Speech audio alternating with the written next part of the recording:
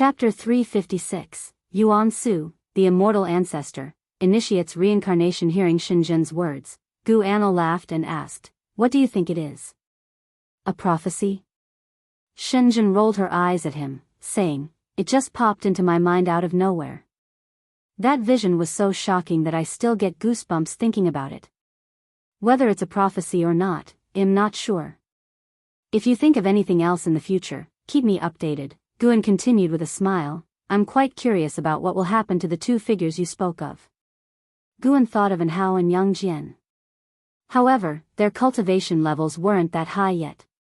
To reach full maturity, who knows how many years it would take. Could it be the ruler of the immortal dynasty, Yang Xian Emperor, and Xingtian? That's not right either. Where could Shinjin's Dao level reach to predict the confrontation of the 8th or 9th heavens of immortal path? Shinjin nodded, suddenly getting excited. "Guan, do you think I could be the reincarnation of an immortal? I'm so unique. Nowhere in the world is there a second person who can achieve path enlightenment through writing and painting, and I can even foresee visions that seem to hint at the secrets of heaven." The more she spoke, the more excited she became, her eyes shining. By the end, she even stood up, hitting the table with her hand. She looked down at Guan, who was still seated, and asked eagerly, "Guan, do you think I can be considered the protagonist in your novel?" Gu An's face twitched as he asked, "Are you trying to be awkward?" Shinjin often heard him use some baffling terms, but now she understood his meaning. Shooting Guan a glare, she sat back down and drifted into wild flights of fancy, a dazed smile on her face. Guan couldn't be bothered to respond again. He picked up his writing brush and started writing. Nowadays, he spent most of his time on medicinal herbs. Having some rare leisure, he was ready to write a book just for fun. Perhaps in the future, he could release the other 3 of the 4 great classics, rewritten as immortal cultivation versions. Zhang Fei's roar at Changban Slope, scaring to death 1,000,000 heavenly demons. Lu Zhishan uprooting the world tree, Wu Song fighting the demon emperor. Lin Dai's tears, a downpour of bitter rain across the heavens. The thought was exhilarating. Gu Anil laughed, a touch of melancholy inevitably rising in his heart. Where on earth could his previous life be? In this life, he had no parents, no family, leaving his heart forever empty, with a feeling of not knowing where he came from. Perhaps it was because of this loneliness that he cherished every person close to him so dearly. For a time, the room fell into silence, with both people lost in their own thoughts. The immortal spirit of the immortal dynasty spread throughout the mortal world without causing chaos, and the great sects did not perceive any clues. Just like that, another 10 years passed. In the summer of that year, at 412 years old, Guan had just returned from Tianya Valley. He sat down on a chair and stretched lazily. He was about to take out Green Hero Travelogue, when he felt something and had to pick up the Array Formation record to flip through. Before long, there were hurried footsteps outside the door. The door was pushed open and Yu Yingying rushed in. She came to the table, slammed a book down on it, and glared at Guan with unrestrained anger. "How could you dare to write the Prime Minister's death?" 9 years earlier, Guan published Romance of the 3 Kingdoms, set against an immortal cultivation backdrop. Heroes, scholars, and warriors were all cultivators. It swept through the immortal cultivation world in just a few months after its release. Pannon, long silent, rose to fame with his new writing, and the influence of Romance of the 3 Kingdoms continued to expand, having spread overseas. The Taoyuan Oath of Brotherhood became a beautiful tale in the world, and the immortal cultivation world even started a trend of sworn brotherhood. The tales of the demon god Lu Bu fighting 3 great immortals of Lu Guanzhong at Tiger Prison Pass also spread far and wide. To this day, the Supreme Sect released the latest volume of Romance of the 3 Kingdoms, with the Prime Minister of the Shu immortal country, Zhuge Liang, dying due to the failure of the 7-star lamp. Yu Yingying had been so saddened reading this volume at the book collection hall, as the deaths of Lu Guanzhong had already grieved her. Now Zhuge Liang's death made her lose interest in Romance of the 3 Kingdoms entirely, and she wanted to hammer Guan in frustration. Guan responded helplessly, "There are always regrets, aren't there? Whether an early or late death, it's all death in the end. It's not the same. He's Zhuge Liang, capable of divination and fortune-telling, able to use the power of heaven and earth to set up the 8 trigrams array. With a wave of his feather fan, he could even summon an east wind that sweeps across the great thousand world. Yu Yingying grew more agitated as she spoke, unable to resist the urge to circle around the table and lay hands on Guan. Guan quickly stood up, trying to evade her claws. As they scuffled playfully, Guan was scared downstairs. Not far downstairs, Gu Yu and Zhuo Lin also arrived in a rush. Seeing their angry faces, Guan muttered to himself that this was no good and hastened into Ji Xiaoyu's room. Ji Xiaoyu's reputation as a prodigy had spread, and with the Ji family support behind her, Yu Yingying, Gu Yu, and Zhuo Lin dared not recklessly burst in. Inside the room, Ji Xiaoyu sat cross-legged on the bed in meditation, looking curiously at Guan. What, Zhuge Liang? You've written another book? She often cultivated in seclusion and had no time to read books. Guan didn't mind that she eavesdropped, saying with resignation, yes, I wrote a book. How can people trouble the author over the content of the book? Ridiculous. Can I take a look? Ji Xiaoyu showed an interest, immediately getting off the bed. Guan nodded and approached the desk. With a wave of his right hand, stacks of books piled up on the table. Ji Xiaoyu sat down and began to flip through them. Guan paced around the room, which was filled with a faint fragrance. Following the scent, his gaze landed on Ji Xiaoyu's bed, where he saw a red kerchief. The fragrance emanated from this kerchief. This was actually an Immortal Path supreme treasure.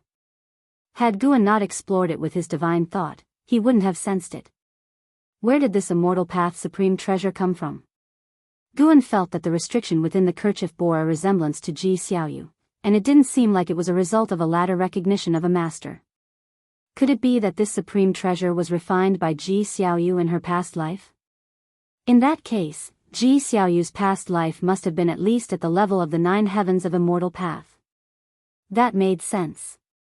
Without such a cultivation level, how could she make the Sun and Moon Netherworld Emperor of the 8th floor of Divine Thought True Immortal Realm obey her every command? Now, the Sun and Moon Netherworld Emperor still resided within the 3rd Medicine Valley, seldom leaving. Once Yu Yingying and the others dispersed, Guan planned to leave. Ji Xiaoyu had already been captivated by Romance of the 3 Kingdoms, and did not hold Guan back. After leaving the room, Guan didn't go upstairs but rode the Blood Prison Great Saint to inspect Medicine Valley.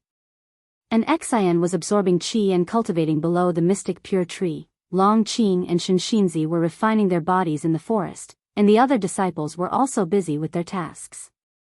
Looking around, the entire Medicine Valley thrived, satisfying Guan. Not long after the Blood Prison Great Saint had walked away, a vast aura enveloped the entire great heavenly spirit land. Guan looked up and saw a figure appear above the great heavenly spirit land, located just beneath the light layer of outer heaven, yet within the confines of the sky of the great heavenly spirit land. A divine thought true immortal. I am Yuanshu's celestial ancestor from the immortal dynasty, facing the end of my life. I wish to descend a grand vow for all beings with my 30 million years of Tao cultivation. My great Tao will transform into immortal rain to help beings achieve enlightenment. My physical body will open the path of reincarnation, where mortal souls can have a destination. A majestic voice echoed throughout the great heavenly spirit land. Everyone inside the 3rd Medicine Valley looked up in amazement. Following that, Guan saw Yuanshu's celestial ancestor spread his arms wide, bursting with bright light, instantly overshadowing the luminance of the 7 suns outside heaven. Countless figures soared out toward the holy court in an attempt to reach Yuanshu's celestial ancestor, but it was too late. Looking up, Guan saw the brilliant light in the sky overpower all else, drowning both him and the Blood Prison Great Saint beneath. 30 million years of Tao cultivation? Can that be true? The Blood Prison Great Saint asked in shock. He couldn't fathom living 30 million years, let alone attaining such a level of cultivation. And then there were the words, Immortal Dynasty, which sounded extraordinary in themselves. Could there be any force stronger than the holy court in the great heaven and earth? Before the bright light had faded, heavy rain started to fall. As everyone's vision was restored, they saw golden clouds above, shedding golden rain. As the golden rain washed over them, all creatures felt refreshed, and sensed their own cultivation levels slightly increasing. The world was astir, supreme sect buzzed with earth-shaking noise. Is this rain real? Immortal dynasty. Yuanshu celestial ancestor, am I dreaming? Quickly sit and cultivate energy, it really can increase your cultivation. Immortal dynasty? Could it be the heavenly court from Journey to the West? Panon wasn't just making it up, there really is a force where immortals and gods gather. The disciples in the Third Medicine Valley also excitedly discussed. Some immediately sat down to cultivate their energy, while others hesitated, fearing it could be a plot. Gu An's gaze pierced through the golden clouds, looking towards Yuanshu's celestial ancestor.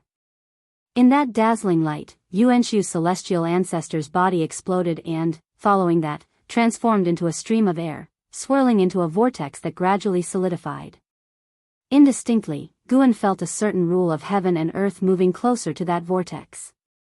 This rule was connected to the soul, prompting him to think of two words. Reincarnation. To think there was a divine thought true immortal who would sacrifice himself to open the path of reincarnation. Even in the reincarnation evolution, Guan had not seen such an event.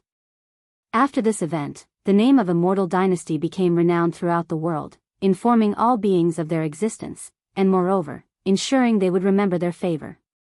Should the Holy Court attack the Immortal Dynasty now, it might shake their image in the hearts of all beings.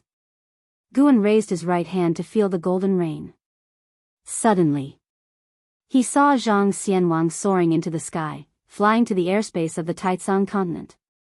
Hovering in the air, Zhang Xianwang began to expound the Tao.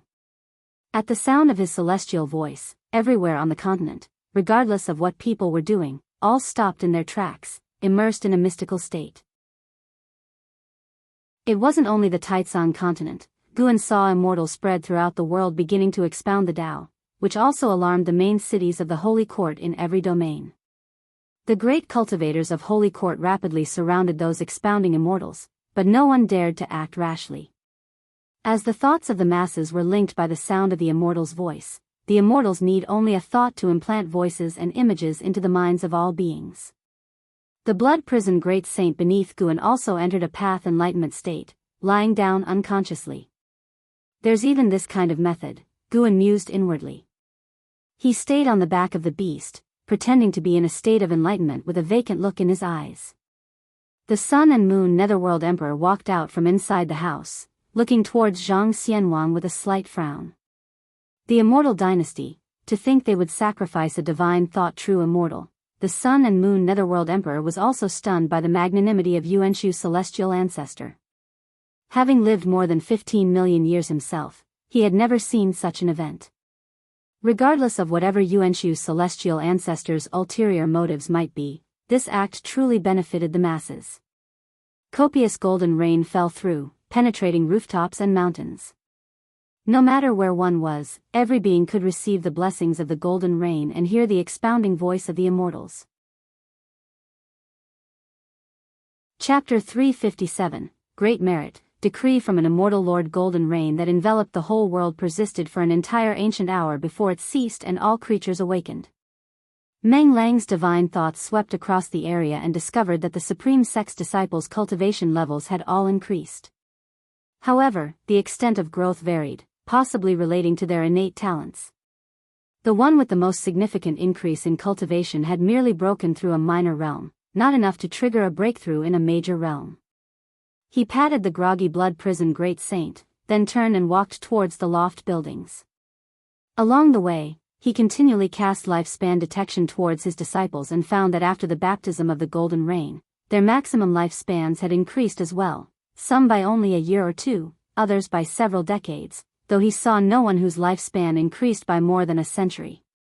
Even without anyone gaining a century of lifespan, it was still remarkable, considering the communal spirit of great heavenly spirit land were countless in number. What an immense act of merit! Meng Lang couldn't help but admire the Tao void mysterious immortal while simultaneously puzzled about how he managed to achieve this. Meng Lang directed his divine thoughts towards the Immortal Dynasty and felt its chi fortune plummet dangerously. Could it be that the Tao Void mysterious immortal had managed to accomplish this by borrowing the immortal dynasty's chi fortune? Wouldn't such an act leave them vulnerable to the Holy Court taking advantage? Meng Lang was secretly astonished. Soon after, he felt the chi fortune of the immortal dynasty surge enormously, surpassing its previous levels in a very short time. Light from outer heaven followed, showering down golden radiance upon the immortal dynasty, forming a massive and magnificent rainbow in the sky. Meng Lang could sense a particular force within that golden radiance. It was like the heaven and earth rules, yet there was something unique about it. It felt more like chi fortune. Chi fortune is utterly mysterious. Those with strong chi fortune often enjoy good luck, while those with weak chi fortune may encounter disasters even in their daily walk, or easily run into inner demons during cultivation. Today, Meng Lang had truly broadened his horizons. Even as a divine thought true immortal, he could not see through the techniques displayed by Tao Void mysterious immortal, who had lived for 30 million years. What a pity that such a person had perished, for Meng Lang lost the chance to make his acquaintance. Master, what just happened? I only remembered Tao Void mysterious immortal's words, and then it seemed I fell asleep. Blood Prison Great Saint caught up and anxiously asked. You just need to know that this was indeed a blessing. Meng Lang replied. Blood Prison Great Saint understood that his master did not wish to elaborate further. With his master's Tao level, he surely knew what was going on. He committed the names Immortal Dynasty and Tao Void Mysterious Immortal to memory. When Meng Lang arrived in front of the lofts, the disciples who were inside walked out one by one, gathering together to discuss the recent event. Shen Xinzi and a few great cultivators were surrounded by the others, but unfortunately, they were also unclear about what had actually taken place. Long Qing was shouting excitedly, causing Meng Lang to shake his head and smile wryly. This indeed was a massive opportunity. The heavenly Tao has noticed it and will surely boost the immortal dynasty's chi fortune. When that happens, the immortal spirits of the immortal dynasty will find it easier to comprehend the nature of heaven and earth during their cultivation. The immortal dynasty is quite extraordinary and is full of ambition. Ji Xiaoyu approached Meng Lang and murmured thoughtfully. Meng Lang, driven by curiosity, asked, then in your opinion, wouldn't the immortal dynasty become stronger than the Holy Court? Does the Holy Court have anyone who can achieve such a feat? It's hard to say, but as the saying goes, two tigers cannot share one mountain. It's likely that a conflict will break out between them. As for whether the Holy Court has someone capable of this, even if it does, it's doubtful anyone would be willing. The higher the cultivation, the more tenacious the individual. Who would want to give up their Tao level to benefit all creatures? Ji Xiaoyu shook her head. The immortal dynasty had clearly stated this point, making it known to all creatures their sacrifice and hinting at how the Holy Court should act. It would be difficult for the Holy Court to do the same without seeming to fall short by comparison. Divine thought true immortals. Those were beings comparable to holy ministers. Such existences would not be coerced, nor would they willingly self-destruct. Meng Lang also internally marveled at the immortal dynasty's overt scheming. However, the battle between the two would ultimately depend on their own strength. The immortal dynasty's blessings to all beings, as generous as they were, could not be quickly converted into combat power for the immortal dynasty. Ji Xiaoyu looked up at the sky, her eyes sparkling, and she said in a special tone, "There's going to be great chaos in this world." Meng Lang could hear a hint of excitement in her voice. She seemed to be looking forward to the turmoil. Meng Lang followed her gaze into the sky. Tao Void mysterious immortal's physical body had turned into a huge chi-shaped vortex, toward which the lonely spirits and wild ghosts of the world were flying. The reincarnation vortex. Many Holy Court cultivators appeared beside the reincarnation vortex. They didn't destroy it but simply stood guard around it. Ji Xiaoyu didn't linger long to chat with Meng Lang, quickly returning to her abode. She couldn't wait to cultivate and grow stronger.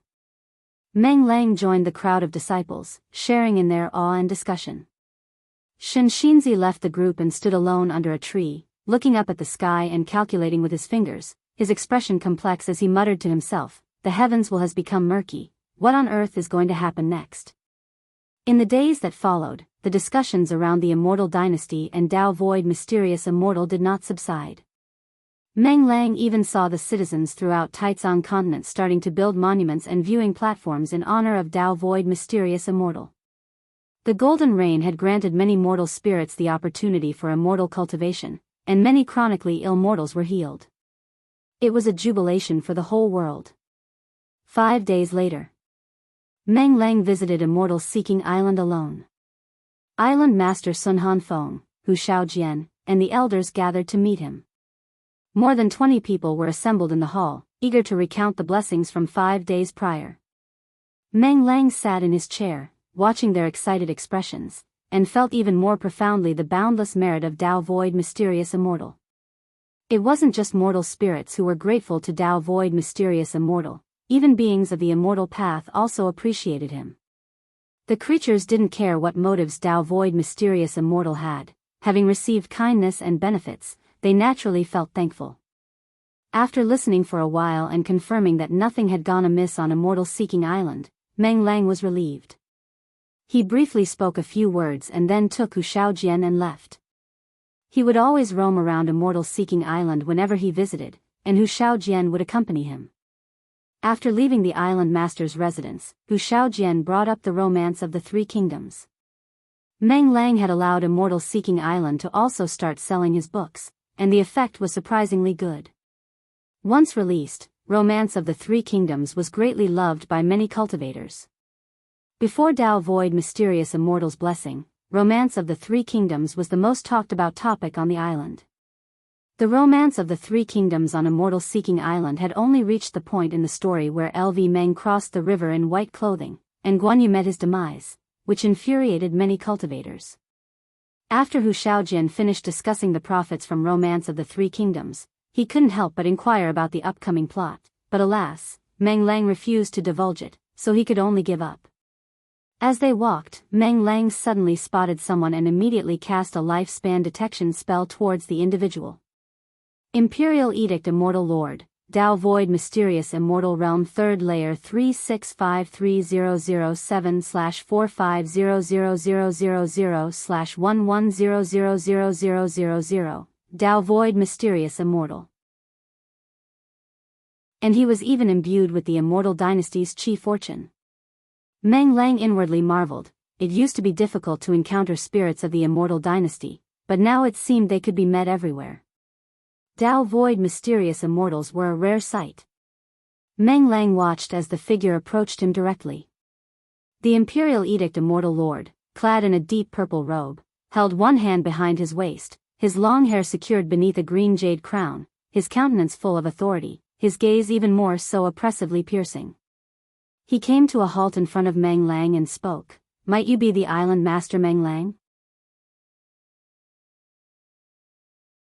Chapter 358, Desperate Straits. "I am the Island Master," Guan asked with a puzzled face, while Hu Shaojian next to him became anxious. The Immortal Lord, at first glance, was no simple character, his aura clearly stronger than Guan's. The Immortal Lord looked at Guan and said, "Serve me, I require your island." After hearing this, Hu Shaojian couldn't help but open his mouth in shock, finding the person quite arrogant. He subconsciously looked around, his face changing drastically as he discovered that everyone nearby had stopped moving, even the flowers and grass at the side of the street no longer swayed. It was as if everything had fallen into stillness. Guan's face turned ugly, warily watching the Immortal Lord. The Immortal Lord calmly said, "It's just a little trick to prevent others from knowing our agreement. Work for me, and I will become your support. Do you know what the highest realm is?" Guan took a deep breath and said, "Heaven and earth flying immortal." The Immortal Lord replied, "Above the heaven and earth flying immortal realm is the carefree immortal realm, and above that is the divine immortal of wondrous Dharma realm. My realm is even higher than the divine immortal of wondrous Dharma realm." As these words came out, both Guan and Hu Xiaojian's faces turned pale, with Hu Shaojian trembling all over. The Immortal Lord stopped speaking, waiting for Guan's decision. Guan pretended to grit his teeth and asked, "Do I have any other choice?" The Immortal Lord frowned, a flash of displeasure in his eyes. "The Immortal Lord harbors enmity towards you and intends to kill you. Will you perform lifespan detection on him? This quickly led to murderous intent. Guan pondered internally, feeling that this Tao void mysterious immortal was too petty. He was already on the path to his own death. The immortal lord coldly said, "You can naturally refuse. But from this day on, when you encounter insurmountable calamities, you will regret today's choice." His words dropped, and he turned to leave. The stillness around them returned to normal. Cultivators and demons continued on their way, the streets flowers and trees swaying in the wind, and birds flew in the sky. Watching the immortal lord's departing figure, Hu Xiaojian's eyes filled with fear. After the immortal lord disappeared into the crowd, Hu Xiaojian turned to Guan and asked, "Island Master, what should we do now?" Guan withdrew his gaze and said, "When soldiers come, block them, when the water comes, cover them with earth. At worst, we will take this matter to the main city of the Broken Sea domain. Don't worry." Seeing him still composed, Hu Xiaojian's nervousness and unease began to ease. Guan let Hu Xiaojian continue to lead the way. Compared to the immortal lord, he cared more about medicinal herb seeds. With the constant clashes between the immortal dynasty and the holy court, more supreme beings like the immortal lord would appear, which gave Guan a sense of urgency. He must reach a lifespan of 10 billion years and break through to a major realm as soon as possible. At dusk, the immortal lord flew out of Immortal's Seeking Island. His flying speed was not fast, his divine sense covering the Broken Sea domain as he searched for islands similar to Immortal's Seeking Island. In his mind, Immortal's Seeking Island already belonged to him, but he needed more arrangements. The thought of Guan's rejection made him scoff. "Let's see how you deal with demon creatures above the heaven and earth flying immortal realm." The corner of the immortal lord's mouth curled in anticipation. He began to look forward to Guan kneeling on the ground, begging him to act. Snap! Suddenly a hand landed on his shoulder, forcibly making him stop, which tremored his Taoist heart fiercely, his face changing greatly. He instinctively tried to avoid it, only to discover that the mana inside his body was suppressed by an extremely domineering force. A divine immortal. The immortal lord guessed the other's cultivation level in an instant. His vision blurred and then he found himself in a forest. He quickly realized had been taken far away from Broken Sea domain. He wanted to turn back, but he just couldn't. Boom! A domineering divine thought broke into his mind, causing his eyes to lose their luster, his entire being falling into a daze. After a while, Guan, using the supreme art of transformation into nothingness, executed the immortal lord, leaving not a trace of his soul, obliterating his body. You have successfully acquired 98,641 years of lifespan from the immortal lord, Tao Void Mysterious Immortal Realm 3rd Layer, that'll do. Holding the immortal lord's storage bracelet, Guan vanished into the woods. The demise of the immortal lord did not cause any ripples. Guan frequently used divine thought to observe the world in the days that followed.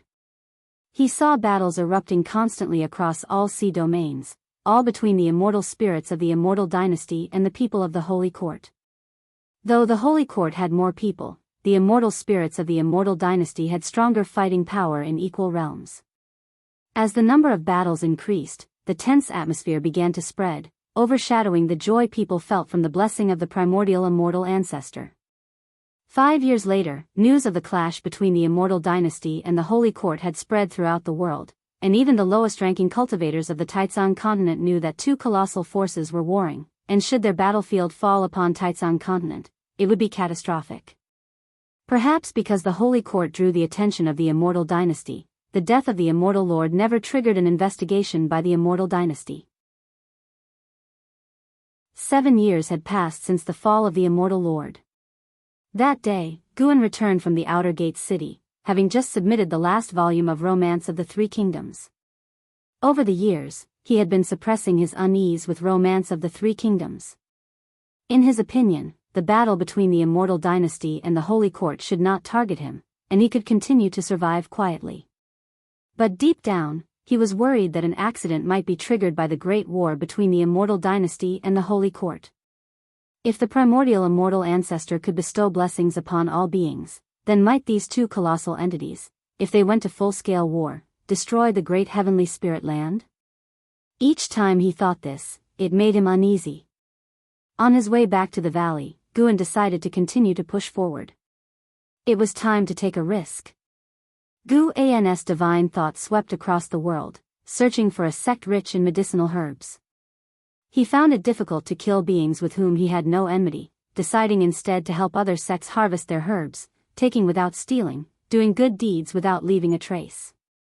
Alright, no matter the self-promotion, Guan still felt a bit ashamed. A divine immortal was engaging in such activities. But in order to survive, just this once. No one would know anyway. Soon, Guan's gaze focused on a Seabast sect. Purple Pill Palace, a sect that specialized in alchemy technique, where a great number of medicinal herbs were cultivated for the purpose of alchemy. Purple Pill Palace's strength was not very strong, but because of their alchemy technique, the nearby sects would all protect them. Let alone the nearby sects of Purple Pill Palace. Looking across the world, Guan could go wherever he wanted without being detected, apart from Immortal Dynasty and Holy Court. After returning to the valley, Guan did not act immediately but waited for nightfall. As night fell, Guan first went to Mystic Valley and then quietly left. With a single step, he directly entered Purple Pill Palace. Purple Pill Palace, sitting deep in the ocean, was a sizable continent with many mountain peaks, the tallest of which exceeded 20,000 feet. Under the dark night, there were lights on the peaks of Purple Pill Palace. Guan landed in a forest. His divine thoughts swept over, and at that moment, at least 400,000 disciples of Purple Pill Palace were engaged in alchemy. He walked towards the nearest medicine garden. At the edge of the medicine garden, in front of a building, an old cultivator sat in front of a pill furnace, his eyes closed, holding a fan and gently waving it, controlling the flames beneath the furnace. Guan walked past him without him noticing Guan's presence. Even if he were to open his eyes, he would not see Guan. This was the skill of the carefree primordial immortal, employed by Guan with the power of a divine immortal. Not even divine immortals could see him unless their cultivation level reached Tao Void Mysterious Immortal. He entered the garden, not picking herbs at random, only harvesting the ones close to maturation. After a while, Guan moved on to the next medicine garden without taking a single herb, simply helping with the harvesting. Purple Pill Palace was vast, and to avoid causing disturbance, Guan moved gently, which slowed down his harvesting speed. He was not in a hurry, taking his time. He would visit each night. 15 days later, Guan had harvested all the mature medicinal herbs within Purple Pill Palace, gaining 150 million years of lifespan. He had harvested so many herbs that Purple Pill Palace eventually noticed something was wrong, falling into panic and even inviting other sects to provide protection. All of this was irrelevant to Guan. He had now set his sights on other sects, this time choosing one far away from Broken Sea Domain. On the first night, after just an ancient hour, someone detected the disturbance. This person quickly alerted the entire sect, causing all the disciples to start patrolling. Guan had to withdraw. In reality, even if discovered, Guan could have forcefully harvested, but he feared making too big a scene. Great powers were capable of divining the past of a sect, and Guan certainly did not want to draw the attention of existences like the Black Profound Emperor or the Annihilation God Emperor. Although the great heavenly spirit land seemed to be dominated by the Holy Court, who could guarantee that there were no entities hiding that were above the 9 heavens of immortal path? It is always better to be cautious. Life is precious, and if faced with an insurmountable foe, no amount of lifespan would matter. That night, among the mountains, there was a large lake with sparkling waves. Closer inspection revealed many spirit flowers floating on its surface. Guan descended from the sky and began harvesting the spirit flowers. He transferred the harvested spirit flowers to the lakeshore. Just as he finished and began to fly away, he suddenly saw a figure rushing out of the woods. It was a yellow-clad young girl who ran to the lakeside. Seeing the pile of spirit flowers on the shore, she was struck as if by lightning. She stood stunned for a few breaths, then hurried over to inspect them, relieved when she saw that the spiritual energy within the flowers had not yet dissipated. She turned to look around, seeing no sign of the culprit, then crouched down and buried her head in her arms. Guan, witnessing this, was taken aback. Was this crying? Guan threw a lifespan detection towards the yellow-clad young girl. Zhu Shi, Foundation Establishment Realm 3rd Layer 17/350/9999, 9,999 years of lifespan. When visiting other sects before, Guan would cast lifespan detection on any cultivator he passed by. Below Nirvana Realm, the longest lifespan he had seen was 8,000 years. Guan took interest in Zhu Shi and didn't leave but decided to observe her further. Zhu Shi crouched for a long while before standing up. Guan expected her to seek her master or elders to deal with the situation. However, under Guan's gaze, Zhu Shi used a spell and began directly absorbing the spiritual energy from the spirit flowers. Little flowers, although I don't know who harvested you, I will avenge you, Zhu Shi murmured to herself. Chapter 359, 1 billion years lifespan. Hearing Zhu Zai's words, Guan felt quite uncomfortable. Could this fellow be planning to take this opportunity to monopolize the medicinal herbs and then slander him? Guan simply decided to continue waiting. He wanted to see what Zhu Shi would do. He watched Zhu Shi and noticed that no matter how much spiritual energy she absorbed, her cultivation level did not change at all. Her small body seemed to harbor a black hole that could devour everything. Interesting. This girl's physique is not simple, no wonder she has a lifespan of 9,999 years. After about half an hour, all the spirit flowers by the lake were drained and withered. Zhu Shi took a deep breath, then with a terrified expression, she turned and left. Guan hovered in the night sky, lost in thought. The spiritual energy and medicinal effects Zhu Shi had just devoured were enough for an ordinary cultivator at the Foundation Establishment Realm to reach the nascent soul realm. Of course, in reality, a cultivator at the Foundation Establishment Realm could not have absorbed so much spiritual energy from the spirit flowers at once. Not only had Zhu Shi succeeded, but her cultivation level had not increased at all. What exactly was this physique? Guan began to recall the memories of Long Zhan and Lu Han. They had lived for hundreds of thousands of years, fought countless battles, and perhaps had seen similar physiques. Soon, Guan's brow furrowed. Could it be? An unusual glint flashed in Guan's eyes as he grew more intrigued by Zhu Shi. After a while, a large group of cultivators flew in, and when they saw the large number of withered spirit flowers by the lake, they all looked alarmed. Has there been a thief? Who dares to steal the treasures of heaven and earth from Moonfall Divine Lake? That's simply courting death. If someone could sneak into Moonfall Divine Lake and absorb the energy and medicinal effects of the purple orchid flowers all at once, their cultivation must be high. Could it be a spirit beast from the lake? Could it be the act of an immortal spirit from the immortal dynasty? Recently, they've been making a lot of noise. Listening to the seniors' discussions, Zhu Shi stood by, looking fearfully apprehensive, and nobody imagined she was the one who had absorbed the spirit of the purple orchid flowers.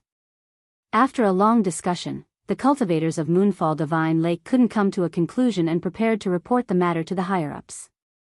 Before leaving, they comforted Zhu Shi not to be afraid anymore. Zhu Shi returned to her quarters by herself. Along the way, she was deep in thought, her brow tightly furrowed, occasionally looking around with vigilance, making Guan admire her acting skills and strong conviction. After entering her house, Guan saw Zhu Shi reveal a smile. From worry to contentment, the speed of her change in demeanor impressed even Guan. Seeing that Zhu Shi was about to change clothes, Guan stopped observing her, turned, and left to continue his own herb-gathering journey. That evening, Guan picked many more medicinal herbs in Moonfall Divine Lake, which added to the already tense atmosphere within. After that night, Guan did not return to Moonfall Divine Lake to gather herbs. With so many sects in the world, gathering everywhere, he could quickly accumulate a lifespan. As summer passed and autumn arrived, the third Medicine Valley was covered in a panorama of withered scenery. Guan looked at his attribute panel, a smile forming on his face, only 1 million years away from reaching a lifespan of 1 billion years. Indeed, not taking the righteous path increases lifespan more rapidly. But the sects from which Guan had gathered herbs all thought a great calamity was imminent, all on high alert. Guan purposefully chose sects far apart to prevent them from connecting and making a big fuss. Although he didn't steal those medicinal herbs, his behavior of gathering was still suspicious. Now some sects thought it was the work of demon beasts or spirit beasts, others thought it was an enemy warning them. It must be said, these sects were quite perceptive. After each of Guan's harvests, they quickly started guarding. Guan turned off the attribute panel and stood up. He flexed his muscles as his divine sense looked towards the distance. He was watching Zhu Shi from Moonfall Divine Lake. Guan was very interested in this girl whose actions were so different, feeling a sense of kinship with her. Zhu Zai's talent was extraordinary, but for now, within Moonfall Divine Lake, she was just an ordinary disciple, which is why she was responsible for guarding a lake. Guan guessed that her reason for wanting to guard the lake was to facilitate her own theft. Boom! Suddenly, a thunderous roar came from outside the window, but Guan was not startled because the source of the noise was extremely distant from the Taitsang continent. The disciples within the Third Medicine Valley were startled but did not panic. Instead, they started to wonder what kind of great power was clashing. The friction between the Immortal Dynasty and the Holy Court was increasing, almost to the point of declaring war. In Guan's view, both sides were still testing each other. Last year, Guan had seen two Dao Void mysterious immortals battle in outer heaven, generating a great commotion that caught the attention of the great cultivators of the mortal world. Guan walked downstairs. As he descended the stairs, his gaze turned towards the valley entrance where someone was coming. It was Zhang Xianwang from the Immortal Dynasty. After entering the valley, Zhang Xianwang scrutinized everything along the path. The Third Medicine Valley was quite famous within the Supreme Sect, and those cultivators visiting the Supreme Sect often came to stroll through the Third Medicine Valley. Guan rarely greeted them personally, given the large number of disciples within the Medicine Valley. Zhang Xianwang's gaze swept over Shenxinzi, then glanced at the Nine-Fingered Divine Lord, who was playing chess, thinking to himself that their reputations were indeed well-deserved. The two wandering immortals were not enough to shock him, a carefree primordial immortal. He was just curious how Guan, currently at the nascent soul realm, had managed to attract so many beings of the immortal path to gather here. From a distance, Zhang Xianwang saw Guan and immediately walked towards him. Guan stood downstairs, pretending not to see him, walked towards the medicine garden in front, and then stopped in front of a wooden railing to check the medicinal herbs in the garden. As Zhang Xianwang approached, Guan turned his head, his face showing a surprised expression. Daoist Zhang, what brings you here? Faced with Guan's question, Zhang Xianwang smiled and said, I've come to take you to the Immortal Dynasty.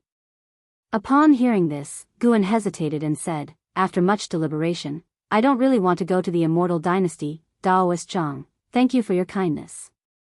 Zhang Xianwang frowned and said, after experiencing the previous blessing of the Immortal Dynasty, do you still not believe the power of the Immortal Dynasty is real?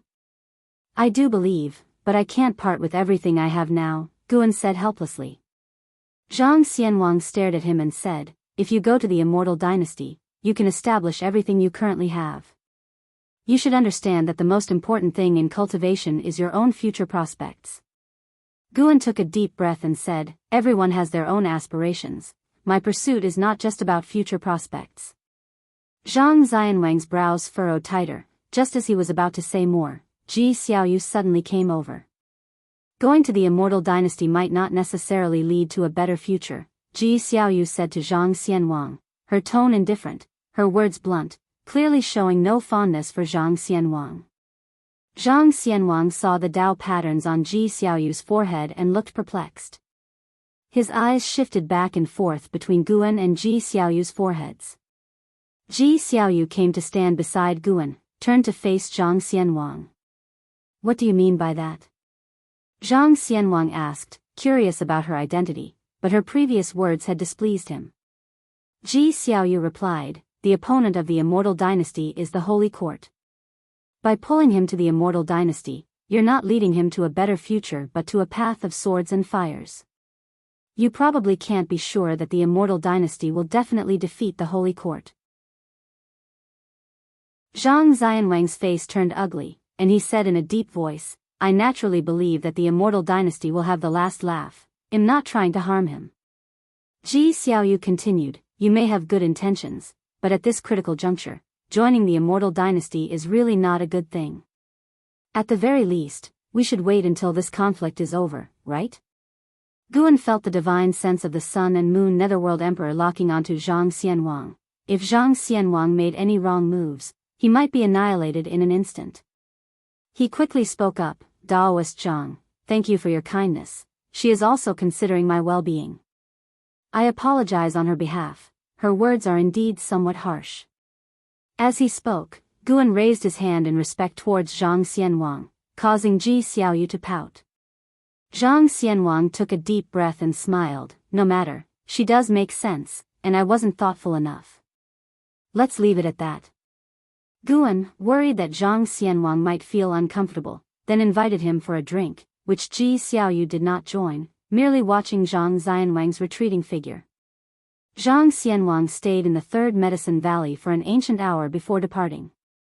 He planned to return to the immortal dynasty, and it was uncertain if he would come back in the future. Although Guan had turned him down, Zhang Xianwang still hoped he could live a peaceful life and, before leaving, even gifted him a magic artifact. Guan tried to refuse, but Zhang Xianwang solemnly said, our meeting was a form of fate. The world is about to fall into great chaos. Having an extra magic artifact by your side is a good thing. I hope we can still have a drink together in the future. Upon hearing this, Guan no longer refused, merely expressing his gratitude and wishing him well in the future. After bidding farewell to Zhang Xianwang, Guan went to a hillside at the edge of the Medicine Valley and sat on the grass, beginning to enjoy the sunset. His eyes held the entire world, capturing the myriad states of all beings. Watching those battles, Guan's determination to make a breakthrough only grew stronger. After reaching a lifespan of 1 billion years, he must make a breakthrough immediately. Guan looked up, searching the heavens for an appropriate place to make his breakthrough. Late at night, Guan took action again, this time heading to the Bitter Sea Buddha sect. Despite being located in a barren land, the Bitter Sea Buddha sect cultivated numerous heavenly and earthly treasures, its legacy by no means inferior to that of Purple Pill Palace or Moonfall Divine Lake. The Bitter Sea Buddha sect had several divine immortals of wondrous dharma. Fortunately, there were no Tao Void mysterious immortals, so no one could detect Guan's movements. It is worth mentioning that Guan saw Lu Lingjun again. Lu Lingjun was meditating quietly under an old tree. Guan went to her medicine garden and helped her gather medicinal herbs without her noticing. Tonight, Guan was going to strive for a lifespan of 1 billion years. The Bitter Sea Buddha sect's mountain peak was vast, with countless medicine gardens on its slopes. Even though he only picked mature medicinal herbs, Guan had only walked 1/3 of the way and had already successfully gathered a lifespan of several 100 million years. Suddenly, he stopped in his tracks because 2 notifications emerged before his eyes. Your lifespan has broken through 1 billion years for the first time. Initiating the lifespan simulation function. Lifespan simulation. Consume lifespan to conduct simulations. You can simulate everything in reality as well as imagine and create. The lifespan consumed during the simulation will be determined based on the matter being simulated. A smile spread across Guan's face. Finally, a new function had appeared, and now he could conduct his breakthrough with peace of mind. Simulating everything sounded very powerful. Guan immediately had numerous ideas, such as simulating tribulation crossing, combat, and acting. However, whether the simulations would be identical to reality remained to be observed. If they were, that would be quite interesting. Guan continued walking forward. Since he was already here, he would finish gathering before. Chapter 360, Promoted to Mixed Yuan Refining Virtual Body. Eternal Infinity. In the early morning, Guan stepped out from the loft in Mystic Valley and, after descending the stairs, he joined the disciples in practice drills. Lu Jiujia, exceptionally joining the drill this time, chatted with his fellow disciples while they practiced. Senior brother, when do you think I can unlock the cultivation technique? Lu Jiujia suddenly asked, his tone filled with anticipation. He was currently cultivating the primordial reincarnation skill, and he felt that the primordial reincarnation skill was more profound than the Taoist expansion skill, which made him even more hopeful about his future. Guan glanced at his lifespan, saying, "Wait a few more decades, don't rush it." Lu Jiujia nodded. He trusted Guan completely, especially since Guan was already a nascent soul realm cultivator. In his eyes, although Guan possessed a very mediocre spirit root qualification, the fact that Guan had reached the nascent soul realm by the age of 400 showed that he had extraordinary comprehension.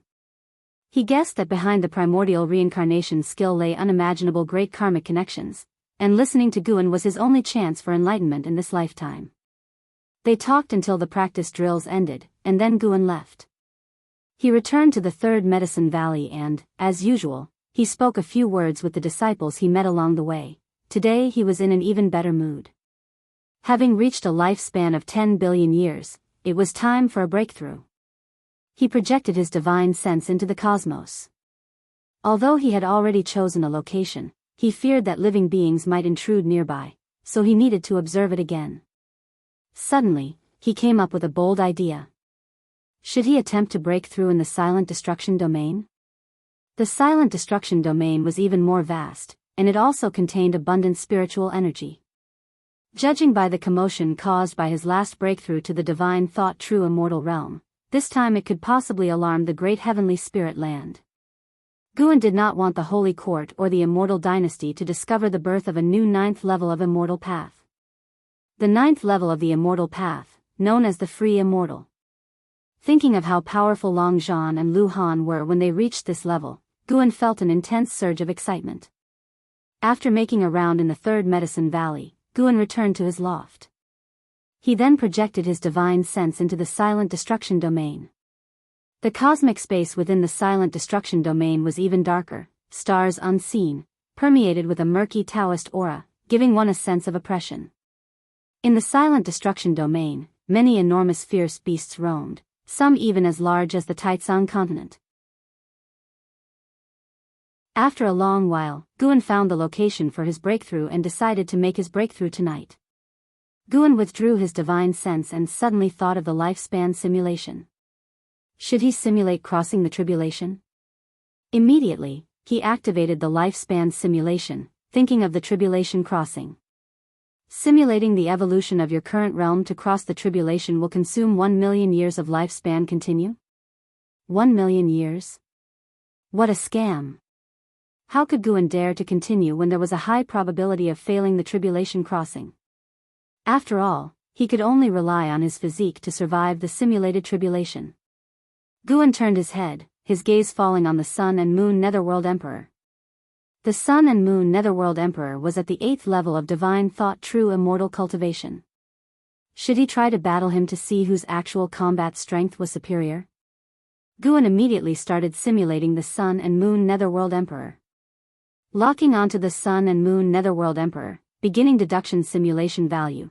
Simulating a battle with the current Tao Sun and Moon Netherworld Emperor will consume 1,000 years of lifespan. Continue? Only 1,000 years? Guan was pleasantly surprised, then instantly realized the trap. If he won, all was well, but if he lost, he would definitely dwell on it, and 10 times that would be 10,000 years of lifespan, a total consumer trap. Oh well, let's try it just once.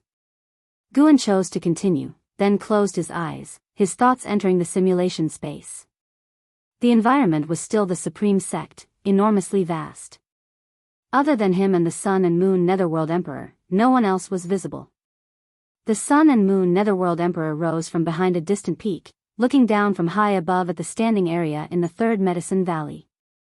Watching the Sun and Moon Netherworld Emperor, Guan suddenly had a nostalgic feeling of playing one-on-one battle games from a past life, finding it quite amusing. Start the battle. Boom! In an instant, the entire supreme sect turned to flying ash. From high above, the vast Taitsang continent also shattered, with nearby oceans stirring up terrifying waves. After the duration of 30 minutes, Guan opened his eyes, his expression peculiar. Why is he so weak? Guan felt helpless. If it wasn't for the fact that had spent 1,000 years of lifespan, he could have easily killed the Sun and Moon Netherworld Emperor. Thus, during the simulated battle, he let the Sun and Moon Netherworld Emperor attack most of the time, who had great difficulty breaking through the defenses of the Daoist gang primal energy and the primordial ultimate body. Guan built confidence in himself. Indeed, he was very strong within his own realm, not to be misled by his failure in crossing the tribulation. High-level cultivators all have significant backgrounds, and crossing the tribulation certainly isn't reliant on one's own power alone. Moreover, the heavenly tribulations Guan faced were stronger than those of his peers, evident just from the name of the tribulations.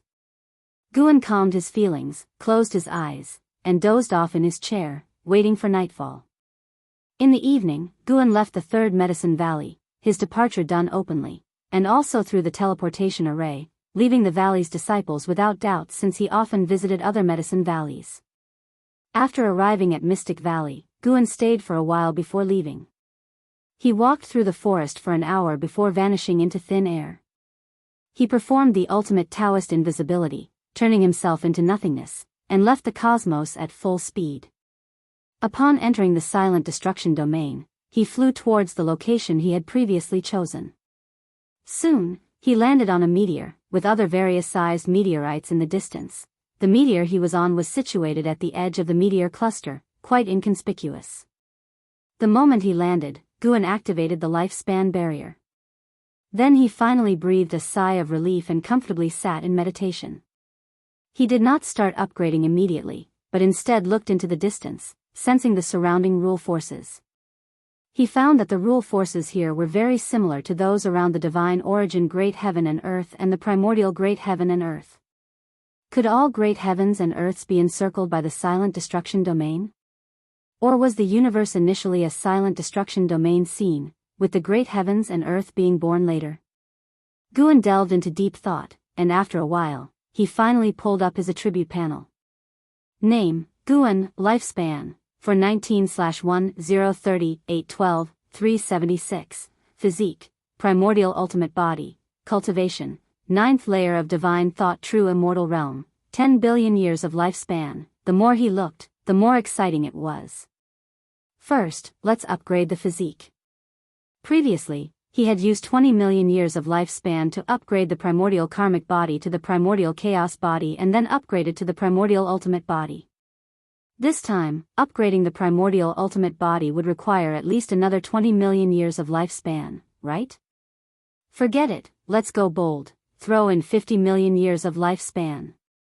Physique not only affects qualification but also impacts actual combat abilities. The stronger the strength, the higher the success rate of crossing the tribulation. Guan immediately infused 50 million years of lifespan into the primordial ultimate body.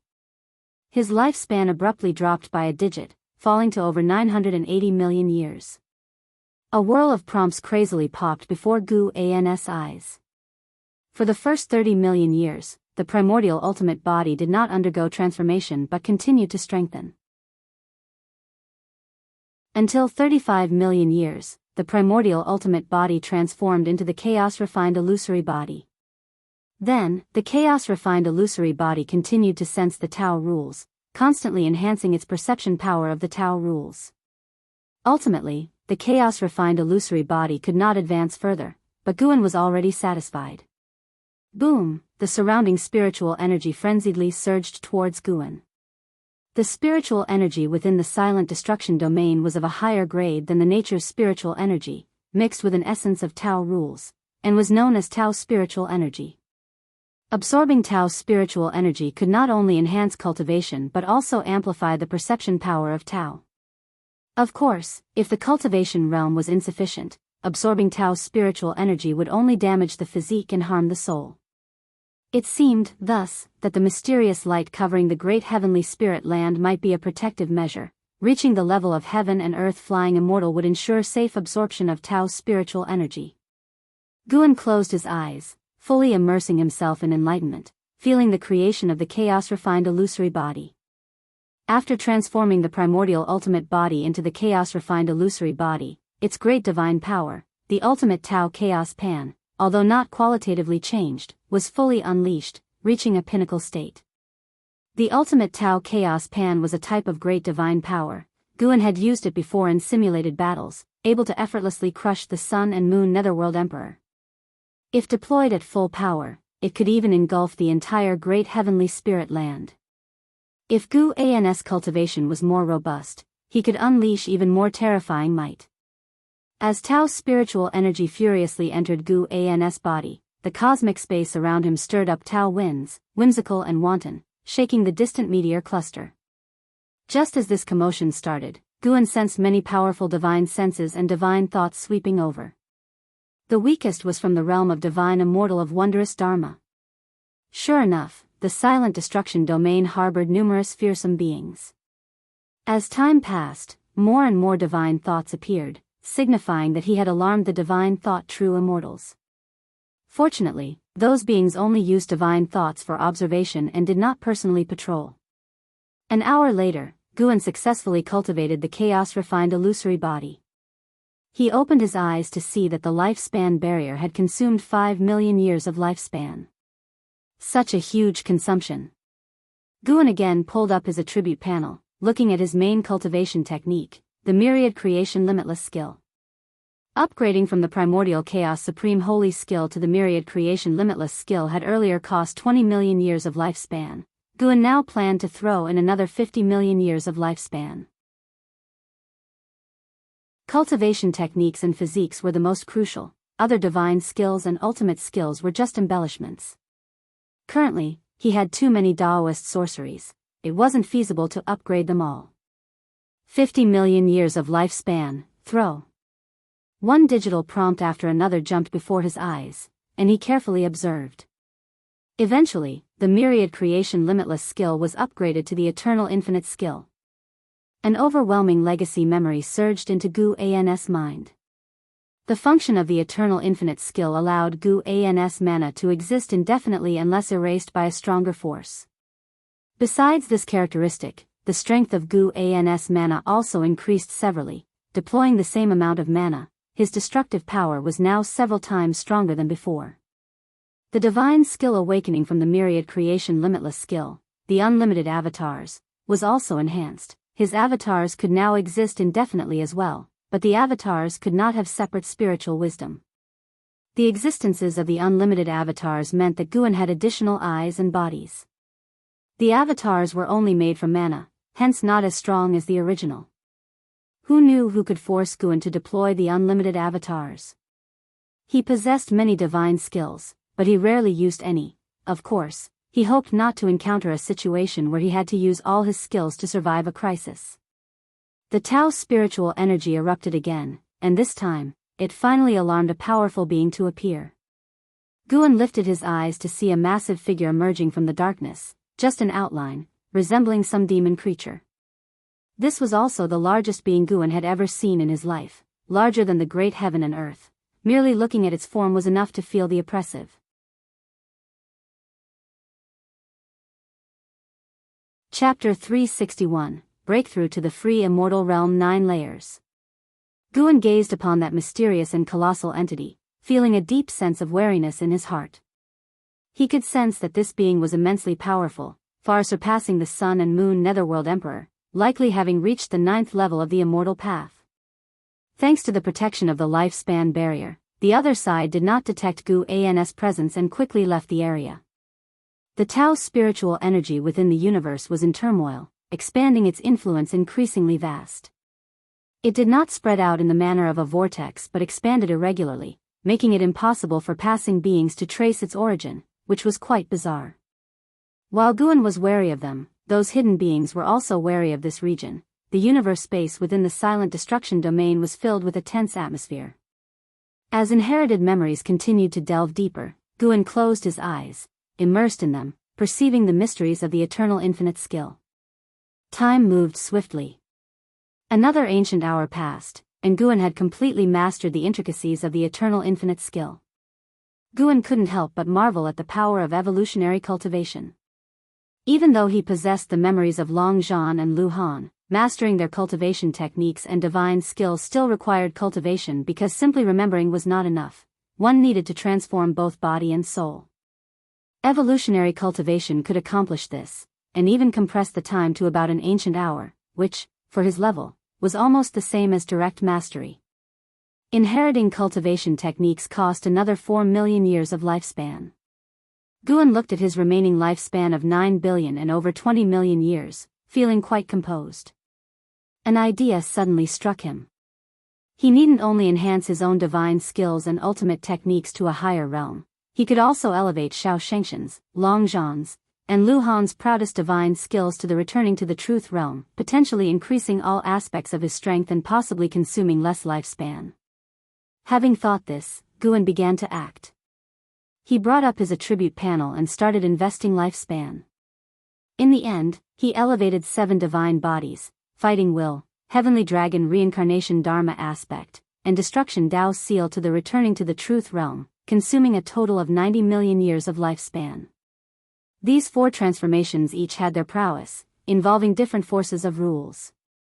While 7 divine bodies was slightly weaker, Xiao Shengshan's fighting will was surprisingly on par with Long Zhan's heavenly dragon reincarnation dharma aspect and Lu Han's destruction Dao seal, which came as a surprise to Guan.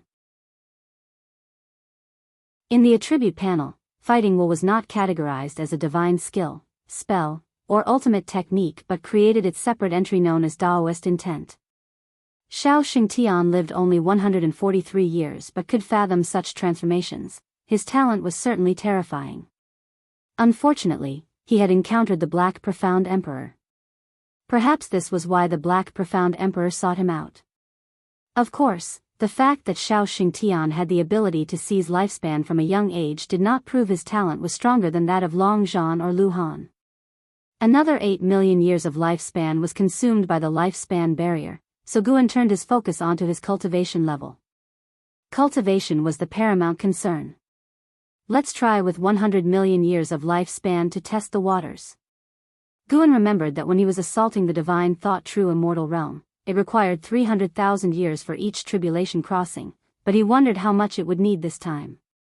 You performed Qi absorption cultivation for 400,000 years, forcibly assaulting the free immortal realm with the great accomplishment of the eternal infinite skill, started the tribulation, but failed to withstand the heavenly Tao punishing immortal 9 severe array, tribulation failed. You performed Qi absorption cultivation for 800,000 years, forcibly assaulting the free immortal realm with the great accomplishment of the eternal infinite skill, started the tribulation, but failed to withstand the heavenly Tao punishing immortal 9 severe array, tribulation failed. 400,000 years per tribulation crossing. Fortunately, the difficulty had only increased by 100,000 years. The enhancements to his physique and cultivation technique had worked. According to the memories of Long Zhan and Lu Han, the gap between the free immortal and divine thought true immortal was enormous. A first-level free immortal could easily crush a 9th-level divine thought true immortal. This was also why Xingtian dominated the great heavenly spirit land and intimidated the silent destruction domain. Guan guessed that, had he not been enhanced, he would need more than 800,000 years to wait for the next breakthrough after failing the tribulation. Just as Guan was pondering, multiple prompts started to flash rapidly. You performed Qi absorption cultivation for 24,800,000 years, forcibly assaulting the free immortal realm with the great accomplishment of the eternal infinite skill, started the tribulation, endured the heavenly Tao punishing immortal 9 severe array, tribulation succeeded, your cultivation level advanced to the first layer of the free immortal realm. You performed Qi absorption cultivation for 31 million years, your cultivation level advanced to the second layer of the free immortal realm. You performed Qi absorption cultivation for 39 million years, your cultivation level advanced to the third layer of the free immortal realm.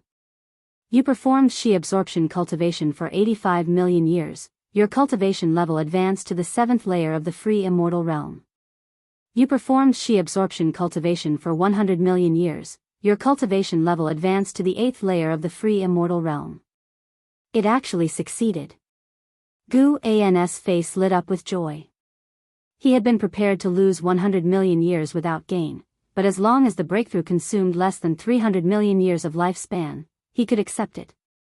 Once reaching the free immortal realm, each level required millions of years of lifespan to advance. Guan didn't find this excessive as evolutionary cultivation naturally required more lifespan than real life. Moreover, once attaining the free immortal realm, increasing cultivation was as much about understanding the rules as it was about Qi absorption cultivation. Long Zhan had encountered several free immortals who had struggled to break through for tens of millions of years. Could it be that the previous reincarnation evolution had played a part? Guan did not dwell on the thought, his mood cheerful as he continued to invest lifespan, spending another 20 million years to elevate his cultivation level to the 9th layer of the free immortal realm. Tao's spiritual energy began to surge around him, stirring upheaval throughout the universe once more. This disturbance was far greater than the previous one. In the great heavenly spirit land, within the immortal dynasty. Beneath the dazzling starry sky stood a majestic peak with a vast and sprawling square at the summit, dotted with stone pillars emitting golden light. The lord of the immortal dynasty, Yang Xian Emperor, was meditating on a white jade dais. He suddenly opened his eyes, looked up, and furrowed his brow. "It's in disturbance from the silent destruction domain," Yang Xian Emperor murmured to himself, his eyes filled with concern. The immortal dynasty and holy court refrained from waging all-out war partly because the silent destruction domain served as a check, fearing mutual destruction would provide an opportunity for the heavenly demon. The disturbance from the silent destruction domain had already affected the cosmic spiritual energy beyond the outer heaven, and this influence continued to expand, possibly reaching the great heavenly spirit land. Even someone as powerful as Yang Xian Emperor could not determine what this signal meant. He recalled a similar disturbance near the silent destruction domain in the universe area beyond the outer heaven years ago, but it was nowhere near the scale of the current disturbance. Could these two incidents be related? He knitted his brow, lost in thought. At the same time, on the other side of the great heavenly spirit land, in the Holy Land where the Holy Court resided, several figures flew out and swiftly reached the outer light layer, looking towards the distance. It's in disturbance from the silent destruction domain. Could someone be breaking through? This disturbance is too exaggerated, isn't it? It's hard to say, it could also be the heavenly demon plotting something. We should still be careful, and not forget the person from beyond the outer heaven who stole treasures from the Holy Court. Could it be related to the immortal dynasty? They could very well be colluding with the heavenly demon. The great cultivators of the Holy Court discussed heatedly, most of them bearing serious expressions, occasionally glancing towards the direction of the immortal dynasty. As time passed, the great sects within the great heavenly spirit land also became aware of the anomaly beyond the outer heaven, and more great cultivators flew out of the great heavenly spirit land, reaching the outer light layer. Boom! Within the lifespan barrier, Gu An's aura rose sharply, his entire body glowing with the brilliance of the eternal infinite skill. He had officially stepped into the free immortal realm, becoming a free immortal. Upon reaching the free immortal realm, the golden core within his body began to transform. When he had reached the carefree immortal realm previously, his golden core could accumulate the force of heaven and earth rules, forming his own path. Divine immortal of wondrous Dharma molded the immortal soul of wondrous Dharma, Tao void mysterious immortal solidified the path within the golden core, and divine thought true immortal allowed his soul to temper out divine thought. The golden core and soul continuously alternated in elevation, achieving a certain balance. This time, it was his golden core's turn. His golden core was transforming into another existence, within which the Tao bloated and annihilated, condensing anew his own path. Guan knew what his golden core was about to transform into. Tao seed. Owning the memory of Long Zhan, Guan knew what realm lay beyond the 9 layers of the immortal path. The key to reaching that realm lay in the Tao seed. The Tao seed would condense Tao fruit, and once it bore fruit, one could reach a whole new level. The free immortal realm was the process of nurturing a Tao seed. Once the golden core completely evolved into a Tao seed, Gu An's cultivation continued to rise, and his Tao seed grew rapidly. When he reached the 9th layer of the free immortal realm, his Tao seed would be in its most perfect state. The birth of the Tao seed brought many benefits, enhancing his mana, physique, and soul. If the Tao seed was indestructible, the person would not die. Even if his flesh and soul were annihilated, the Tao seed could regenerate flesh and soul. This was because the soul's origin had already merged into the Tao seed. The Tao seed was more flexible than the flesh and soul and could merge with the laws of the great Tao without being repelled. In other words, the Tao seed was like a nascent Tao, making it easier to exist within the universe. This is the true meaning of being free. Upon reaching this realm, Guan could better sense the subtle intentions of the universe. An entirely different force from the rules of the Great Tao was restraining everything.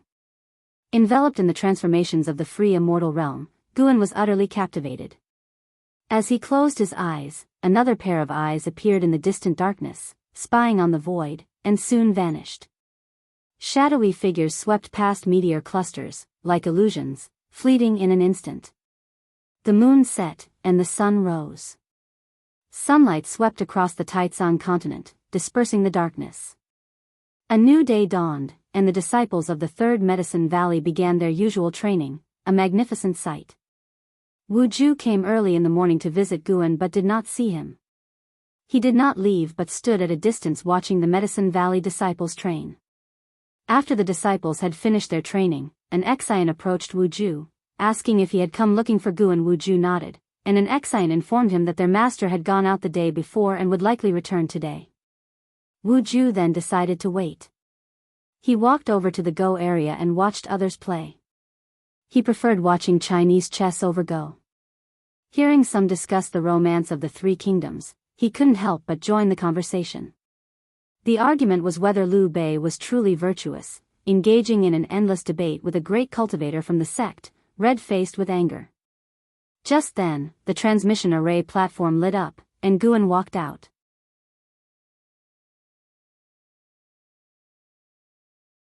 Chapter 362, the 419-year-old free immortal of the Nine Layers realm returning to Third Medicine Valley, Guan's face blossomed into a smile. In just one night, he had transformed from the 9th layer of the divine thought true immortal realm to the 9th layer of the free immortal realm, a groundbreaking change of strength. Had it not already been daylight, he would have wanted to continue breaking through. The breakthrough in cultivation level consumed nearly 50 million years of his lifespan barrier, leaving Guan with over 67 million years of life remaining. He felt there was still hope for a successful breakthrough. After reaching the free immortal realm, his perception of the great heavenly spirit land became clearer. He could confirm that both the immortal dynasty and holy court were harboring free immortals. Once the free immortals go to war, it could very well involve the entire world. If he could transcend the free immortal realm, Guan would feel even more at ease. Guan stepped down from the transmission array platform and looked up. In the vast cosmos above, he saw a gray river. Not being within the cosmos, he couldn't reach it by flying upwards, he had to traverse it through the Tao rules. The River of Destiny. The place where Lu Han perished. Guan just watched from a distance, with no immediate intention to step into the River of Destiny. His gaze then shifted to Wu Ju, who rarely took the trouble to visit him, so he naturally went to greet him. Yu Yingying was holding a rabbit as she saw the figure of Guan. She subconsciously looked over and was taken aback for a moment, rubbing her eyes with one hand. Guan was dressed the same as the day before, with no change in his makeup or hairstyle, yet Yu Yingying felt a significant change in him. This change was indescribable for her. Looking at Guan made her want to approach him, but after a longer gaze, she felt an urge to submit. It was a complex emotion, difficult for her to describe. Not only her, but other disciples also couldn't help but take a second look at Guan after seeing him. Guan arrived behind Wu Ju just in time to hear him listing the benevolent deeds of Liu Bei. Wu Ju seemed to sense something and turned his head. Seeing Guan, the anger on his face instantly vanished. "You're finally back. Come on, let's go have a drink." Wu Ju immediately pulled Guan's arm and walked to the side. Guan naturally wouldn't refuse. He called out for an Exian to prepare wine and dishes. The two settled in Guan's loft, sitting opposite each other. "Guan, I've reached the unification realm," Wu Ju excitedly declared, his face brimming with pride. Guan was amused. "You're in the unification realm? I couldn't even sense it until I approached you from behind." He had suppressed his aura to nascent soul realm levels without completely hiding it. This showed that Wu Ju really got carried away easily. Guan wondered if this would cause him trouble in the future. "Really? That's two," Guan feigned surprise, his eyes widening. Wu Ju became even more smug at his expression, boastfully asking, a unification realm at 421 years old, do you understand what kind of strength that represents? Guan opened his mouth, then found himself at a loss for words. He knew very well what strength a unification realm cultivator at 421 years old represented. Isn't it just the unification realm? What he wanted to ask Wu Ju was whether he knew what the ninth layer of the free immortal realm at 419 years old constituted in terms of power. An Exian, who had come upstairs to deliver the wine and dishes, found Wu Ju's statement amusing. Showing off in front of my master? She placed the wine and dishes on the table, then left. Wu Ju had been speaking loudly on purpose and wondered why an Exian didn't react. Guan noticed this and chided an Exian mentally for not maintaining the composure of an actor, too quick to relax. Never thought you'd make it this far, although I've always felt you were extraordinary. It turns out I still underestimated you, Guan said with feeling, immediately drawing Wu Ju's attention back. Wu Ju laughed and said, if it weren't for your constant encouragement in the past, I couldn't have reached this point today. You too can comprehend the path. It's not impossible for you to reach the unification realm in the future. Guan shook his head, that's impossible. How could it be? You have to believe in yourself. Yeah, it's because of belief there's no chance. Guan then asked, you should be able to compare with An Hao and my brother Li now, right? Upon hearing this, Wu Ju's eyes shone, I'm not sure, but I've always aimed to match them. Sadly, I don't know how strong they really are. I'll challenge them once I surpass their realms. Goodness. You like to fight across realms as well? Guan was happy, but he was quite satisfied with Wu Ju's mentality. One can't be arrogant, and one mustn't act rashly. Even the strongest can be vanquished. The two began to talk about the future, mainly about Wu Ju's future. Guan was extremely supportive, hitting all the right notes for Wu Ju. Third Medicine Valley was harmonious and lively, and the Supreme Sect was just the same. Everyone was unaware of the changes outside the heavens. At the moment, the layer of light outside the heavens gathered many great cultivators, with the least of their realms being heaven and earth flying immortal, all gazing at the silent destruction domain. Fu Shenxiu and Bai Zia from Mortal World Peak had also arrived, accompanied by more than a dozen heaven and earth flying immortals. The relationship between the Immortal Dynasty and the Holy Court is really tense, Bai Zia couldn't help but mutter. Immortal spirits from the Immortal Dynasty and cultivators from the Holy Court stood on opposite sides, the farthest apart, and the tension between them was palpable to all factions. Fu Shenxiu looked into the distance and said, I hope this phenomenon allows both sides to temporarily set aside their disputes. Bai Zia looked up and commented with a sigh, the great heavenly spirit land might be strong, but compared to the silent destruction domain, it's still too insignificant.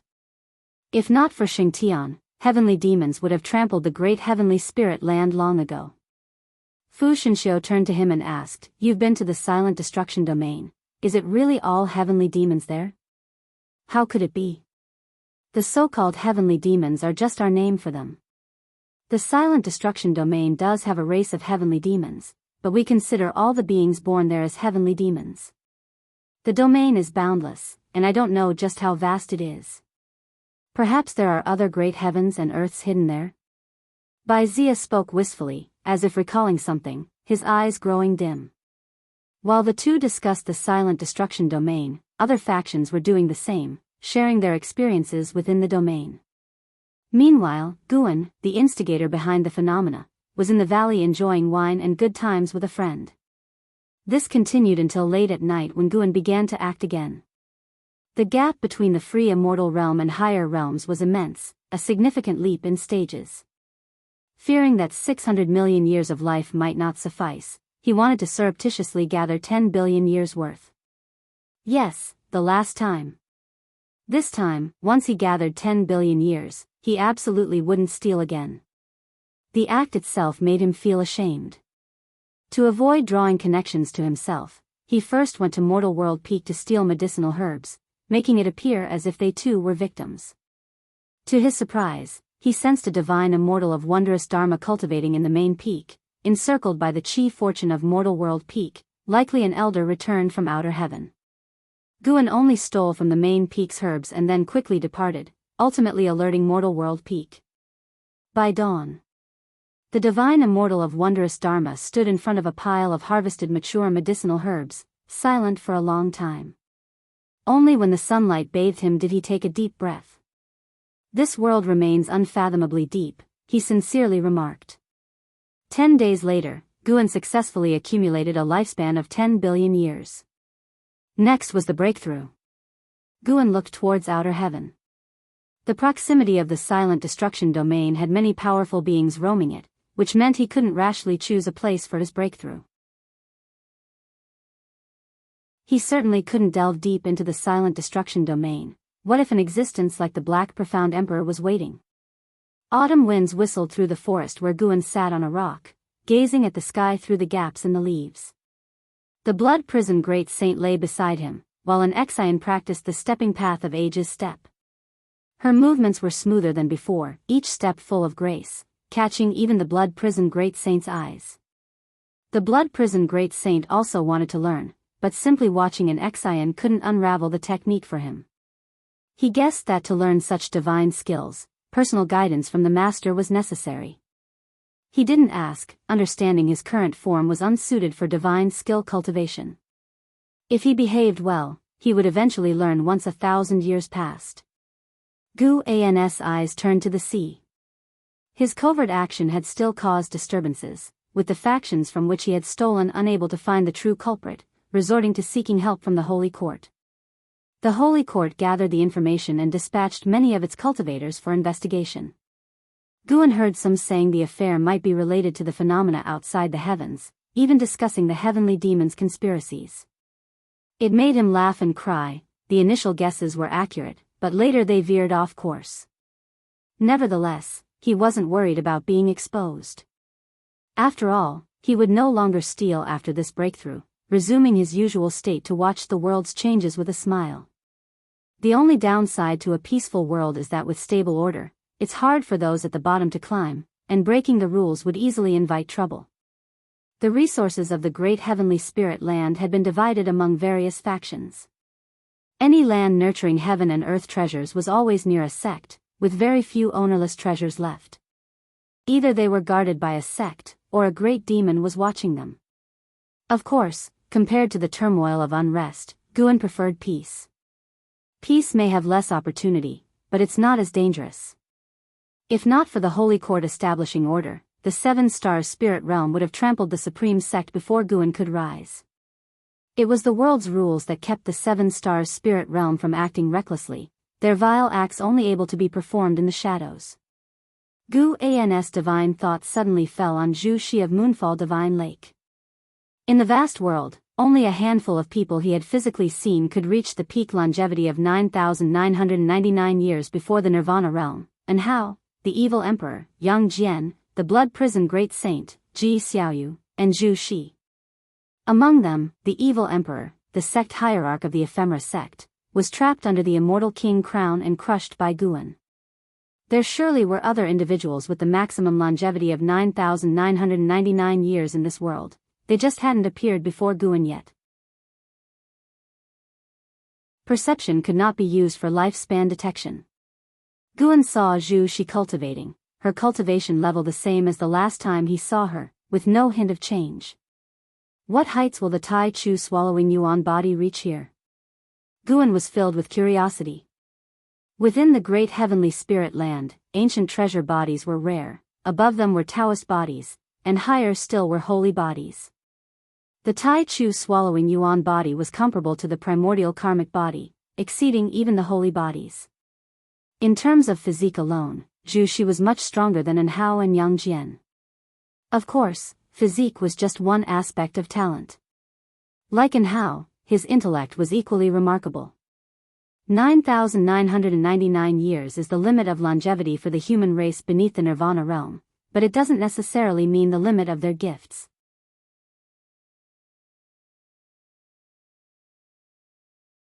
Chapter 363, Peeking into the Future. Master, I can't train anymore. An Exian approached Guan, speaking feebly.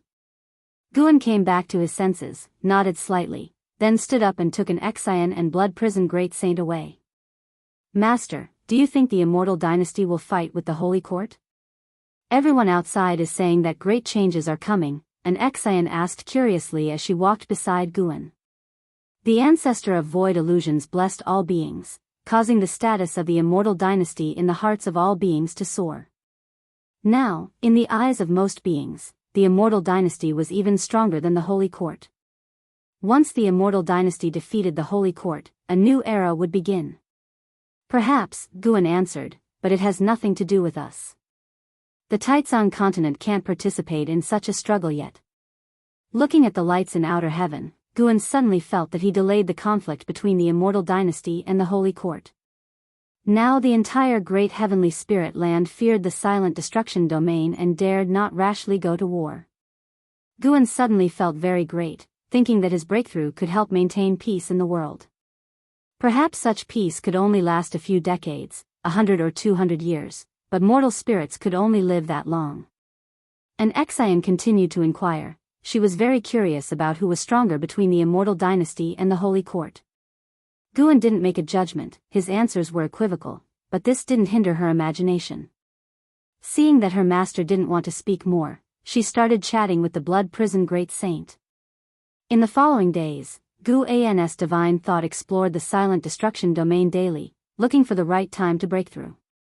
The commotion he had previously caused was too great, making powerful beings linger near the silent destruction domain. Not only was the great heavenly spirit land tense, but the forces within the silent destruction domain were also nervous, thinking that the great heavenly spirit land was going to invade them. As autumn passed and winter came, the year's flying snow arrived on schedule. In the early winter, Guan took an Exian to Mortal World Peak, and an Exian walked to one side to cultivate on her own. It wasn't long before Zhu Xinglan came to visit Guan. Master, there have been thieves on Mortal World Peak lately, Zhu Xinglan said with a solemn expression. Guan raised an eyebrow, asking in surprise, what kind of thieves? Were there any casualties? No, but many garden areas had medicinal herbs harvested, including our Mortal World Peak's medicine garden. Fortunately, only harvesting was done, and there was no damage. Even the Supreme Elder of the main peak couldn't find the real culprit. Also, I heard that there were strange phenomena beyond outer heaven recently. Do you think it could be the work of the heavenly demon? Zhu Xinglan said anxiously. The higher you stand, the more dangers you see. With external threats from the heavenly demons and internal tensions between the immortal dynasty and the Holy Court at knife point, how could he not think more? Moreover, a heavenly demon was hidden beneath Mortal World Peak. Guan frowned and pretended to calculate with his fingers. Zhu Xinglan seemed to think of something, adding, moreover, other sects have encountered similar situations to Mortal World Peak, with medicinal herbs mysteriously harvested without anyone knowing who the perpetrator is. Guan asked, how many times has this happened on Mortal World Peak? Just once. Then let's wait and see, it might just be a false alarm. Perhaps. Zhu Xinglan felt it made sense and then began to speak about the situation of Dingtian Peak. Not long after, Zhu Xinglan left, and Guan began to enjoy some leisure time, not in a rush to harvest herbs since the recent situation was tense. A lifespan of 10 billion years should be enough for him to break through. After reading for a while, Guan's gaze turned towards outer heaven. He saw a great battle unfolding within the silent destruction domain. The combatants were divine thought true immortals, and they were not beings from the great heavenly spirit land. Beings born in the silent destruction domain differ distinctly from those of the great heavenly spirit land in terms of aura, so the heavenly demon was easy to identify. Guan watched the battle, curious to see how the divine thought true immortals of the silent destruction domain compared to the Sun and Moon Netherworld Emperor in strength. The true immortals fighting resembled the Sun and Moon Netherworld Emperor in the simulation, each strike deadly, showing no mercy, clearly bearing deep hatred. After watching for a while, Guan felt they were not as strong as the Sun and Moon Netherworld Emperor. It was unlikely that even both together could defeat the Sun and Moon Netherworld Emperor. No wonder the Sun and Moon Netherworld Emperor could travel from the Yin-Yang domain and even penetrate the Holy Court and leave triumphantly. Guan speculated that the Reincarnation Path Emperor and the Holy Court had some causal connection, otherwise, the Sun and Moon Netherworld Emperor wouldn't have been able to steal the Reincarnation Path Emperor's soul jade from within the Holy Court. He waited until he took an exile back to the Supreme Sect, and those two divine thought true immortals were still undecided in their battle. As night fell, Guan read in the attic, a stove nearby with a pot of wine brewing on it. This atmosphere in the cold winter felt very warm. The door was pushed open, and Ji Xiaoyu walked straight in. "Why didn't you knock?" Guan didn't look up as he responded, already having an idea in his mind. That was to capture Xiantiani, lock him in a small black room, and make him write books every day. What great potential for writing, cultivating immortality was wasting him. Ji Xiaoyu closed the door and then sat down at the table, starting by saying, "Your temperament has changed somewhat recently. Are you cultivating some miracle skill?" Guan glanced at her and said, "Because I love to read, books nourish the spirit." Ji Xiaoyu smiled and looked at Green Hero Travelogue, then said, "Such books can nourish the spirit? It's a good thing your cultivation level isn't high, otherwise, you'd surely become a disaster for the world." Guan put away Green Hero Travelogue, coughed, and asked, "Is there something you need?" Since Ji Xiaoyu absorbed the soul jade brought by the Sun and Moon Netherworld Emperor, her cultivation level had been rising faster and faster, and now she was at the 9th layer of the void-crossing realm. Be aware she was only 263 years old. "I'm planning to leave for a few years and will leave tomorrow morning," Ji Xiaoyu said as she looked around the room. "What are you going to do?" "Breakthrough." "Another breakthrough? What realm are you at now?" Seeing Gu An's shocked expression, the corners of Ji Xiaoyu's mouth lifted, and with a soft voice, she said, "Void-crossing realm, 9th layer, ready to break through to the unification realm." Gu An's eyes widened, muttering, "To catch up to Wu Ju. Who told you not to cultivate diligently?" "Our gap will only widen further," Ji Xiaoyu said with a faint grievance. She had thought Gu An's change in temperament was due to cultivation, only to be disappointed. Hearing this, Guan argued, "I am still nascent soul realm, a nascent soul realm at 400 years old. How can I not be considered a genius? I was just born in the wrong era. If I had lived a few hundred years earlier, the Supreme Sect would have made much of me." Ji Xiaoyu shook her head, laughing, and said, "Have you ever thought that the reason you have the achievements you do today is because the Supreme Sect has grown stronger? When comparing talent, you should compare with those around you, not just yourself." Guan grinned awkwardly, unable to reply. Seeing his expression, Ji Xiaoyu's heart softened, and she didn't pursue the topic further but instead asked, "Is there anything you need? I can bring it back for you." "That won't be necessary, I don't need anything." The two began to chat leisurely, discussing whatever came to mind, neither feeling awkward. This feeling was like that of an old married couple. Ahem. What am I thinking about? Guan cursed in his mind, then started to probe Ji Xiaoyu's karma. After reaching the 9th layer of the free immortal realm, his karmic and life path cultivation became even stronger. He could see the development of Ji Xiaoyu's life path for the next 1,000 years. Although Ji Xiaoyu's fate had many variables, there were also overlaps with others. That was, she would be involved in the Great War between the Immortal Dynasty and the Holy Court. In the future, the whole world, including the Supreme Sect, would get swept up in this conflict.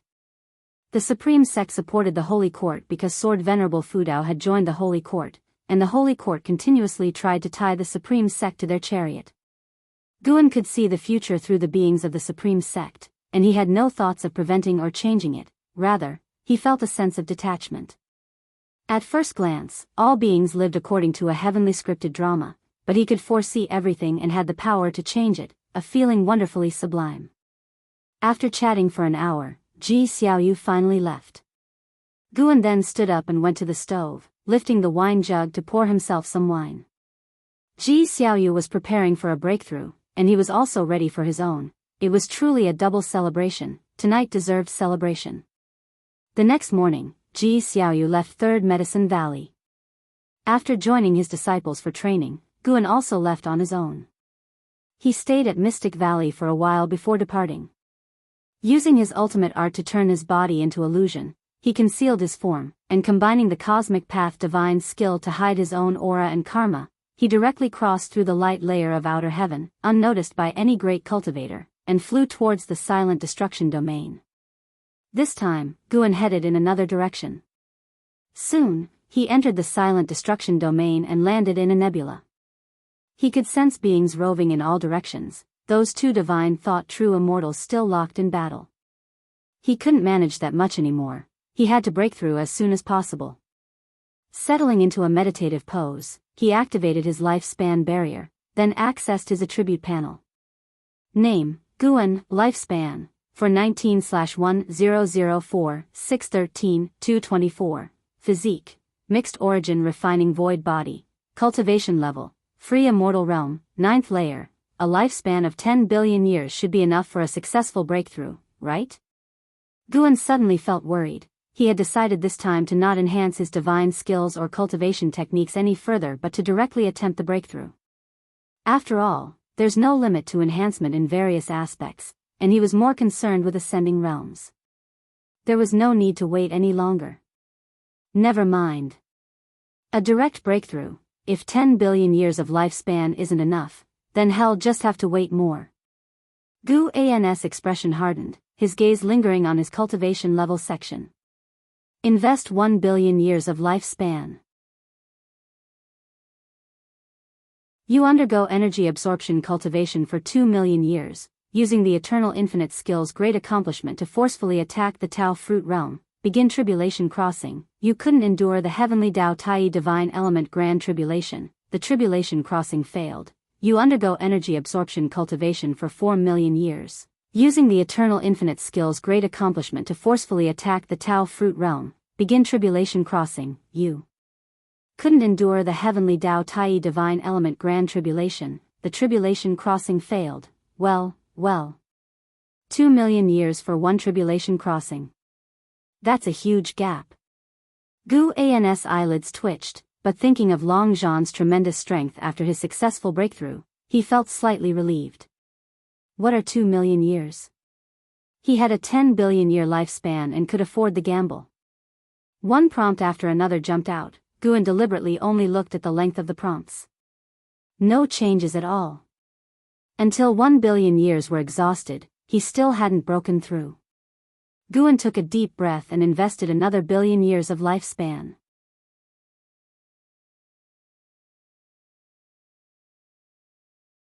Chapter 364, Breakthrough to the Perfect Completion of the Taoist Repository Free Immortal Realm. The second 100 million years. Guan made his decision and stared intently at the prompts. One after another, the prompts emerged, all of them failures. Facing tribulation every 2 million years, he could only attempt it 50 times in 100 million years. The experience of failing 200 or 300 times before had made Guan increasingly tense. In the end, they were all failures. 200 million years of lifespan, 100 failures. Guan remembered the heavenly Tao Tai divine origin tribulation. Although he hadn't enhanced his cultivation technique or divine skills, he felt all aspects of himself were already sufficiently powerful. This heavenly Tao Tai divine origin tribulation really has some substance. Guan reflected emotionally, then once again committed 100 million years of lifespan. Failure. Failure. Failure. Guan saw that the lifespan barrier had barely consumed any lifespan and felt as if the barrier was silently mocking him. Another 100 million years. It should be a success now, right? Guan gritted his teeth, no longer able to maintain his composure. The prompt came out again, faster than before. Another failure. Guan had now squandered 400 million years of his lifespan, failing 200 times.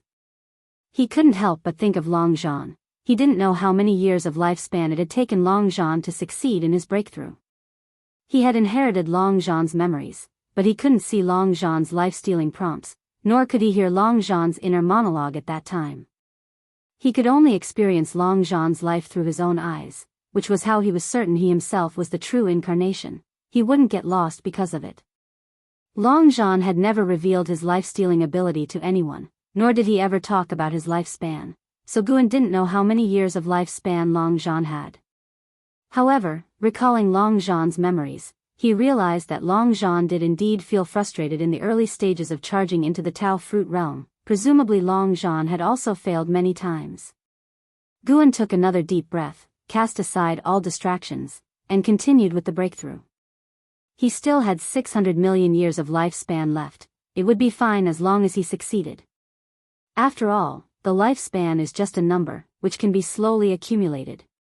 Besides, he was more fortunate than Long Zhan, who only unlocked the life-stealing ability in the late stages of his life, while he was just 419 years old. There were endless possibilities in life. As long as he didn't act as arrogantly as Long Zhan had. Another 100 million years. Guan decided in his heart, and as soon as all prompts had settled, he immediately invested another 100 million years of lifespan. He didn't overlook his attribute panel, which still showed 400 million years of lifespan. Another failure. Guan had to stop, he needed to calm down. 2 more tries. If he still wasn't successful after 200 million years, he would have to stop this time. After all, attempting to break through would consume lifespan in the lifespan barrier. The last breakthrough consumed 50 million years of lifespan, and this time it would definitely double. Here we go again. 100 million years. Guan's eyes turned icy cold, but they soon shifted. You have practiced chi absorption cultivation for 48 million years, forcefully charged into the Tao fruit realm with the great accomplishment of eternal infinite skill, and began tribulation crossing. You have endured the heavenly Tao Tai divine origin tribulation and succeeded, stepping into the Tao fruit realm. Your cultivation level has broken through to the early stage of the Taoist storage-free immortal realm. You have practiced chi absorption cultivation for 85 million years, and your cultivation level has improved to the mid-stage of the Taoist storage-free immortal realm. You have practiced chi absorption cultivation for 100 million years, and your cultivation level has improved. Breakthrough success. The division of minor cultivation levels was no longer 9 layers but was now early and middle stages. It seems that the Tao fruit realm is a major realm, comparable to major stages like the mortal realm and the 9 heavens of the immortal path. Taoist storage-free immortal. This was the realm that Long Zhan had reached. Just when he reached this realm, he was executed by the Annihilation God Emperor. Tao's spiritual energy began to surge towards Guan, and he saw the lifespan numbers on the lifespan barrier start to jump quickly. Guan still had 300 million years of lifespan, and he continued to spend. One prompt after another kept jumping out, and this time, he invested slowly, no longer splurging 100 million years at a time. The late stage of the Taoist storage-free immortal realm. The completion of the Taoist storage-free immortal realm. Stop. Just 2 minor realms cost Guan 120 million years of lifespan. He had 180 million years of lifespan left. The lifespan barrier shouldn't dry him out completely, would it? Guan's mood was a bit apprehensive. If really pushed to the limit, he could only cancel the lifespan barrier. He certainly couldn't just wait for death. As vast amounts of Tao's spiritual energy entered his body, there was another upheaval in the silent destruction domain. Not only Tao's spiritual energy but even the Tao rules of the universe were in upheaval. Almost instantly, those beings who were fighting or exploring in the area were scared into immediate retreat. This upheaval far exceeded the disturbance Guan had made during his last breakthrough. Even true immortals with divine thoughts were frightened into running away. Guan soon closed his eyes, immersing himself in the metamorphosis of his being. His Tao seed began to absorb Tao's spiritual energy, even Tao rules integrated into his body, with cause and effect, destiny rules in the majority, followed by soul and reincarnation rules. Although reincarnation rules have always existed, they were not as perfected as his previous lives' mythology portrayed. The reincarnation rules absorb souls, then let them reincarnate anew. This process is elusive and unstoppable. Guan focused on his Tao seed, which continued to store Tao unique to himself. The path of a cultivator is similar to that of Tao rules, yet different. It's more like a special form of mana. Its execution is also similar to divine skills.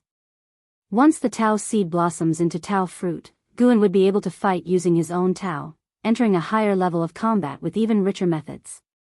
The Taoist storage realm would nurture the first life-bound great divine power. Life-bound great divine powers cannot be passed on to others, only to be exercised by oneself. As Guan contemplated his first life-bound great divine power, he also thought about his immortal path's supreme treasure, wondering if he could combine them. That would be even better. He enjoyed writing books, so decided to create a pen. The life-bound great divine power would have to be related to the pen. He quickly had an idea, and as his thoughts flowed, the rate at which Tao's spiritual energy and Tao rules powers entered his body accelerated. The influence caused by this also expanded rapidly, soon alarming the great heavenly spirit land. The great cultivators guarding the outer heaven light layer were all startled, standing up one after another. Here it comes again, this time even stronger than before. What exactly is this commotion? Why are even the spiritual energy and rules of the universe in uproar? Unable to capture the source of the anomaly. Everyone be careful. This surely has to do with the heavenly demon. Trouble has piled up one after the other. Could it be the fabled epical tribulation? While the great cultivators were discussing, two figures appeared above them, unnoticed by anyone. These were two free immortals, one from the immortal dynasty, the other from the holy court. The free immortal from the immortal dynasty was known as the ancient immortal emperor. The holy court's free immortal was addressed as Saint Ancestor. The ancient immortal emperor had youthful features with white hair, wearing a white robe, his whole being gleamed with white Tao light, looking out of place amidst the cosmic stars. Is this a breakthrough, or a formation being set up? The ancient immortal emperor asked with a slight furrow in his brows. The Saint Ancestor, dressed in dark Tao robes with black and white hair fluttering slightly, emitted a very strong sense of oppression. His eyes also peered into the depths of the cosmos.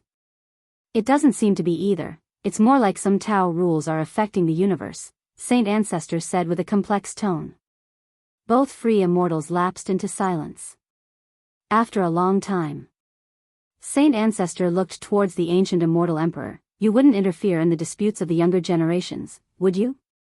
The ancient immortal emperor turned to look at him. As long as you don't break our agreement, I naturally won't either. At those words, the Saint Ancestor showed a smile and nodded. Let the younger ones fight. Comprehending Tao is what we should be doing. If the heavenly demon really attacks and the great heavenly spirit land faces the threat of destruction, that's when we'll step in. The ancient immortal emperor had no objections. He turned to glance at the great heavenly spirit land with a meaningful look in his eyes. How many lifetimes does Xingtian still have? The ancient immortal emperor asked. Saint Ancestor shook his head. I have no idea. In the early years, he ceased to trust me and began contemplating the heavenly Tao, setting himself on a solitary and strong path. The ancient immortal emperor fell silent, no more questions asked. His gaze returned to the silent destruction domain. Boom! Gu An's Tao seed completely solidified into a Tao fruit, officially achieving the Taoist storage realm. At the same time, his Tao fruit manifested Tao patterns, the form of his life-bound great divine power. Guan named his self-created life-bound great divine power as the longevity true words, a divine power primarily based on cause and effect, fate, deciding the life, death, and destiny of beings with words. There was a profound mystery of laws following speech. Guan continued the charge into the mid-stage of the Taoist storage-free immortal realm. He opened his eyes and looked toward the attribute panel. Seeing he had 130 million years of lifespan left, his heart somewhat relieved. From this perspective, the lifespan barrier would not exhaust all his lifespan. Time moved swiftly. An ancient hour later, his cultivation level had reached the late stage of the Taoist storage-free immortal realm. Just one more minor realm to go. The mana of the late stage of Taoist storage-free immortal far exceeded the early stage, in both quantity and quality, incomparable to the early stage. An unprecedented sense of power made Guan extremely gratified. He even felt as if the universe couldn't confine him, that he could easily leap out of it. He restrained himself. He felt that terrifying existences were wandering outside the cosmos. Perhaps the Annihilation God Emperor, Black Profound Emperor, were waiting for him. He looked into the distance. His divine thought turned invisible, probing far away. Traversing within the silent destruction domain, his divine thought spied many powerful beings. The silent destruction domain still hosted quite a few true immortals and free immortals, though they were very scattered, equivalent to a realm as large as the great heavenly spirit land hardly housing a single free immortal. Crossing vast distances, he saw another great heaven and earth. He didn't linger, continuing onward. Over the following period, he encountered 3 other great heaven and earths, all enveloped by the silent destruction domain. As his divine thought neared its limit, he quickly retracted it and concentrated on breaking through. The nearest great heaven and earth to the great heavenly spirit land was extremely distant. It would take true immortals years just to travel there, passing through many areas of spatial distortion along the way, which cannot be crossed by mere flight. Gu's focus returned to his body, observing his own Tao fruit. He had an intuition that once the Tao fruit bloomed, a new realm would open up. He looked forward to that day. At that moment, Gu seemed to sense something and looked up. In the deep darkness, a pair of gigantic eyes appeared, the same eyes he had seen during his previous breakthrough. Unexpectedly, they had appeared again. They were larger than the great heavenly spirit land eyeballs, showing how immense those eyes truly were. Gu fixed his gaze on these giant eyes, wishing to see through them.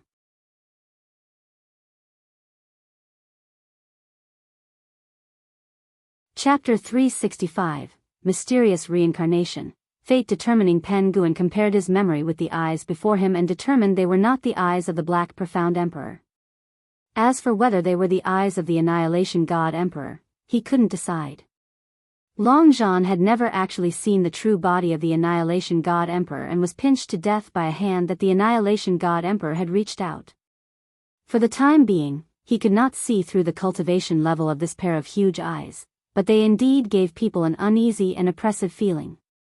Relying on the lifespan barrier, Gu wasn't afraid of being detected by the other party. He had originally thought that the eyes would disappear after watching for a while, but that was not the case. He suddenly saw 2 figures flying out from the midst of those giant eyes, and they swept past above Gu at an extremely fast speed, heading towards the great heavenly spirit land. Although they passed above Gu, they were actually very distant from him. Gu turned his head to look, his eyebrows furrowing and a worried expression in his eyes. He could sense that these 2 figures were just from the free immortal realm, but free immortals could easily obliterate the lives in the great heavenly spirit land. He still needed to make a breakthrough and didn't want to act rashly. Moreover, those giant eyes were still there. If he made a move, would he expose himself? Gu saw that free immortals from both the Immortal Dynasty and the Holy Court had appeared and could only hope that they would be able to stop this mysterious enemy. However, the moment those 2 figures that emerged from the giant eyes reached the edge of the silent destruction domain, they suddenly disappeared. Gu keenly caught that they had entered into the reincarnation rules, and then they entered the light layer of outer heaven in a manner incomprehensible to cultivators before their presence completely vanished. During the entire process, even those 2 free immortals were unable to detect them. Is this reincarnation? Gu turned his head back and saw the pair of giant eyes slowly disappearing into the darkness as if they had never appeared. Forget it, first, make a breakthrough. Gu raised his right hand, using his powerful mana to condense the Immortal Path Supreme Treasure he desired. Free immortals could create Immortal Path Supreme Treasures. Naturally, it was even easier for free immortals in a higher realm. While his cultivation level rose continuously, Gu quickly shaped the form of the Immortal Path Supreme Treasure, then infused his own Tao into it, forming a restriction structure that stabilized the Dharma treasure. Time continued to move on. After a little half an ancient hour had passed, Gu finally reached the perfect realm of the free immortals. At this moment, he felt a great sense of power, as if he could reach to the heavens and pierce through the earth. His right hand was still shaping the Immortal Path Supreme Treasure, divine light shining upon his face, and the golden patterns on his forehead gleamed, making his face appear even more majestic. He seemed to be beholding a piece of heaven and earth, his gaze profound. He glanced at the attribute panel and saw he still had 70 million years of lifespan. He did not rush to lift the lifespan barrier but continued to fashion the immortal path's supreme treasure. With the breakthrough completed, the rate at which the lifespan barrier consumed his lifespan abruptly decreased. The turmoil in the silent destruction domain also began to slow, bringing relief to the creatures hiding all around. It wasn't just the creatures of the great heavenly spirit land who were afraid. The heavenly demons in the silent destruction domain also trembled, as there were tales of calamity everywhere, which is the creatures' worry about the unknown. Faced with unknown dangers, it was easy for them to associate these fears with the heavenly will and calamity. Waiting for the Tao's spiritual energy's turbulence to subside and Tao rule's surges to cease, the silent destruction domain sank into deathly silence, extremely oppressive. Another 2 ancient hours passed. The immortal path's supreme treasure in Gu An's hand finally took shape, but to become a true immortal path's supreme treasure, one last step was required, to infuse it with his soul's essence. The immortal path's supreme treasure was not just a powerful Dharma treasure but also unique. The reason it could endure eternally was that the essence of the free immortal's power maintained this characteristic. Guan suddenly felt a very special force manifesting in the cosmos, a force similar to that in the layer of light outside of heaven. His immortal path's supreme treasure seemed to want to be recognized by this force, yearning for it to be branded upon itself. Could this be the heavenly Tao rules? Guan was secretly alarmed. The heavenly Tao rules always seemed more threatening to him than the Tao rules, mainly because the heavenly Tao rules were too perfect, almost as if they had a will of their own. No. He couldn't let the immortal path's supreme treasure make contact with the heavenly Tao rules. Guan forcibly suppressed the immortal path's supreme treasure in his hand. After a good while, the immortal path's supreme treasure no longer had the desire to approach the heavenly Tao rules. The divine light dissipated. A white brush with black bristles appeared in his hand, looking quite ordinary. Golden characters gradually emerged on the shaft of the brush. The fate-determining pen. Gu An's mouth curved upward, very pleased with himself. He still had over 60 million years of lifespan. This breakthrough had been perilous, but fortunately, he had succeeded. He stood up and disappeared on the spot in an instant. With a single step, he arrived at the edges of Mystic Valley. Following that, he stepped out of the woods into a world where snow fluttered all around. The snow melted rapidly wherever he went. He stopped moving, concealing the aura of his Tao fruit before continuing on his way. Snowflakes fell on him, and his figure gradually was obscured, as if returning to the mundane. 30 minutes later, Guan returned to the third Medicine Valley. He stepped down from the transmission array platform and then headed towards the chess-playing area. This day, Nine-Fingered Divine Lord was once again trouncing the less skilled. His opponent was still Shinshinzi. Shinshinzi held the romance of the Three Kingdoms in one hand and a chess piece in the other, his eyebrows tightly furrowed, indecisive about his move. There were more than a dozen people surrounding them, including Medicine Valley disciples and great cultivators from the Supreme Sect, all of whom were discussing in low voices. Guan approached them, playing with the fate-determining pen in his hand. Yu Yingying nudged closer, asking curiously, "Did you just buy that brush?" This brush was larger than ordinary, the size of a flute, which piqued Yu Yingying's curiosity even more. "Yeah, bought it this morning, from an old senior." He said it's an immortal path supreme treasure, Guan replied with a smile. Upon hearing this, Yu Yingying rolled her eyes with disbelief, asking, "Since it's an immortal path supreme treasure, how many spirit stones did it cost you?" 10 top-grade spirit stones, pretty expensive, right? Heh. Yu Yingying's gaze was like one looking at a fool, the scorn clear in her laughter. Guan extended the fate-determining pen towards her, saying, 100 top-grade spirit stones, I'll sell it to you, taking a little loss. Yu Yingying slapped his hand away with a huff, retorting, "I'm not as foolish as you, I won't buy it. But if you gift it to me, I could consider it." Quite the character, wanting something for nothing. Guan rolled his eyes at Yu Yingying, then continued his walk towards Nine-Fingered Divine Lord and the others. Yu Yingying followed, eyeing Guan closely. She had sensed changes in Gu An's temperament multiple times. She always felt that Guan was hiding a secret. Could this guy really have taken Sword Venerable Fu Dao as his teacher? Guan made his way through the crowd to stand behind Shinshinzi, with Yu Yingying following close behind. Nine-Finger Divine Lord, sitting opposite, lifted his gaze towards Guan, also noticing the pen in his hand, and smiled. "That's a decent-looking pen you have there, may I take a look?" Guan twirled the fate-determining pen in his hand and said, 100 top-grade spirit stones, I'll sell it to you. This might actually be an Immortal Path Supreme Treasure. An Immortal Path Supreme Treasure? Nine-Finger Divine Lord found this amusing, having just overheard Gu An's conversation with Yu Yingying and initially thought Guan was simply teasing her. He did not expect the kid actually believed it. Pretending to be serious, he looked at the fate-determining pen and said, "Oh? It really seems like it." Gu An's expression immediately became awkward. Did he recognize it? No, he would have to pat him on the shoulder tonight and use the great imprisoned soul immortal technique to erase this memory.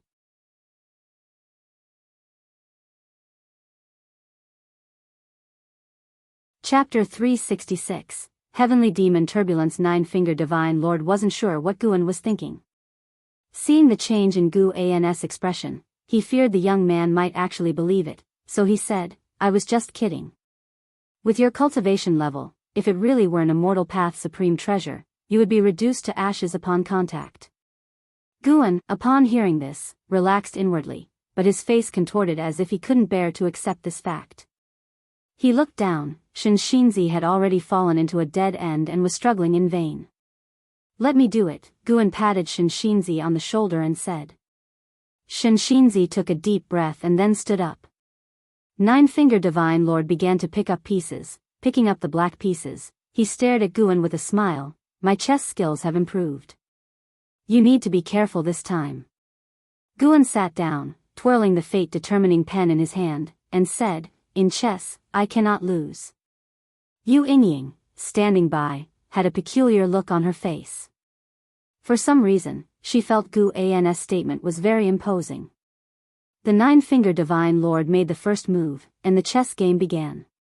The spectators were engrossed in watching, and Shinshinzi also wanted to learn from Gu An's moves. Confident, Nine-Finger Divine Lord played quickly, not using his usual tactic of wearing down the old timers. Half an ancient hour later, Guan stood up. Under the admiring gaze of the onlookers, he left, followed quickly by Yu Yingying. Shinshinzi looked at the chessboard, his face showing admiration.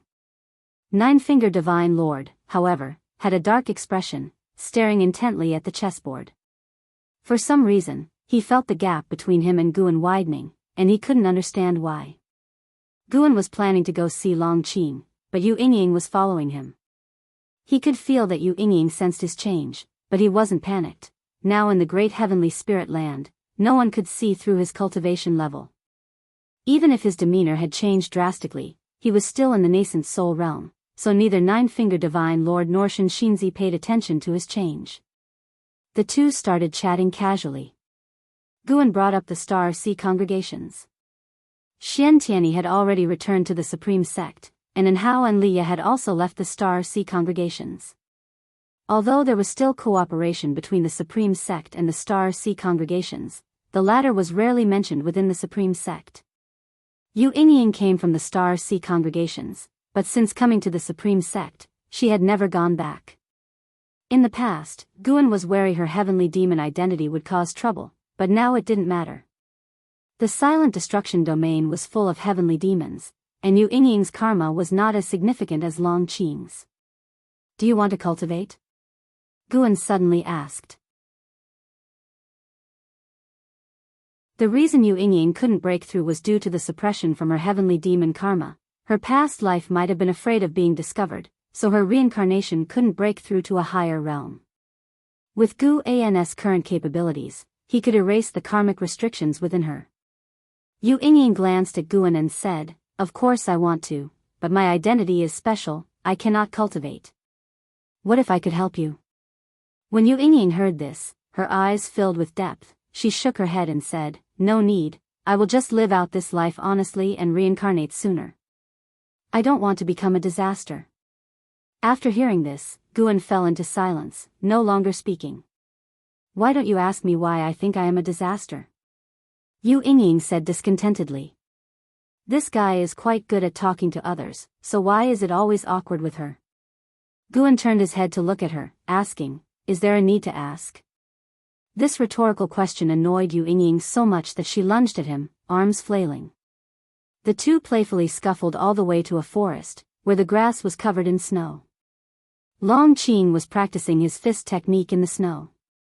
Long Qing, 82 years old, looked very young and robust. Each punch he threw carried great force. Seeing Guan and Yu Yingying arrive, Long Qing revealed a smile and greeted them. Before he was 4 years old, an Xian had taken care of him, and after that, it was Yu Yingying who raised him. In his heart, Yu Yingying was like a mother to him, whom he respected deeply, and Guan even felt that in his heart, Yu Yingying held the highest esteem. Master, godmother, how is this set of fist techniques? Long Qing said, then began throwing punches. Guan and Yu Yingying stood side by side, watching his technique. The whistling of his robes swishing filled the forest. Yu Yingying watched Long Qing's form, her face filled with pride. In her heart, Long Qing was also her child. Since Long Qing's arrival, she was no longer melancholic and lived every day fully, looking forward to the day Long Qing would make a name for himself. Guan, on the other hand, compared Long Qing with others of his age, such as Yang Jian. In terms of physical strength, Long Qing was a notch above, but his reaction speed was slower than Yang Jian's, perhaps related to cultivation level. For Long Qing to have such strength without spiritual power was already remarkable. After Long Qing finished demonstrating his fist technique, he turned around and approached Guan and Yu Yingying, raising his fist. I feel like I can already spar with those in the nascent soul realm. Master, how about I spar with you? Seeing his spirited appearance, Guan couldn't help but laugh. Yu Yingying glared at Long Qing. Don't be disrespectful. Are you challenging your master? Is it because I haven't hit you for a long while, and you've forgotten my teachings? Hearing this, Long Qing quickly explained, it's just a spar, stopping as soon as contact is made. Mainly because there are no other cultivators in the nascent soul realm in the Medicine Valley, and it wouldn't be appropriate for me to stir up trouble in the inner sect. It's fine, come on. Guan smiled. Hearing this made Long Qing beam, and he quickly thanked him. Yu Yingying looked at Guan, nervously saying, this kid doesn't know his own strength, you need to be careful. Guan shrugged, please, I was once a Golden List genius. The Golden List and Celestial List established by the Supreme Sect were still authoritative. Each generation of Golden List geniuses attracted geniuses from all over the continent to compete, although Guan never participated again. Hearing this, Yu Yingying immediately stepped aside.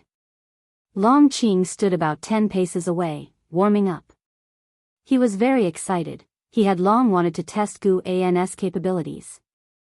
In the Third Medicine Valley, there had always been a legend that Guan was formidable. Although he couldn't compare to Immortal Path great cultivators like the Nine-Finger Divine Lord or Shinshinzi, in his own realm, Guan was undoubtedly strong. Guan held the fate-determining pen, waving Long Qing over. Long Qing immediately advanced, lunging toward Guan in one swift step. So fast. Yu Yingying couldn't keep up with Long Qing's speed, and her pupils dilated dramatically. Long Qing threw a punch, like a sea dragon emerging from the abyss, with an explosive sonic boom. Guan reached out with his hand, using the fate-determining pen to block Long Qing's fist so it couldn't reach his chest. Long Qing's face changed dramatically, his right arm couldn't push any further. At that moment, he felt Guan's formidable presence, as unshakable as a mountain. His biggest reliance was his physical strength, and when his strength was far inferior to his opponent's, how could he not panic? Guan's mouth curved into a smile, his right hand holding the fate-determining pen suddenly lifted, lifting Long Qing into the midair. He then swiftly raised his leg and kicked. Bang! Long Qing's chest was struck. His eyes bulged, his consciousness briefly blank. Everything happened very quickly, and throughout the process, Yu Yingying didn't see how Guan had made his move. She only saw Long Qing lunging at Guan, then being kicked away. By the time she reacted, Long Qing had crashed into a large tree, shaking the accumulated snow off the branches, nearly burying him. Yu Yingying glared at Guan and said, "Why did you hit so hard?" With that, she quickly ran toward Long Qing. Guan, feeling helpless, thought to himself, "You were worried I'd get hurt by him earlier, so why do you get to play the good person now?" With Yu Yingying's help, Long Qing sat up. He opened his eyes, looking ahead at Guan. For some reason, he suddenly felt awe. Gu An's figure in his eyes seemed invincible. Even his second master, Shen Xinzi, couldn't evoke this feeling in him. You still need more practice, Qinger. In waiting for your next challenge, Gu An's laughter reached Long Qing's ears, pulling him out of his reverent mood. He took a deep breath and nodded vigorously, his arrogance completely dissipated. The winter snow continued to fall. As Long Qing dwelled on his defeat, the great cultivators from outer heaven were deeply worried. With the cessation of the anomalies in the silent destruction domain, the heavenly demons could no longer hold back and began to approach the great heavenly spirit land. They speculated that the disturbances in the silent destruction domain were caused by the great heavenly spirit land, while the great heavenly spirit land suspected they were plotting something. In the days that followed, more and more heavenly demons flew out of the silent destruction domain, reaching the cosmic region near the great heavenly spirit land, confronting the great cultivators on the outer layer of light, clearly demarcated. Time quickly advanced to the end of the year. On this day, Guan was sparring with Tian Yaoer, Tian Qing, and Tian Bai in the outer world cave. The three demons attacked him together. Although they couldn't gain the upper hand, each was agile and their spells were impressive. Guan, holding the fate-determining pen, easily blocked and dodged their every spell. He was secretly pleased, although the three demons were always in the Nianshu cave and outer world cave, their strength had been steadily improving. Any one of them could easily defeat Long Qing alone. Together, they could even withstand the unification realm. The strongest, Tian Yaoer, had already reached the 7th level of the void-crossing realm. Apart from her exceptional talent, this was also due to Gu An's investment in elixirs. Tian Yaoer stopped and said, "Let's stop here for today." Tian Qing and Tian Bai followed suit, panting and sweating, their foreheads and hair damp. They looked at Guan with adoration, immediately rushing to him, each hugging an arm, and began to praise how amazing their master was. Guan was already accustomed to their actions. These were the demons he had raised, there was no helping it, he had to indulge them. Tian Yaoer approached Guan and said, "Master, lately I have been feeling restless. Can you help me take a look?" Guan asked in surprise, "How should I check?" Tian Yaoer raised her hands, grasping the front of her robe, preparing to disrobe. "Stop, don't joke around. Tell me more about your feelings," Guan quickly said. He suspected these three demons were plotting something against him. Tian Yaoer pouted, then talked about her recent feelings. During cultivation, her qi blood was easily agitated, making it difficult for her to calm down and cultivate. She even felt something calling her, which made her uneasy. After listening, Guan looked up, his pupils reflecting a sun, within which a phoenix was hidden.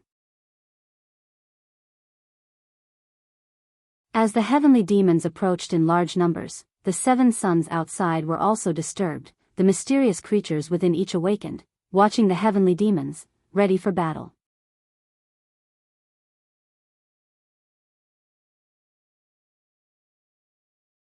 Chapter 367, I want to become an immortal, I want to establish the heavenly court. Heavenly Phoenix Mountain had always been associated with legends of the phoenix, and Tian Yaoer's original form was a special bird, harboring a mysterious flame within her body, which led Guan to speculate about her connection with the legendary phoenix. "Master, what are you looking at?" Tian Yaoer asked nervously. Tian Qing and Tian Bai looked up at the sky and saw nothing, which made them anxious. Could there be something invisible to them that had infiltrated the outer world cave? Gu An's gaze shifted to Tian Yaoer. He saw the causal links related to the phoenix on her, which, while faint, were indeed there, proving that Tian Yaoer was a descendant of the phoenix. He was not afraid of the phoenix coming after them because the causal connection was too weak. Guan had been unable to detect it even in the divine thought true immortal realm before, indicating that Tian Yaoer was separated from the phoenix by a vast expanse of time. That phoenix was just a carefree primordial immortal in terms of cultivation. Guan spoke, "Do not worry, I was just looking at your ancestor. The reason for your unease is because your ancestor is restless, and it's affecting you through your bloodline." Ancestor? With both her parents deceased, Tian Yaor had long regarded Guan as her only support. Hearing now of the existence of an ancestor, how could she remain indifferent? She opened her mouth but eventually fell silent. Curious, Tian Qing asked, "Master, who is her ancestor, and what is their cultivation level?" Tian Bai also looked at Guan, her large eyes filled with anticipation. Guan counter-asked, "Do you still remember the legend of Heavenly Phoenix Mountain?"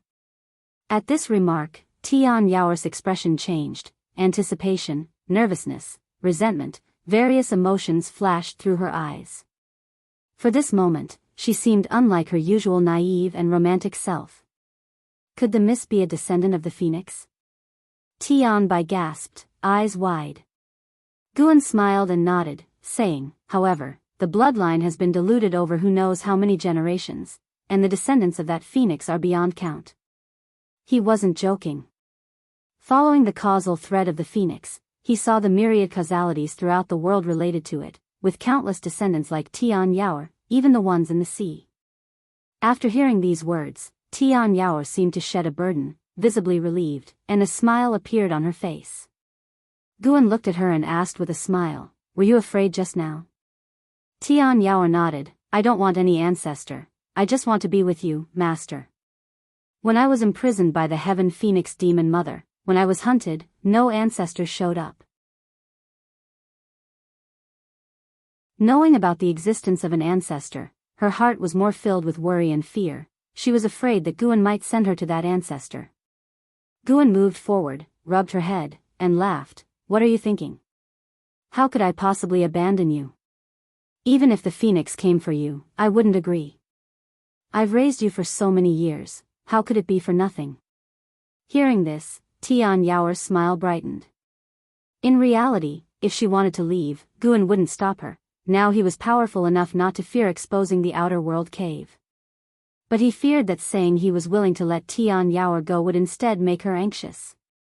Tian Qing and Tian Bai didn't think too much. They were more curious about how powerful the phoenix was. "Don't ask any more. The phoenix is definitely powerful. Be careful, or it might invade your dreams and devour you." Guan hummed, frightening the two, and they dared not ask further questions. It wasn't until noon that Guan left. He went to the North Sea Mountain, where, as the mountain god, he met with Sage Xian Miao. Sage Xian Miao had grown accustomed to a life away from worldly affairs, spending his days tending flowers and herbs, content and at peace, occasionally discussing the paths with passing cultivators, a life he found pleasant enough. When Guan, transformed into a small mountain god figure, approached him, he was no longer as constrained as he had been hundreds of years ago. He stood up and bowed. Guan sat on the eaves and asked, "Have you encountered any confusion in your recent cultivation?" Though the lifespan offerings from the mountain god temple weren't much, Sage Xian Miao's sincerity touched him, so he was willing to give guidance on cultivation. Sage Xian Miao shook his head and smiled, "Not at the moment." He looked up at the mountain god on the eaves, hesitated for a moment, and asked, "In your view, do the immortal dynasty and holy court qualify as immortals?" This question he had long wanted to ask but feared offending. The methods by which the founder of the immortal dynasty bestowed blessings on all beings had shocked him, overturning his imagination. In his view, not even a mountain god could achieve that. Now that he heard the immortal dynasty and holy court were about to go to war, it left him with complex feelings. How could immortals quarrel over power and profit like mortals? If the immortal dynasty and holy court were not truly immortals but merely powerful beings, why should humans be stronger than immortals? Various confusions took root in Sage Xian Miao's mind, making him even more eager for answers. Guan, legs crossed, looked down at Sage Xian Miao. His eyes, hidden beneath the mask, were so profound as he asked, "What do you think an immortal should be like?" "Like you, protecting the common folk without being swayed by worldly interests." "If that's the case, why ask a question to which you already know the answer?" Sage Xianmiao frowned, unsure how to express himself. Guan asked, do you think they are stronger than me, making you unsure of who the true immortal is? Sage Xianmiao nodded, watching Guan nervously, fearful of offending the mountain god. Have you considered what it means to cultivate with me? If you are so fixated on immortals, why not think about becoming one yourself? Faced with the mountain god's inquiry, Sage Xianmiao's eyes widened, and he asked in astonishment, how could I possibly become an immortal? Your confusion is the confusion of the entire world. What you see might not be correct. The world is waiting for the true immortal to appear. Why couldn't you be that immortal? Guan said meaningfully. In fact, he was bluffing, wanting to keep Sage Xianmiao focused on cultivation. Over the years, whenever someone came by, Sage Xianmiao would zealously preach about the mountain god's power and compassion, leading to more and more people calling mentally for the mountain god's help when in distress. Though Guan paid no attention, those people's hopes formed a source of power similar to Qi fortune, which he called desire power. Perhaps the true path for an immortal required walking the way of desire power, to truly feel the suffering of all beings. However, Guan's pursuit wasn't immortality, he sought longevity. If Sage Xianmiao so desired to be an immortal, Guan wouldn't mind nurturing him to become a true immortal. To become an immortal, the most crucial aspect is the ability to save the common folk. Simply having a good heart isn't enough. After listening to Guan, Sage Xianmiao fell silent, his heartbeat accelerating. Guan leaped down from the eaves, walked out of the courtyard, and went to pick medicinal herbs, with Sage Xianmiao hurriedly following. Can someone like me really become an immortal? Sage Xianmiao asked cautiously. Without turning his head, Guan replied, immortality isn't about high status.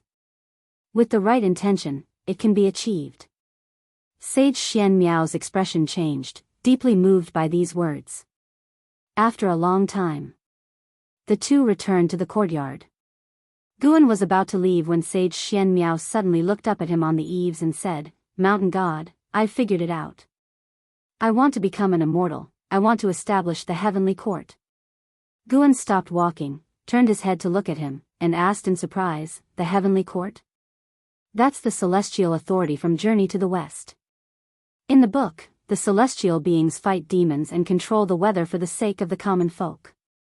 Although the heavenly court in the story has its flaws, at least they care about the common folk.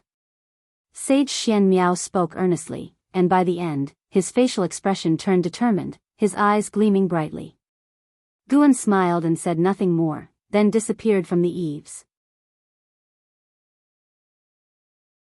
Sage Xianmiao, filled with grand ambitions, sat cross-legged, deciding to cultivate diligently from now on, not to disappoint the mountain god's faith in him. Spring arrived. This new year was livelier than usual because the Supreme Sect invited many schools to join the Spring Festival celebration. The Third Medicine Valley was festively decorated and noisy, all disciples wearing smiles. As night fell, on a temporary stage, disciples took turns performing, keeping the festive atmosphere lively and ebullient. Guan swayed his bowl of wine, his gaze inevitably drifting towards the night sky. Stars filled the sky, glittering and beautiful, as if even the heavens were celebrating. Meanwhile, in outer heaven, the tension between the sects of the great heavenly spirit land and the heavenly demons was escalating. Guan scanned the area. There were more than 1 million heavenly demons, the weakest of them in the loose immortal realm, including 2 divine thought true immortals. This was why the great heavenly spirit land dared not make a move rashly. He saw cultivators from the holy court negotiating with a divine thought true immortal realm heavenly demon. It seemed that the heavenly demons were the stronger side. The current holy court was not as formidable as the legend suggested. The heavenly demons were also testing the stance of Xingtian, while the holy court side was evasive, clearly hiding something. According to Guan's judgment, a great battle between the two sides would soon erupt. Guan had no intention of getting involved, given the immortal dynasty and holy court were handling things. Having just made a breakthrough, he wasn't eager to collect lifespans and preferred to lay low. Long Qing came over, clamoring to have a drinking contest with his master. How could Guan indulge him? He welcomed all challengers. The wine in Medicine Valley was spiritual wine, and even cultivators could get drunk if they had too much. It wasn't until late into the night that the third Medicine Valley finally quieted down. The next morning, Guan left the third Medicine Valley. He arrived at Mystic Valley, and after chatting with the disciples for 30 minutes, he entered the 8 scenic caves. From a distance, he saw a huge creature lying under the green vine tree. It was a black sea dragon. Sky Dragon, Void Crossing Realm 5th Level 387/8000/18,000. Guan looked at the Sky Dragon's maximum lifespan and felt slightly disappointed. It seemed the Sky Dragon had not encountered much fortune over the years. The sea dragon lying under the tree sensed something, opened its eyes, and upon seeing Guan, rapidly raised its head. "Master!" The sea dragon cried excitedly and then rushed towards Guan, stirring up a gust of wind that shook the surrounding flora. Its body quickly shrank to only 2 meters in length, trying to jump into Guan's arms, but Guan pressed down its dragon head with the fate-determining pen, keeping it at bay. "Why are you here?" Guan asked. The sea dragon chuckled. "Ancient Sky Sect came to participate in the Supreme Sect's Spring Festival, and I sneaked along, wanting to come see you." Guan, unamused, said, "You are the holy beast of the Ancient Sky Sect. Do you think you could really sneak along without notice?" He had already sensed someone approaching the 8 scenic caves. He wasn't angry, even somewhat excited.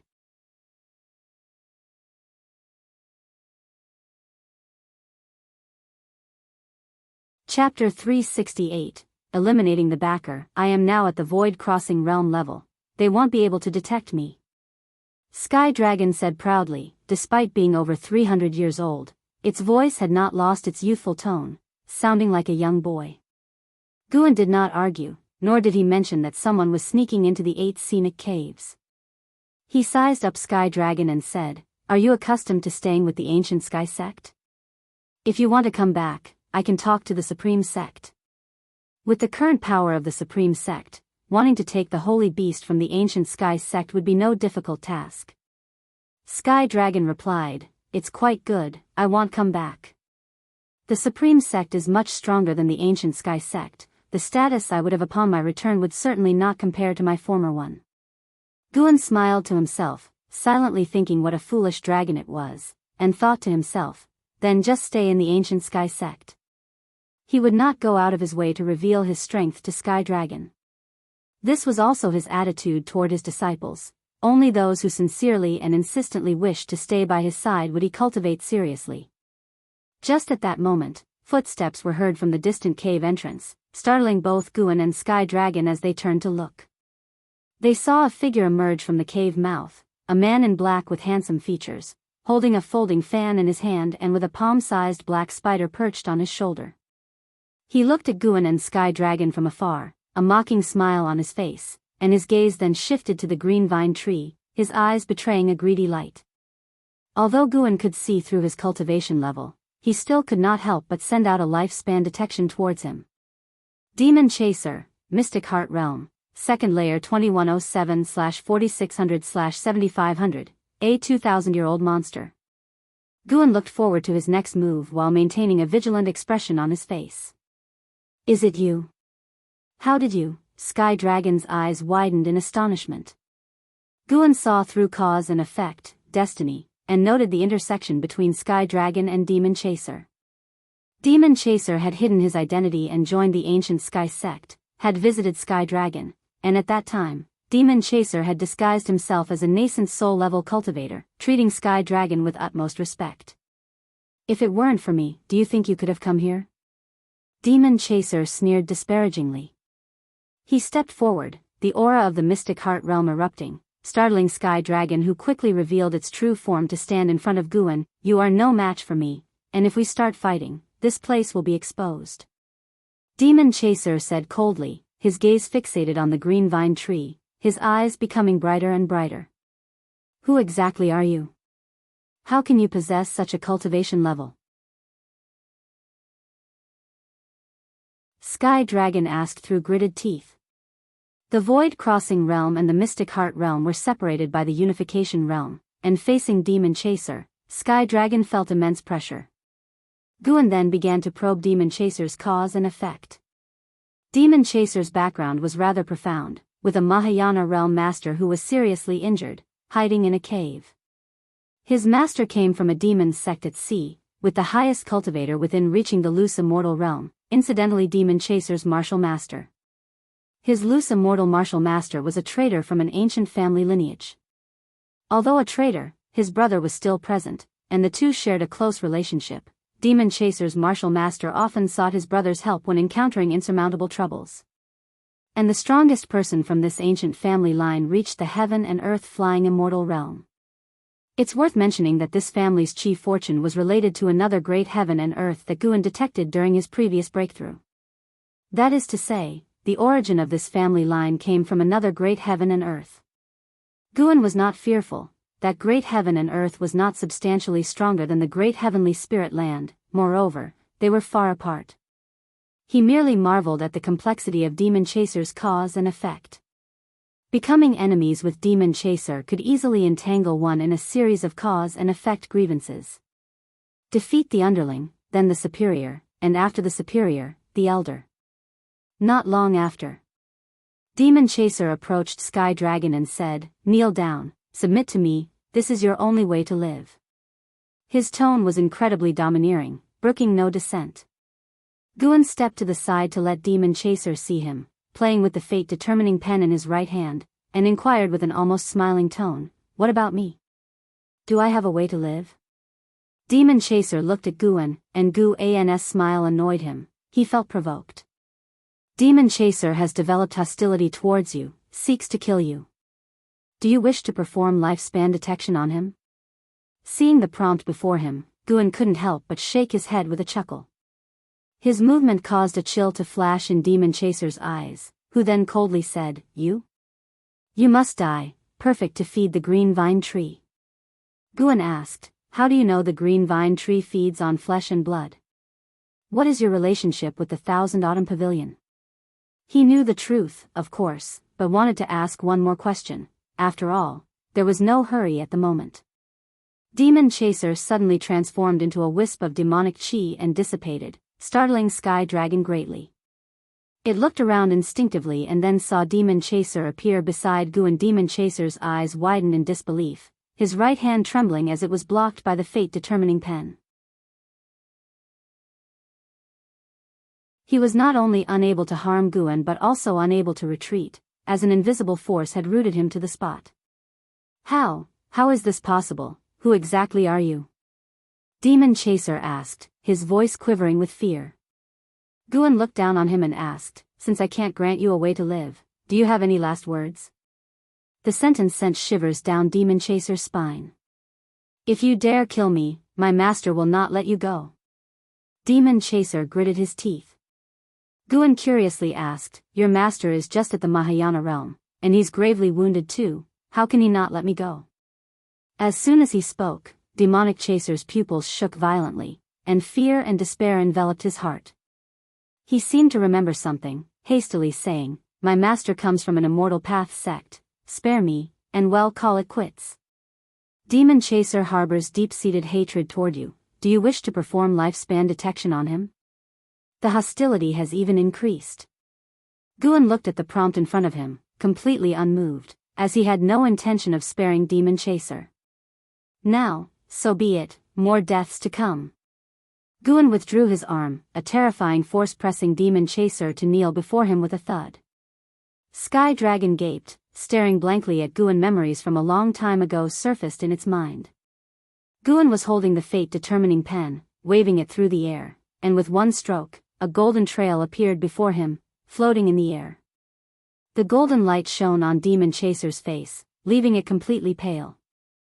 Guan wrote unhurriedly, forming the character for death. As the final stroke completed, Demon Chaser's heart skipped a beat. He looked at Guan with a mixture of shock and fear, and asked through clenched teeth, "What have you done to me?"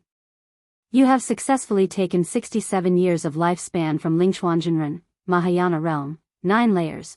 You have successfully taken 380 years of lifespan from Zhonglu, loose immortal realm, 4th layer. You have successfully taken 512 years of lifespan from Su Tianqing, loose immortal realm, seventh layer. One prompt after another appeared before Guan, and he glanced at Demon Chaser and said indifferently, I haven't done anything to you.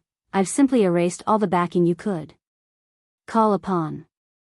Demon Chaser's eyes bulged, and he yelled almost manically, what kind of joke is this?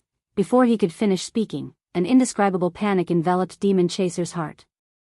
For some reason, he suddenly felt as though he was abandoned by the entire world, a panic unlike any other, an unspeakable palpitation that agitated his thoughts.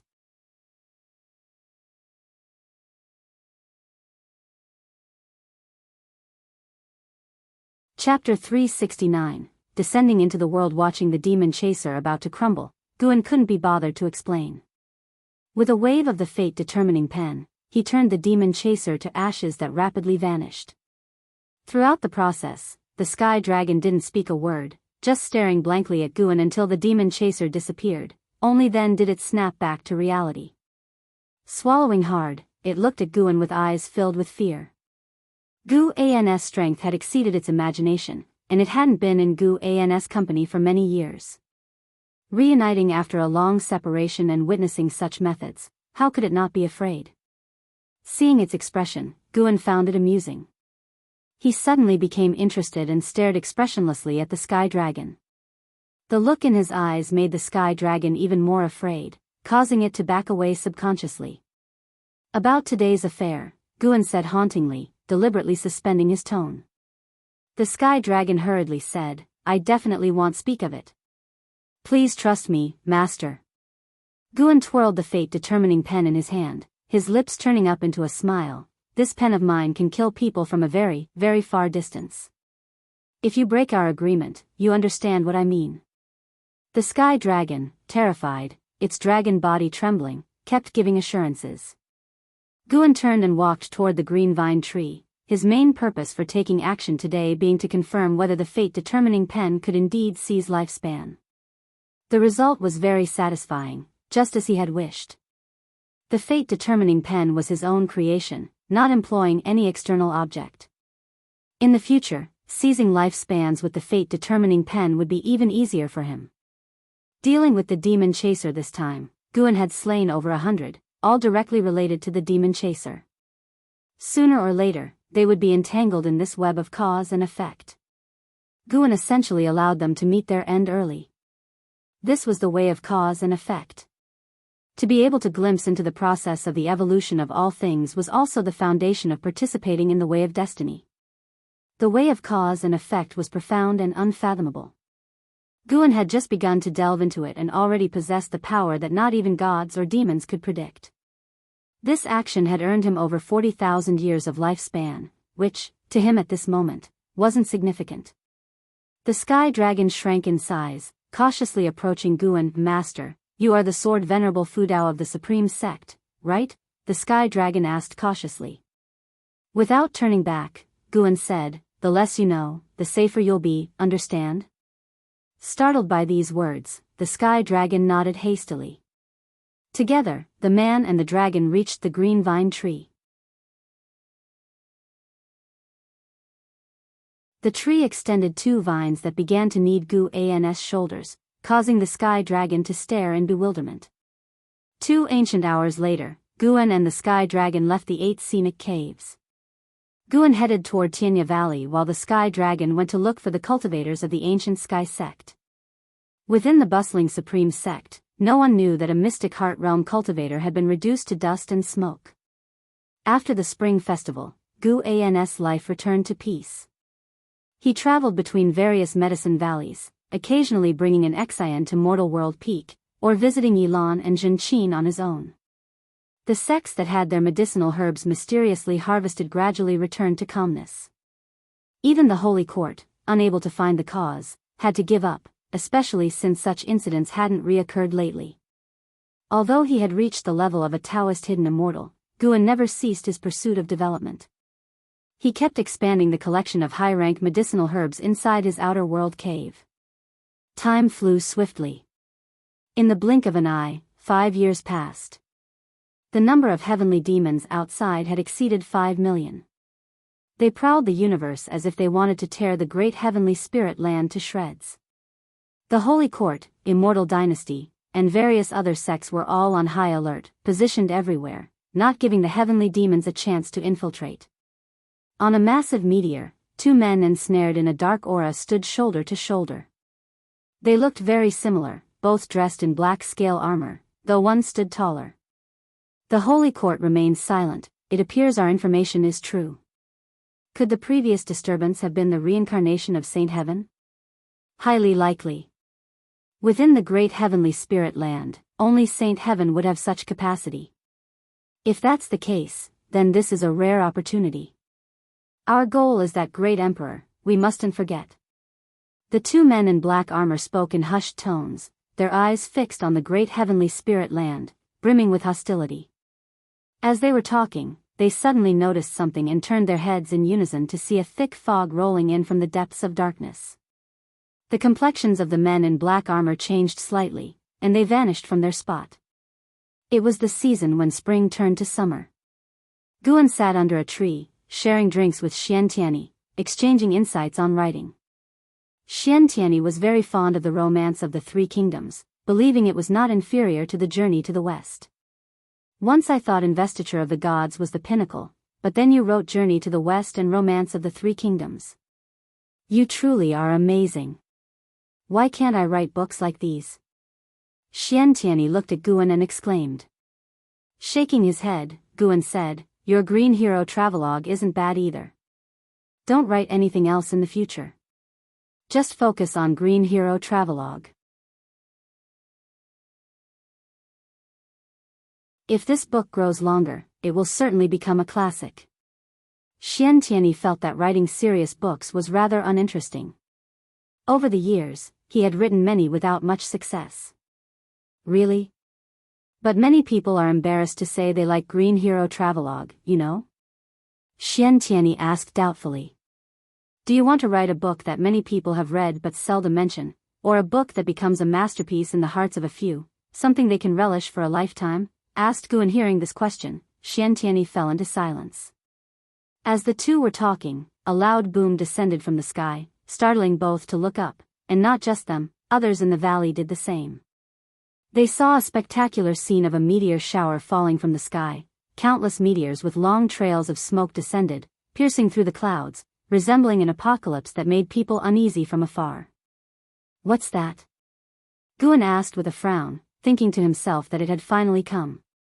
The heavenly demons began their invasion, effortlessly breaking through outer heaven's defenses under the lead of a free immortal. Those meteors concealed many heavenly demons. I'm not sure, they'll check it out. With those words, Xiantiani disappeared from where he stood. Guan stood up and walked towards his loft. An Xian ran all the way to him, anxiously asking, Master, what exactly is that? I'm not sure either, but we're safe inside the Supreme Sect, Guan reassured her. Relieved by his words, an Xian could hear the unspoken message from her master. Those mysterious beings from outer heaven couldn't threaten him. As Guan moved forward, he glanced up and saw that one meteor was heading straight for the Taizong continent. Shenxinzi had already gone to meet it, preparing to protect the Taizong continent. Guan did not intend to take action. After his breakthrough, with the invasion of the heavenly demons, perhaps there was some scheme behind it. As long as the continent could withstand this disaster, there was no need for him to intervene. It would be a good opportunity for others to get some practice. In fact, Sword Venerable Fudao had not acted for a long time and there were daily conflicts of varying sizes within the Supreme Sect, which Guan did not meddle in. This also let the people of the world understand the stance of Sword Venerable Fudao. As long as the core foundation of the Supreme Sect and the safety of the continent were not threatened, Sword Venerable Fudao would not act. After Guan entered his room upstairs, Shenxinzi had already shattered the meteor, from which a horde of heavenly demons surged out, the strongest reaching the wandering immortal realm. They besieged Shenxinzi, plunging him into a hard battle. Nine-Finger Divine Lord quickly went to provide support, and cultivators from all over the continent also rushed to the scene. The Taizong continent was just a microcosm. A grand defensive battle had begun in every part of the world. The great battle outside was even more imposing. Ancient immortal emperor of the immortal dynasty and the saint ancestor of the holy court joined forces against the free immortal heavenly demons, deadlocked in combat. Divine thought true immortals showcased their divine skills, and even the 7 beings hidden inside the sun came out to join the battle. Phoenix, True Dragon, Qilin, White Tiger, Xian Turtle, Green Bird, Kuan. Their opponents were also colossal creatures, fierce beasts from the silent destruction domain. The scope of the battle quickly expanded, with the great heavenly spirit land at the center. Fighting figures filled every direction. The Sun and Moon Netherworld Emperor stepped out from his house, his gaze calm as he looked up at the sky. At that moment, Long Qing passed right by him, his eyes fixated on the distance, brows tightly furrowed. The Sun and Moon Netherworld Emperor's gaze fell upon him and he suddenly furrowed his brow.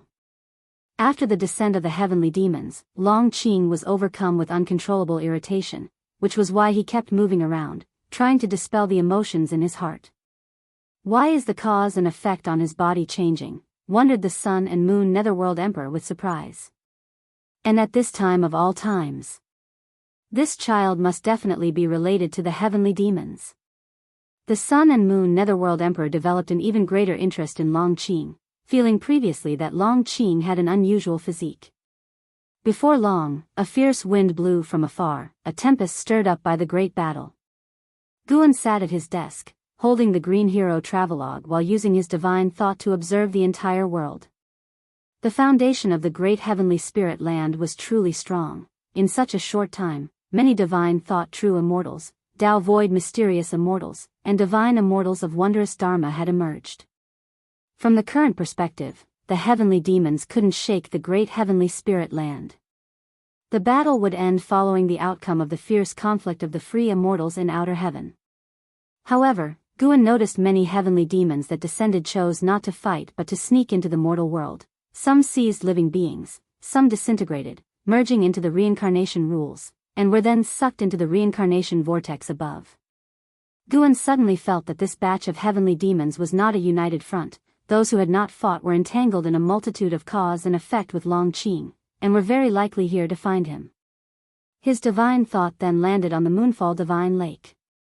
Moonfall Divine Lake was also experiencing an attack by the heavenly demons, their situation even more dire because a divine immortal of wondrous Dharma realm level heavenly demon was lurking around. The reason Guan was paying attention to the Moonfall Divine Lake was mainly because of Zhu Shi with the Tai Chu swallowing Yuan body. Under his gaze, Zhu Shi escaped alone from the Moonfall Divine Lake. She stepped on a flying sword, holding a lantern that made her invisible. Only when the crisis on the Taizong continent was resolved by evening did Zhu Shi seek refuge on an island, where she hid in the forest, the lantern still burning. Unbeknownst to her, a heavenly demon was hidden on this very island. Although its cultivation was only at the loose immortal realm, it was far more than she could contend with. Her lantern could not escape the eyes of the heavenly demon. The heavenly demon was closing in on her. Zhu Shi, who was seated in meditation, frowned. Opening her eyes, she looked around, feeling panic. She had a foreboding sense of impending doom and trusted her instincts. That's why she felt so frantic, realizing she was surrounded by danger with no chance to escape.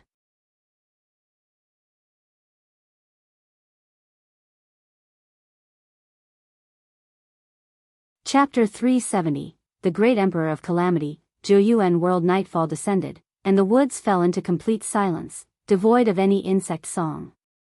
Zhu Shi stood up, holding a lantern in her left hand and clenching a sword in her right, her gaze nervously sweeping the surroundings. Suddenly, she heard the sound of the wind and instinctively turned her head to look. Then sounds of the wind came from another direction before she could turn again, and soon wind noises erupted from all directions. A gust carrying leaves assaulted her face, causing her eyes to widen in alarm. Far in the Third Medicine Valley, Guan watched this scene unfold without intervening. Zhu Shi was no match for the loose immortal realm, losing consciousness immediately upon the other's attack. The attacker was a female heavenly demon seeking to possess her body, but just as its soul began to infiltrate, the demon sensed a terrifying devouring force. The heavenly demon instinctively tried to escape, but only part of its soul body flew out, the lower half was sucked in, unable to withdraw. Guan raised an eyebrow as he observed, how much spiritual energy had Zhu Shi consumed. At 23, even with copious quantities of spiritual energy consumed, she shouldn't be able to shake a loose immortal. Could it be she harbored an even greater secret? No matter how the female heavenly demon struggled, she could not break free from the devouring force inside Zhu Shi, and soon, she was devoured. Zhu Shi then collapsed to the ground, and the woods returned to tranquility. It wasn't until an ancient hour later that Zhu Shi opened her eyes with a confused gaze. Upon regaining her consciousness, she swiftly scrambled to her feet and warily surveyed her surroundings. Seeing this, Guan withdrew his divine thought. This woman was no simple character. She might become a renowned figure in the future. Guan had no intention of inviting or accepting her as a disciple, mere curiosity prevailed. In the future, it would be worthwhile to observe Zhu Zai's life trajectory, reminiscent of binge-watching a drama in his previous life. Guan smiled and then turned his attention to reading the Green Hero travelogue seriously. The moon set and the sun rose. A new day arrived, and the Taitsong continent resumed its regular serenity. As the disciples gathered for morning exercises, they all discussed the distant battle of the previous day, curious about what had happened. When Guan was practicing, he used his divine thought to survey the world. Many regions were still heavily afflicted by heavenly demons, but fortunately, the Holy Court and the Immortal Dynasty were quicker to act, constantly exorcising demons and providing rescue. In this calamity afflicting all beings, the Immortal Dynasty showed formidable prowess, quickly catching up to the Holy Court. As they saved more and more lives, Guan distinctly felt the chi fortune of the Immortal Dynasty growing. This catastrophe actually presented an opportunity for the Immortal Dynasty. Guan spotted an house figure. He was observing the battle, for the weakest of the heavenly demons also had immortal path cultivation, far beyond his current capability. While observing the world, Shinxinzi returned. Many disciples looked towards him, feeling that he must know what happened the previous day. Not until the morning exercises concluded did Long Qing eagerly rush to Shinxinzi, asking why he had left. Yesterday, heavenly demons descended. Fortunately, the crisis on this continent has been resolved, Shinxinzi replied, though his complexion appeared unnatural. The battle from the day before triggered some foreign memories, leading him to suspect they were from his past life. He had long been aware of his identity as a reincarnated heavenly demon, but through the years, he had resolved to embrace this fact. He believed that with a determined will, he would not become a demon. He even entertained the delusion of using his identity to convert heavenly demons. Heavenly demon? Long Qing's eyes widened.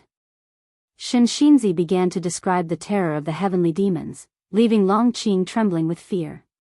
From afar, Guan watched the scene with amusement, two reincarnated heavenly demons discussing the threats of their kin, neither aware of the other's true identity. He gestured to the blood prison great saint and then walked towards the outer gate city. Although the battle in outer heaven hadn't ended, he had lost interest in it for the time being, as it seemed inevitable that the heavenly demons would be repelled. He decided to visit the outer gate city for a change of scenery. Elsewhere. 3 Pure Ones Mountain. Leah sat meditating at the edge of a cliff, gazing up at the sky, seemingly lost in thought. A soul approached, the ancestor of Li family who had once been hidden within Li Ya's body. "What are you thinking about?" The ancestor of Li family asked as he came beside Leah. "Ancestor, what is like beyond the heavens? And how many levels are there in the immortal path?" Leah asked softly. The ancestor of Li family replied, somewhat annoyed, "How would I know? You have already surpassed me in your lifetime. I am waiting for you to show me a broader world." Upon hearing this, Leah cracked a smile and then stood up, stretching languidly. "Well, get ready, as I will soon leave the mountain to seek fortune. I've realized that traveling is necessary. Secluded cultivation alone makes for slow progress in raising cultivation level. At this rate, I'm afraid I'll fall further behind in how." Hearing Li Ya's words, the ancestor of Li family showed a smile, saying, "I am indeed curious to see how formidable the divine exotic city is." The corners of Li Ya's mouth lifted, his eyes filled with spirit. The saint ancestor said that an era of prodigy competition is nigh. I cannot be absent. As he spoke, he lifted his right hand, where a white flame blazed in his palm. The ancestor of Li family looked at Leah, stroking his beard and smiling, filled with emotion. In just 400 years, this young man had achieved so much, it was hard to imagine the heights he would reach in the future. Ancestor of Li family recalled the scene of meeting Leah, his smile deepened. In the cosmos, scorching heat waves devastated the starry space. Ancient immortal emperor and saint ancestor paused, their gazes focused on a distant silhouette. Enshrouded in black fog, the figure seemed like a demon lord emerging from the abyss, a terrifying visage. His white hair flowed freely, crowned with a pair of forward-curving horns, his face pallid, with pupilless eyes. He wore a black feathered great robe, beneath which gleamed a chainmail shimmering with cold light. He was none other than the great emperor of calamity, a free immortal among the heavenly demons. Gazing at the calamitous great emperor, both the ancient immortal emperor and saint ancestor had eyes filled with wariness. The two sides had been clashing for months. The ancient immortal emperor and saint ancestor, 2 against 1, couldn't gain the upper hand, managing only to halt the great emperor of calamity's advancement and prevent him from stepping into the great expanse of the great heavenly spirit land. The heavenly demon's essence has dwindled to a mere tenth, yet you persist with your purpose, the ancient immortal emperor asked with an icy tone. The corners of the calamitous great emperor's mouth curled up, revealing a sinister and odd smile. He said, "Do you really think I allowed the heavenly demons to invade the great heavenly spirit land just to kill some inconsequential mortal spirits?" At these words, both the ancient immortal emperor and saint ancestor's expressions changed dramatically. Before they could interrogate him further, the calamitous great emperor was engulfed by the surrounding black fog, which churned violently and began to expand rapidly. The ancient immortal emperor and saint ancestor immediately responded, casting their mighty mana upon the black fog, but they could not dissipate it. During the surging process, the black fog coalesced into a huge black sphere that, from a distance, resembled a black hole. "What kind of divine skill is this?" the ancient immortal emperor asked with a grim look on his face. The saint ancestor gave no answer, he too couldn't see through it, but a strong sense of unease welled up in his heart. Meanwhile, in the Taizong continent, within a subsect of the supreme sect. In a courtyard. Guan was drinking with Yilan and Zhenqin. Zhenqin was discussing recent major events in the subsect. An elder oppressed a disciple, leading to the elder's sudden and gruesome death, causing a stir throughout the sect. Zhenqin had the makings of a storyteller, with a tone that could emotionally engage listeners. Guan was quite cooperative, showing a nervous expression at critical moments of the tale. Yilan, on the other hand, watched Guan and was occasionally amused by his expressions. Suddenly, Zhenqin stood up, drew her sword, and pointed it to one side, her eyes wide as she said, "That's exactly what I did, holding my sword to that man's neck, questioning him why he would harm his own master." Despite the evidence in front of him, he was still defiant, refusing to admit anything. Guan was about to speak when he suddenly sensed something, his eyes subtly shifting. Zhenqin was about to continue her story when her expression changed abruptly. Not only her, but Yilan's expression also changed dramatically. "What's going on? Why do I feel like something is grabbing me?" exclaimed Zhenqin in horror, instinctively looking at Yilan. Yilan's body trembled as she spoke through gritted teeth, "Me too, I can't break free." In Guan's eyes, a mysterious causality force intertwined around Yilan and Zhenqin.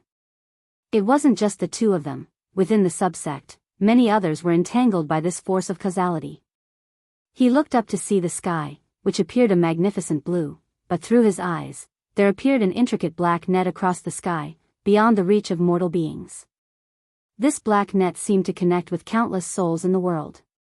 Guan's divine thought followed the black net and saw the enormous black sphere in the universe. In that instant, he understood the calamitous great emperor's divine skill. No wonder there were so many heavenly demons reincarnating and seizing bodies. It was to merge into the rules of heaven and earth within the great heavenly spirit land. Watching the trend of causality force exerted by the calamitous great emperor, it seemed he intended to pull many beings of the great heavenly spirit land into that black sphere. Guan saw that Long Qin was also entwined by this force of causality. He immediately stood up and, feigning panic, grabbed Yilan's shoulder to ask her what was wrong. "Elder brother, get away quickly," Yilan said through clenched teeth, unable to shake his grip nor stand up. "What's happening? How could I possibly abandon you?" Guan exclaimed anxiously. Yilan was about to reply when suddenly the world spun around them. The same sensation hit Jinqin. Then, Guan and the two women vanished into thin air. At this moment, countless beings disappeared without a trace, causing an earth-shattering uproar within the Supreme Sect subsect. Yilan clenched her eyes shut, feeling as if she was falling, a sensation even she, in the divinity transformation realm, found extremely unbearable. As she continued to fall, she gradually regained control of her body. Soon, she felt her feet touch the ground. A hand grasped her right hand, immediately calming her heart. This was her elder brother's hand. She knew every line on his palms, there could be no mistake. She then felt her eyes could open and immediately did so. What appeared before her was a sky shrouded in crimson, with countless figures descending from above like a torrential downpour. Guan and Jinqin stood beside her, atop a mountain peak, all looking at the sky in shock. "Where is this place?" Jinqin asked with trembling voice, her beautiful eyes wide. She followed the direction the figures were falling and saw a series of peaks stretching endlessly into the gloom. Once all the figures landed, the crimson sky revealed a pair of immense eyes, those of the calamitous Great Emperor, looking down upon all beings within the world, as if searching for something. "Mortal spirits of great heavenly spirit land, this realm created by this emperor is Jiuyuan world. No one can save you here. However, this emperor is merciful and will offer you a sliver of hope." The voice of the calamitous Great Emperor resonated, like a dull thunder, echoing through the heavens and earth.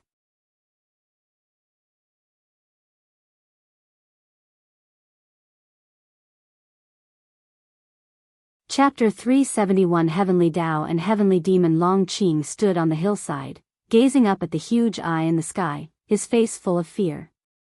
Other people were also on the hillside, all of them were disciples of the Supreme Sect, and an Xian was among them. Every person listening to the words of the Great Demon Emperor felt a chill down their spine, their hearts filled with fear. They had never heard of the Jiuyuan world, and it was even the first time they had heard the name of the Great Heavenly Spirit Land. Within the Great Heavenly Spirit Land, there are many heavenly demons reincarnated. They may be your kin or your dear friends. If you want to survive, then kill all the reincarnated heavenly demons.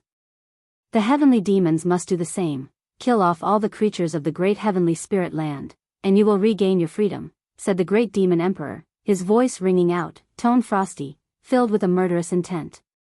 Yilan and Jinqin frowned upon hearing this, and they instinctively looked around, fearing an attack by a heavenly demon. Guan speculated that the Great Demon Emperor was looking for Long Qing. But why didn't he directly wipe out all the beings that fell into the Jiuyuan world? Soon, Guan understood. It was the protection of the heavenly Tao. As the voice of the Great Demon Emperor ceased, Guan felt the presence of many heavenly demons. Those reincarnated began to awaken their heavenly demon origin. As the demonic qi grew, the aura of the heavenly Tao began to emerge from the bodies of the Great Heavenly Spirit Land creatures. This so-called Heavenly Tao aura was the same as the aura of the layer of light outside the Great Heavenly Spirit Land, which prevented beings below heaven and earth flying immortal from flying to outer heaven.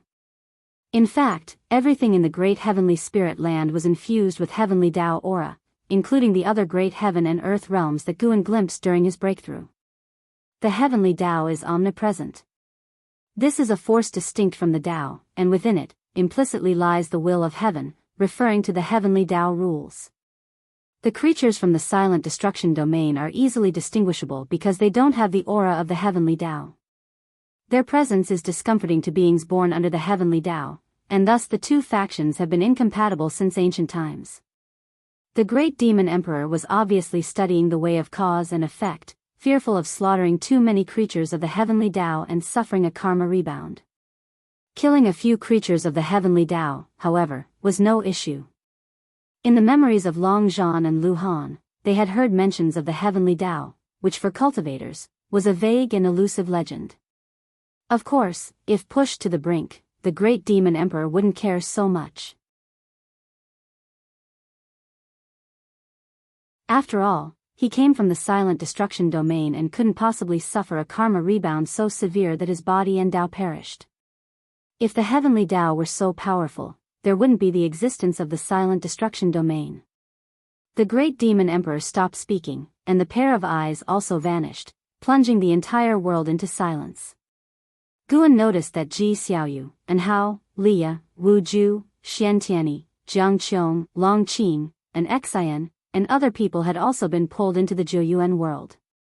It seemed that the beings dragged into the Jiuyuan world, apart from the reincarnated heavenly demons, were almost all but ordinary, at least their fates were extraordinary. He suddenly thought of a question: could the great demon emperor's action be related to the commotion of his breakthrough? Very likely.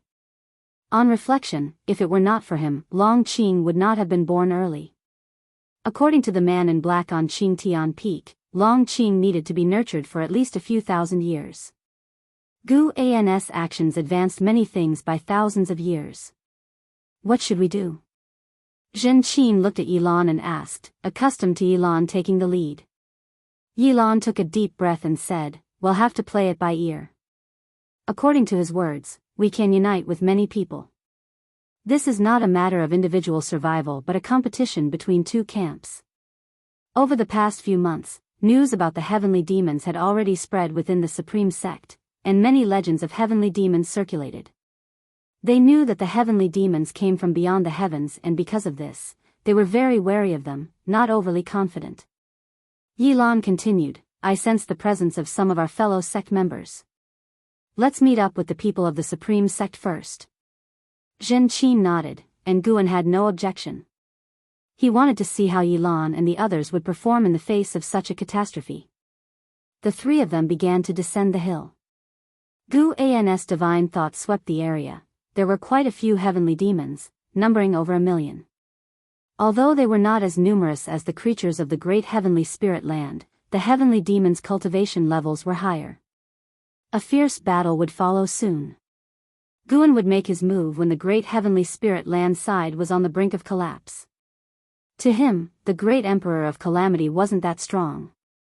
Both well studied in the way of cause and effect, Gu An's causal power was a step ahead of the great emperor of calamity. The Jiuyuan world was formed by the forces of causality, and for Guan to break it was hardly a difficult task.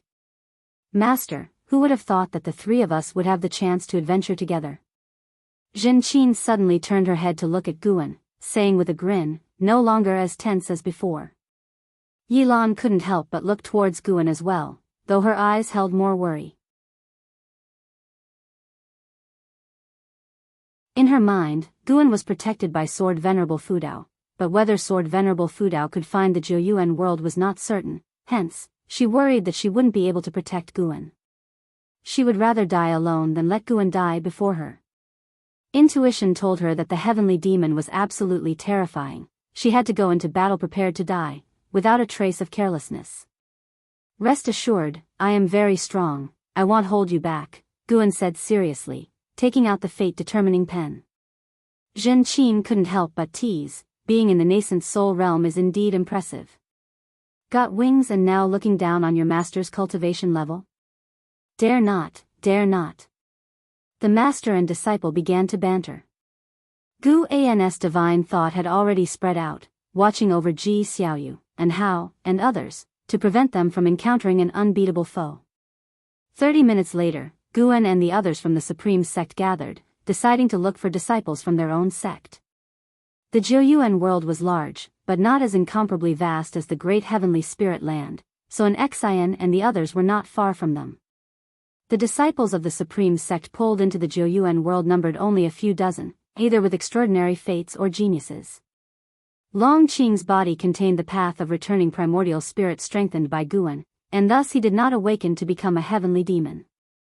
Facing the imminent battle with the heavenly demon, Long Qing was excited. He had long wanted to take on the world, but his master had not allowed it.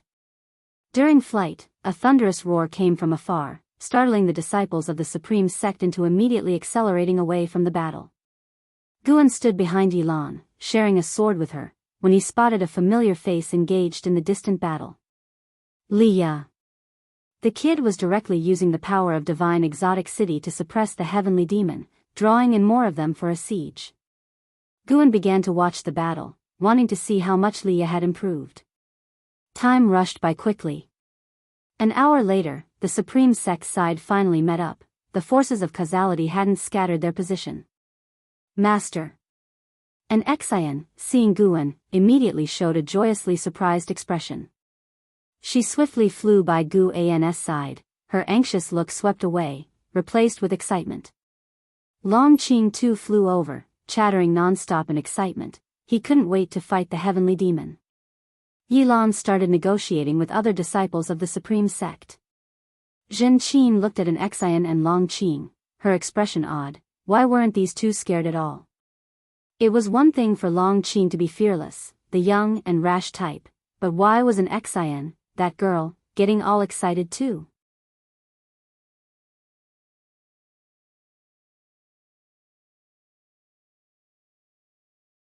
Chapter 372, Who are you, exactly? Supreme Sect disciples discussed for quite some time and ultimately decided to join the battle. In their view, hiding and waiting for others to fight, hoping for a slim chance of survival, was very foolish. Guan much appreciated the courage and insight of the Supreme Sect disciples.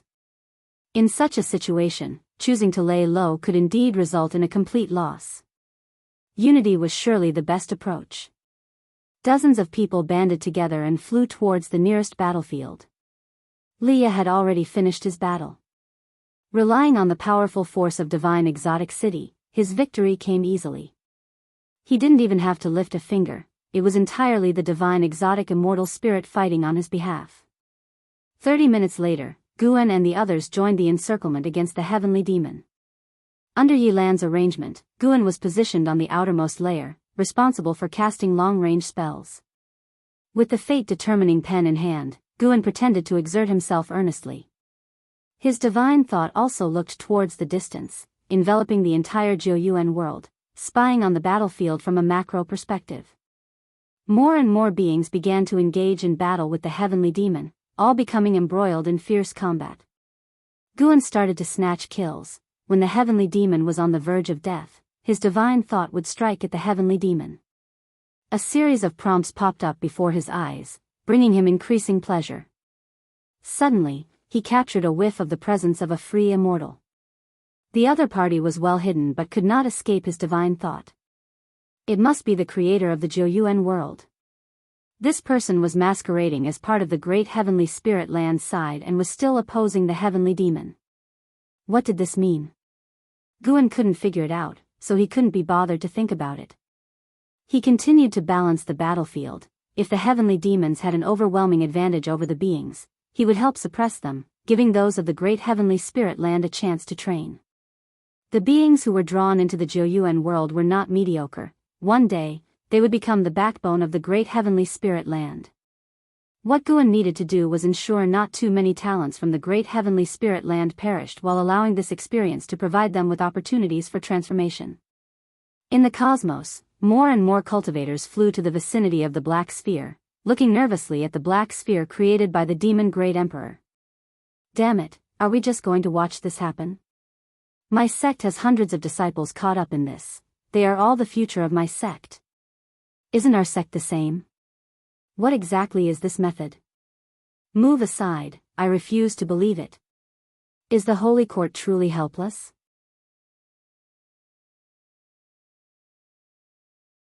Great cultivators of various factions discussed among themselves. Some even attacked the giant black sphere, trying to shatter it, but no spells or divine skills that struck the black sphere could move it. The ancient immortal emperor and saint ancestor stood on high ground, frowning at this scene. A figure appeared behind them, a middle-aged man dressed in golden garments, holding a jade ruler, with a dignified face. Holy Minister, is there truly no way to resolve this? The man in golden garments asked. He was indeed the Holy Minister of the Holy Court. At this moment, his brow was furrowed, and his eyes were full of worry. The saint ancestor, with his back to him, answered, I can sense that the chi fortune of the Holy Court has not weakened, which means that those juniors involved have not suffered significant casualties. Let's seal off this space first. The Holy Minister hesitated for a moment, then turned to give the order. The ancient immortal emperor took a deep breath and said, I feel that his purpose is not the slaughter of the young generation of the great heavenly spirit land. It seems he is searching for something. The saint ancestor replied, I think so as well, but throughout history, there have been too many beings from outer heaven that have infiltrated the great heavenly spirit land. It is temporarily impossible for me to deduce what the demon great emperor is searching for. The two free immortals fell into confusion, their gaze never leaving the black sphere. Time moved quickly.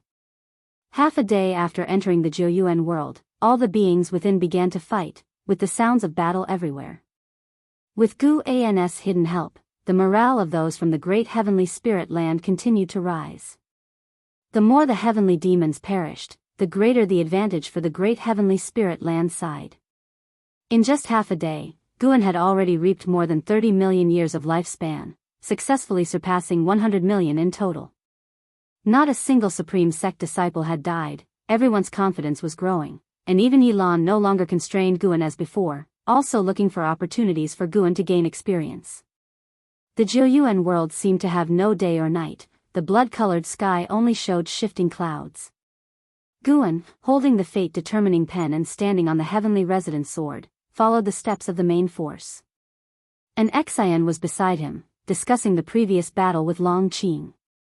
Gu An's eyes looked towards the front lines at Wu Ju. As the mainstay of the Supreme Sect disciples, Wu Ju was capable of standing on his own. Seeing his independence, Guan couldn't help but think of his own timid demeanor in the past, filled with emotion. If possible, Guan would rather the ordeal last a few more days, but the heavenly demon-free immortal was becoming harder to restrain. It had only been half a day, and a third of the heavenly demons had died. Tens of thousands of miles away. On a mountain cliff stood a man in black, furrowing his brow. He was the incarnation of the demon great emperor. What's going on? The beings of the great heavenly spirit land can't possibly be this formidable. The demon great emperor was filled with confusion. In his view, although the great heavenly spirit land side had a numerical advantage, it should not be showing its current strength since the heavenly demon side was clearly stronger. The more the demon great emperor thought about it, the more panicked he became. He felt that an unknown entity might have infiltrated the Jiuyuan world. Even he, a free immortal, couldn't see through it. The first he thought of was Xingtian of the Holy Court. He had previously obtained the Saint Heaven reincarnation. Perhaps Xingtian had also been pulled in and was secretly making a move? The more he thought about it, the more plausible it seemed. He immediately disappeared from the spot. Wu Ju flew to Gu An's side and said, according to the intelligence we've gathered, the other battlefields are also gaining an advantage, so you don't need to worry too much. Guan replied reluctantly, what do I have to worry about? It's you guys who are charging into battle, I'm in no danger at all. Wu Ju laughed and said, this is still your first time leaving the Supreme Sect for an adventure, I'm just afraid you might be anxious. An Xian covered her mouth and snickered nearby. Wu Ju thought she was laughing at Guan, so he didn't think much of it. Standing behind Guan, Long Qing leaned forward and excitedly asked, Elder Wu, when will the next battle begin? During the previous fight, he had also participated, and his formidable physique surprised many disciples of the Supreme Sect. It was truly inconceivable that this lad had not an ounce of spiritual power but could still display such domineering performance. Wu Ju looked at him and smiled, it should be soon.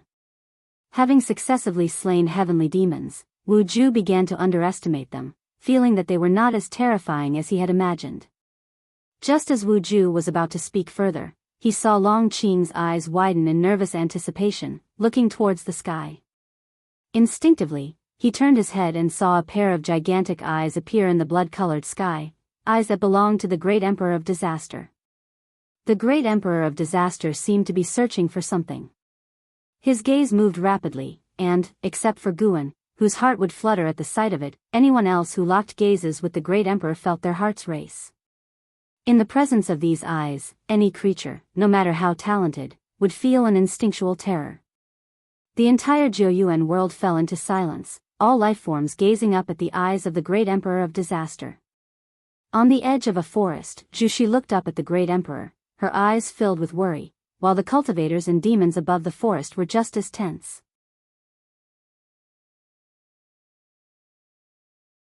Dear heavens, please let me survive this calamity, Jushi prayed silently in her heart. In the earlier part of the day, although she had been part of the battle, she never approached the heavenly demons closely and only played a supporting role. As the eyes of the great Emperor of Disaster appeared, people's excitement was extinguished. What did it matter if they could defeat the heavenly demons? To leave alive, the demonic eyes in the heavens were an unavoidable presence.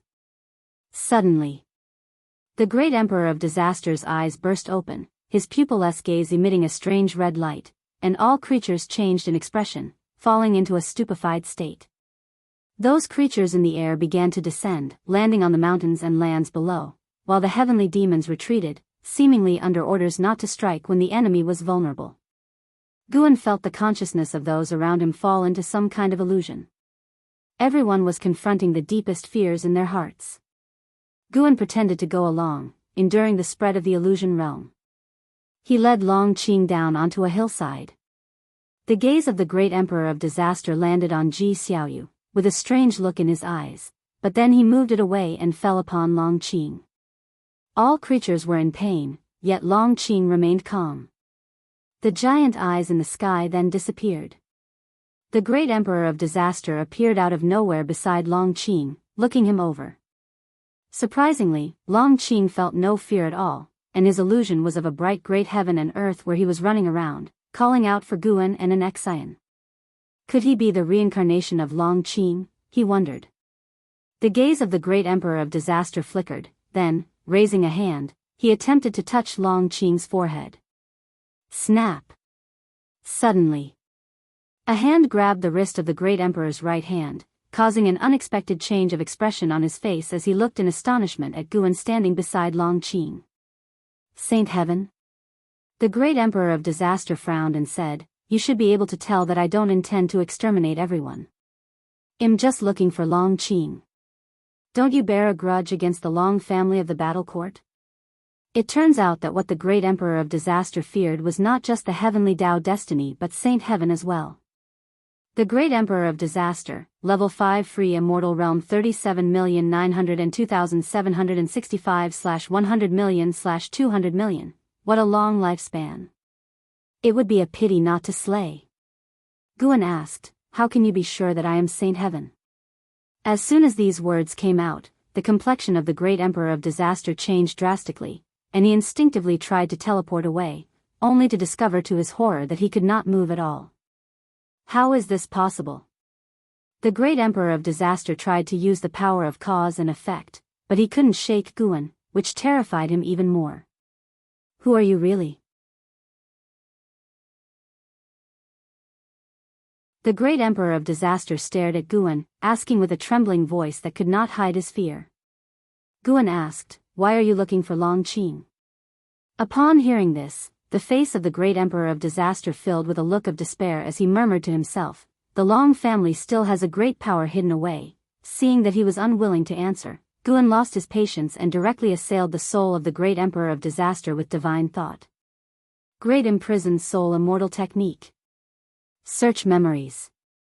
After a dozen or so breaths, Guan withdrew his divine thought, and with a squeeze of his right hand, the great Emperor of Disaster instantly disintegrated into ash. A blood-red Tao seed hovered in front of him. Guan's gaze sharpened as the terrifying force of causality immediately ground the Tao seed into dust, vanishing in a flash. You have successfully seized 6,230,567 years of lifespan from the great Emperor of Disaster, Level 5 Free Immortal Realm, over 620,000 years of lifespan. A look of pleasure crossed Guan's face. Truly worthy of a free immortal.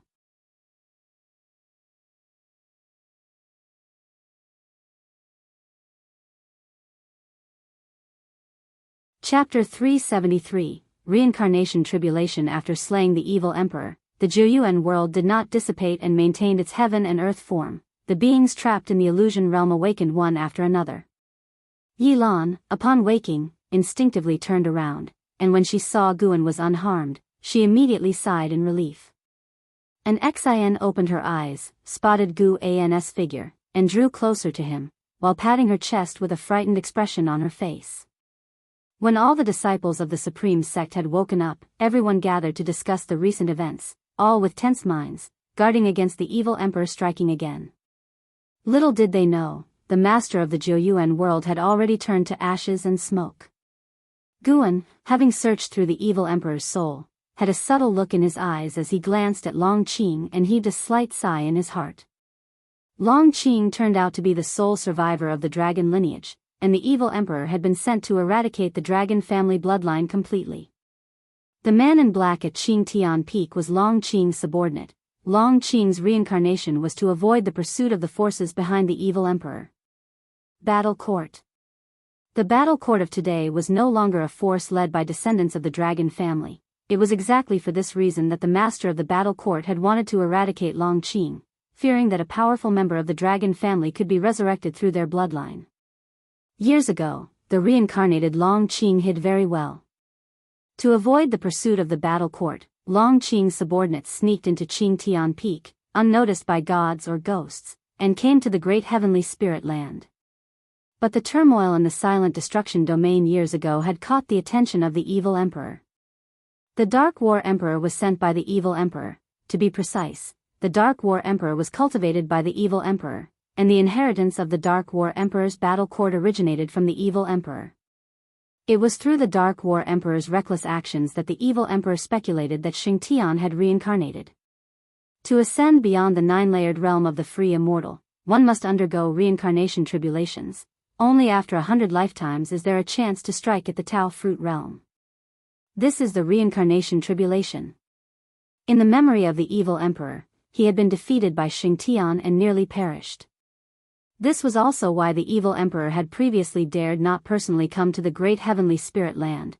The Dark War Emperor was merely one of his pawns, and not even the Holy Court's holy ministers knew there was someone behind the Dark War Emperor. Just the thought that Long Zhan's descendants were reduced only to Long Qing made Guan feel a tinge of melancholy. Guan, however, was not afraid of an attack from the battle court, for from the evil emperor's memories, it was clear that stronger existences from the battle court could not reach this universe, and only the free immortal could.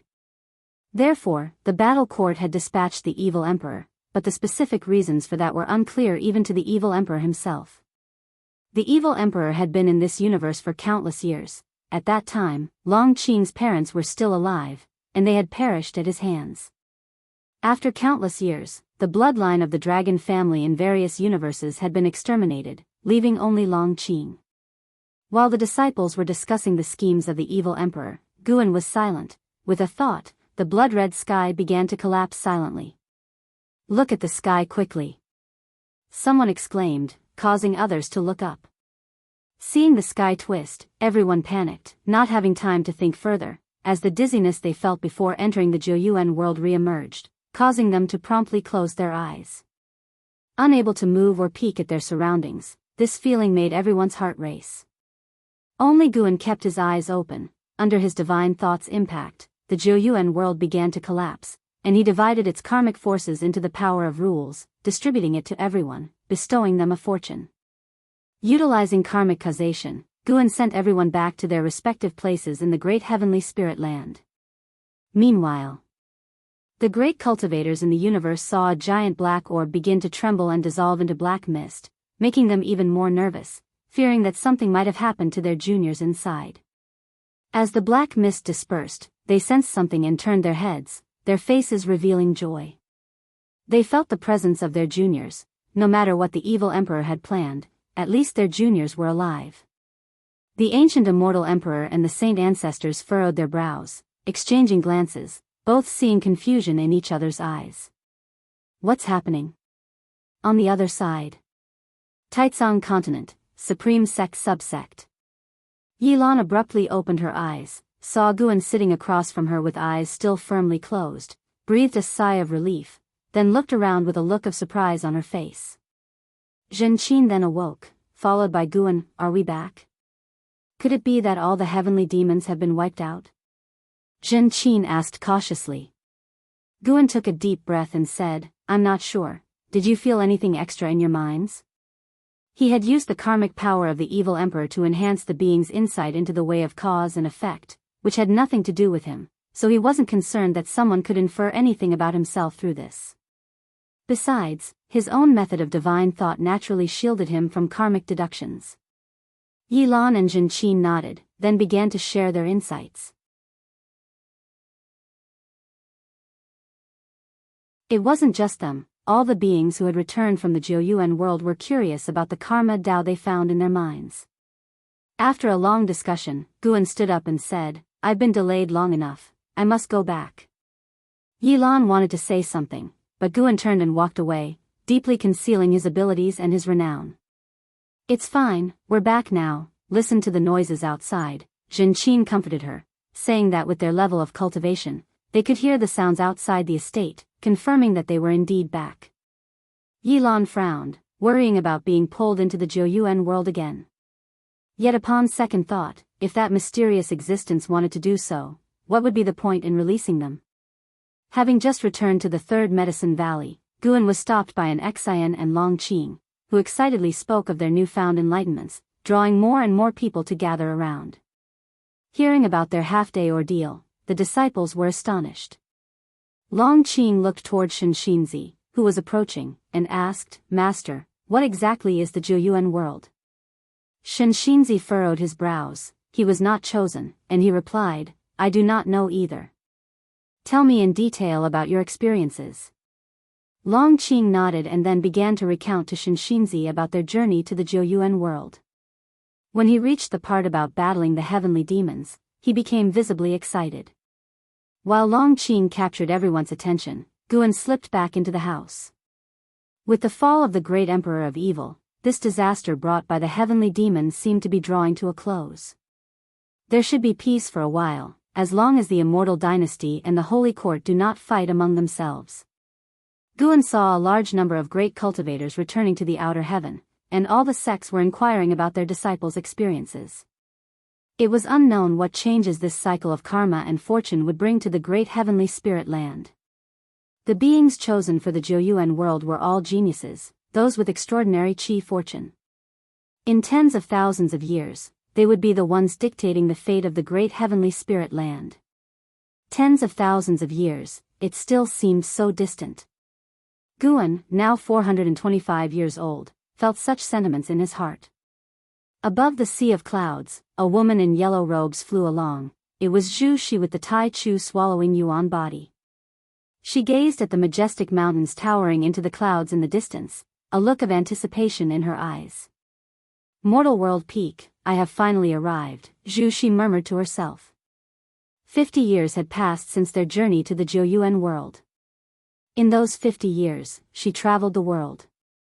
Some years ago, when she heard that Mortal World Peak was recruiting mortal spirits, she decided to try her luck. Mortal World Peak was one of the top immortal sects in the world. If she could take root here, she would not need to wander anymore. At the same time, atop Dingtian Peak, Guan, who was reading in the mountaintop courtyard, sensed Zhu Zai's presence and felt a touch of surprise. Was this a coincidence? He had no intention of looking after Zhu Shi. He wanted to see how she would fare after joining Mortal World Peak. Beside him, an Xian, who was practicing Daoist Gang primal energy, turned her head to Guan and said, Master, the Gang Qi inside my body is going haywire, I can't control it. Her tone was anxious, clearly in panic. Guan, lying in his chair, did not get up but just lifted his left hand and flicked his index finger towards her. A jet of strength energy shot out, entered Nzin's body, and instantly calmed the rampaging Gang Qi, restoring its normal flow. An Xian breathed a sigh of relief. Looking at Guan with admiration, she asked, Master, how are you so powerful? When will I be able to cultivate to your level? Cultivate for 100 million years, Guan replied offhandedly, flipping the page with his left hand. 100 million years? How long is that? Who can live that long? An Xian complained, feeling like her master was teasing her. Guan ignored her and continued reading. This book was not the Green Hero travelogue, but a rare book he found at Mortal World Peak, which recounted an extraordinary tale from Mortal World Peak, a story of a disciple who fell in love with a female demon. This book was a banned one, quite hard to come by. Based on Gu An's experience, the writing in this book was not as delicate as that by Xian Tianyi, but it had its charms in the bizarre. The demoness reincarnated several times to find the protagonist, which was quite touching. As dusk approached, Guan finally got up, stretched, and then left with an Exian. After returning to the Supreme Sect, the pair landed in a grove and made their way toward Mystic Valley. An Exian was talking animatedly about her cultivation progress for the day, very lively. Guan was not bothered by her enthusiasm and listened attentively, offering occasional guidance. Arriving at Mystic Valley, Guan spotted a familiar face. Jiang Qiong. Jiang Qiong was standing in front of a garden railing, admiring the flowers in full bloom. Guan asked an Exian to head back to the Third Medicine Valley on her own, and he approached Jiang Qiong. Looking at Jiang Qiong's back skeptically, an Exian didn't stop but headed towards the transmission array platform. How long have you been here? Gu An's voice reached Jiang Qiong's ears. Without turning around, she focused on a flower and responded, about 2 ancient hours, I'd say. Only when Guan came to her side did she turn to face him and size him up. So many years have passed, how come you are still at the nascent soul realm? When I was in the Zhouyuan world, I felt your presence. You must have gained some opportunities, Jiang Qiong asked with a frown.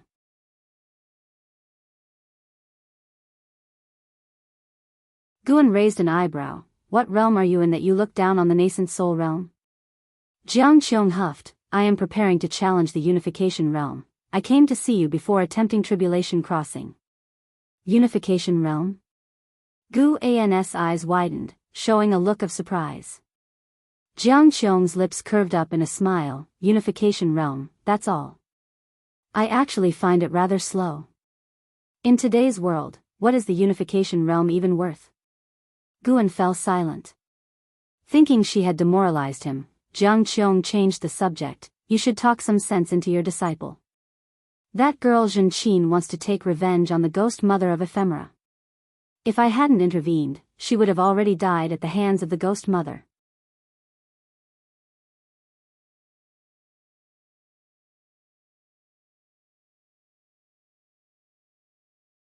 Chapter 374 The Book of the Reincarnation Path Emperor. Upon hearing Jiang Qiong's words, Guan frowned and then sighed, how can I persuade you? It's true that Su Han was indeed forced to death by the ghost mother of ephemera. That year, when Su Han was pursued and had no choice but to follow the ghost mother of ephemera, she taught him the defying fate divine skill. Before his death, he transferred his cultivation level to Zhenqin, helping Zhenqin to be reborn. After so many years, Zhenqin always remembered the hatred in her heart. Guan had long severed the master-disciple relationship with Su Han and had even saved him, owing Su Han nothing, so he did not plan to take revenge for Su Han. Moreover, the ghost mother of ephemera had already pledged allegiance to him. If not for his arrangement, how could the ghost mother of ephemera have helped Jiang Qiong establish the Juhua sect? Guan would not help Zhenqin kill the ghost mother of ephemera but would ensure her survival. Perhaps it was unfair to the ghost mother of ephemera, but there was no helping it. In Gu An's heart, Zhenqin was definitely more important than the ghost mother of ephemera. Out of his first batch of Medicine Valley disciples, only Zhenqin was still alive, and since she was very filial to him, how could he not favor her? Jiang Qiong frowned and said, the ghost mother of ephemera is now the deputy sect master of the Juhua sect, it's impossible for me to confront her. There's no need. Everyone has their own grudges. Your protection of Zhenqin's life is enough, thank you. Guan spoke earnestly and then raised his hand to salute Jiang Qiong. Jiang Qiong snorted and said, what thanks? Your business is my business. I quite like that girl Zhenqin too. Once I'm strong enough, I'll help her slaughter the ghost mother of ephemera. Guan was taken aback and asked, do you have a grudge against her? No grudge, but if I had to choose between you and her, would definitely choose you. However, these are all things for later. once I have the ability. Jiang Qiong shook her head. Afterwards, she talked about the insights she gained in the Jiuyuan world. Since her journey in the Jiuyuan world, she had many revelations during her cultivation, particularly about divination. She could now peer into the cause and effect of mortals to deduce their fate. She was curious if Guan had gained anything. Guan replied that he had, but his fortunes were not as great as hers, which left her slightly disappointed. After night had fallen, Jiang Qiong took Guan to the 8 scenic caves. Why insist on going to the 8 scenic caves? Just stay at my 3rd medicine valley. Now that you're a giant of the righteous path, having formed an alliance with Supreme Sect, they won't stop you from entering Supreme Sect. Walking through the forest, Guan couldn't help asking.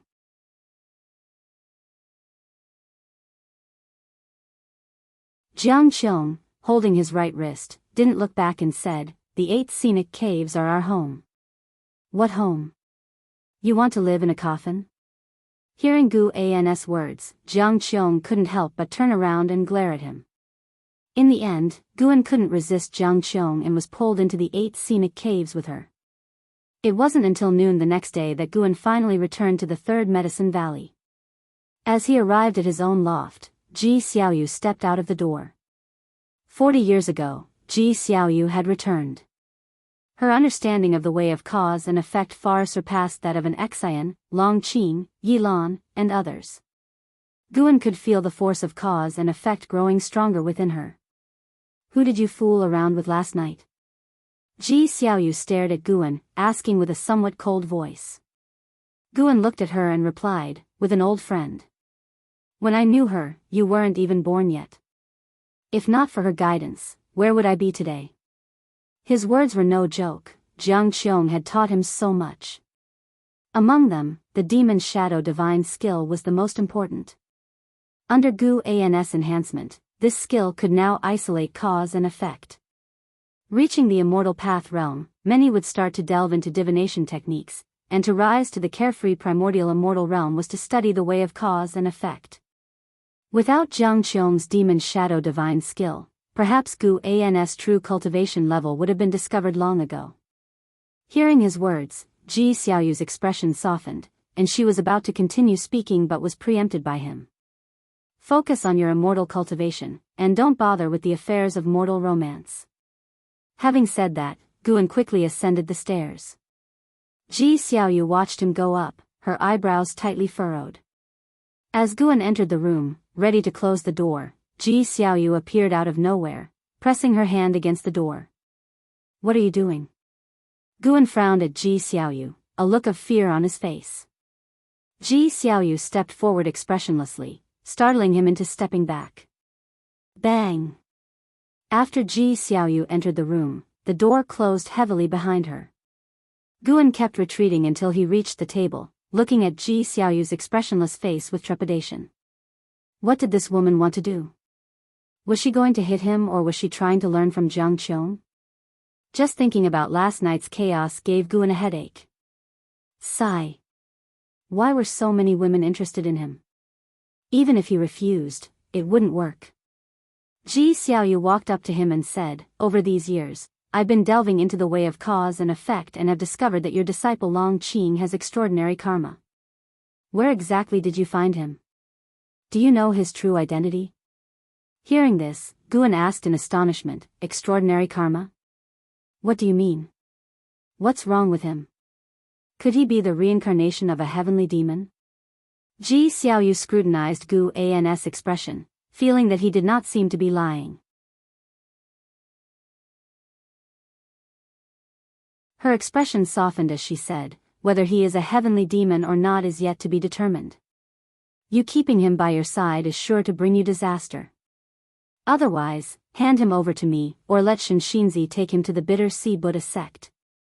That doesn't seem right. He's grown up in the 3rd Medicine Valley since he was a child. How could I possibly drive him away?"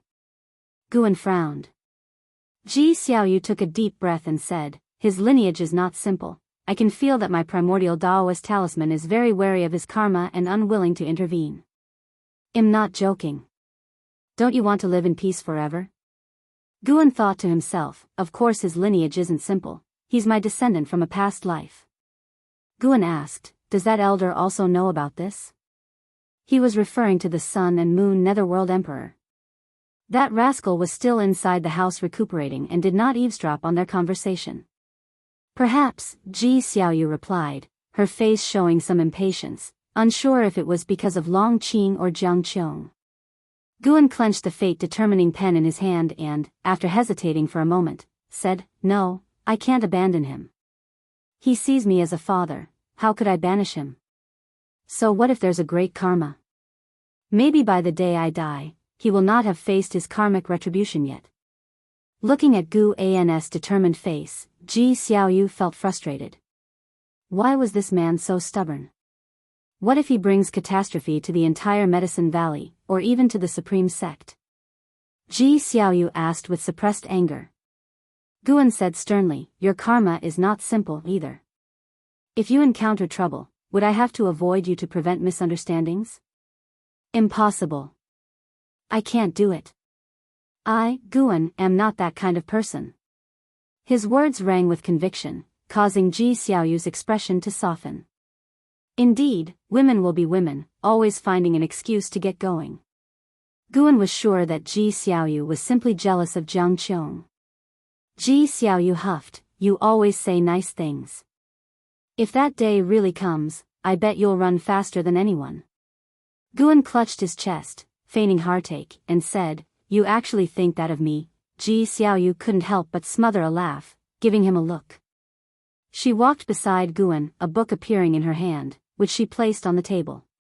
Guan fixed his eyes on it. It only had one character. Dragon. Ji Xiaoyu explained, this is a book I dreamed of in my past life. The Reincarnation Path Emperor was even holding it. It records the evolution of a family clan. You like this kind of book, don't you? Take a look, but do not spread it around. Guan couldn't help asking, dragon? It wouldn't be related to Long Qing, would it? Ji Xiaoyu did not elaborate and turned to leave. When she closed the door this time, she wasn't as forceful, gently shutting it.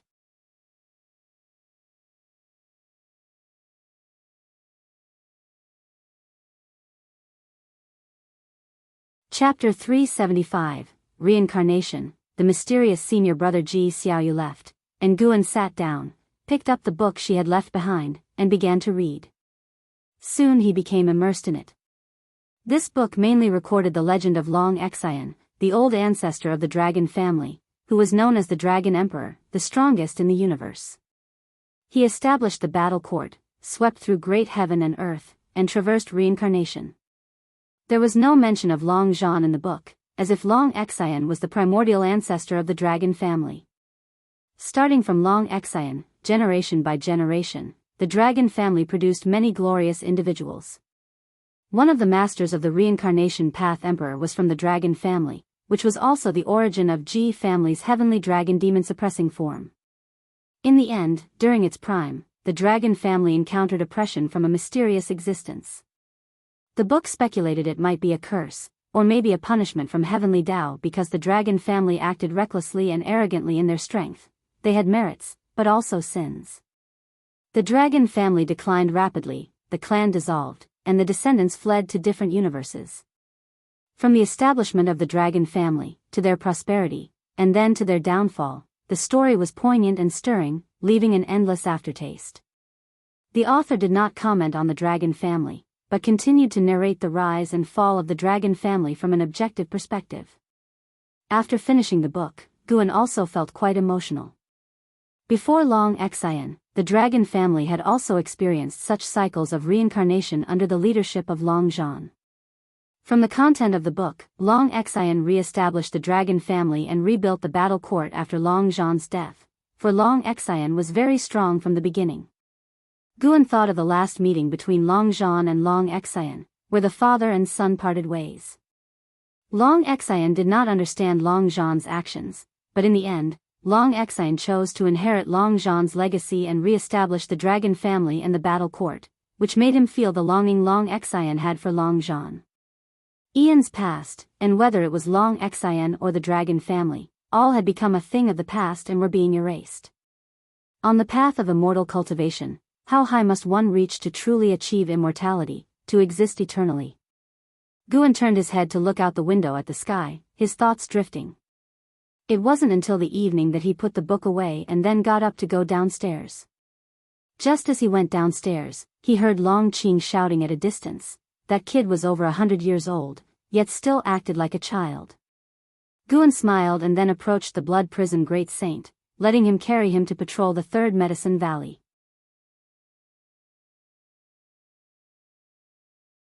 Master, that kid Long Qing is becoming more and more presumptuous. Can you raise my cultivation level? Otherwise, I'll be bullied to death by him. And what about the white spirit rat? That fat rat is getting faster and faster, but its cultivation level hasn't improved much, and it can't even speak human words. Blood Prison Great Saint spoke with a tone of grievance. He was of the Mahayana realm, how could he be bullied by Long Qing? Guan wanted to say that it was normal for you to not win against Long Qing, who was born in the Nirvana realm. Do not compare yourself with others, everyone has their own path. You should look to the future, Guan said earnestly. Blood Prison Great Saint's eyes lit up, and he was immediately invigorated.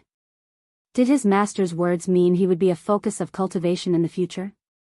The more he thought about it, the more excited he became. He stopped thinking about being bullied by Long Qing and the white spirit rat and started to fantasize about dominating the world. He wanted to become the strongest great saint under the heavens, sweeping across the land.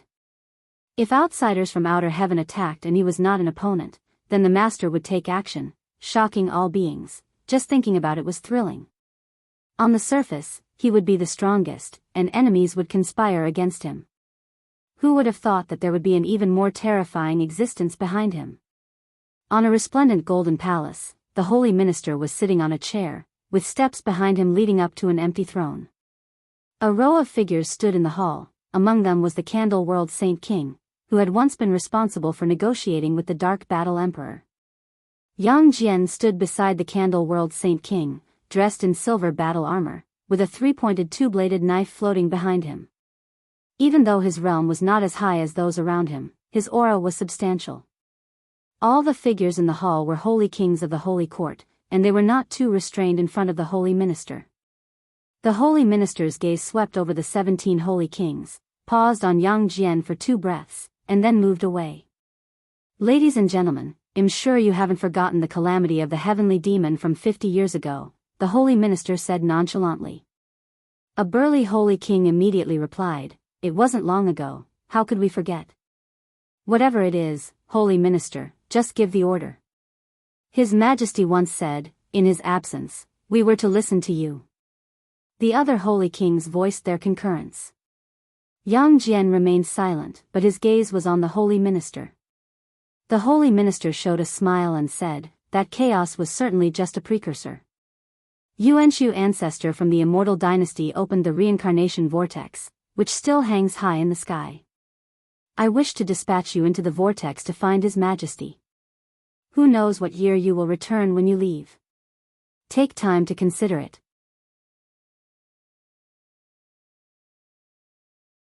Upon hearing these words, the holy king's expressions shifted slightly. That reincarnation vortex was not under the control of the holy court, and no one knew what lay within. The hall fell silent, with no one immediately agreeing. The holy minister was not in a hurry, patiently waiting. He raised his right hand, and a golden light orb condensed in his palm. He stared at the golden orb, as if peeking into something. I will go. A voice rang out, not loud but firm in tone, causing the holy kings to turn their heads to look. The speaker was Yang Jian. A holy king taunted, that makes sense, the Candle World Saint King just went through reincarnation. Who could be more suitable? The Candle World Saint King glanced at Yang Jian, deep in thought. The holy minister, still staring at the golden light orb in his hand, asked indifferently, anyone else? I will go, the Candle World Saint King said. These holy kings were astonished, having not expected him to agree. It wasn't his usual style of conduct. Yang Jian also glanced at the Candle World Saint King. The holy minister nodded and continued waiting. Realizing the holy minister was still waiting, the holy king sensed something and their faces turned unsightly.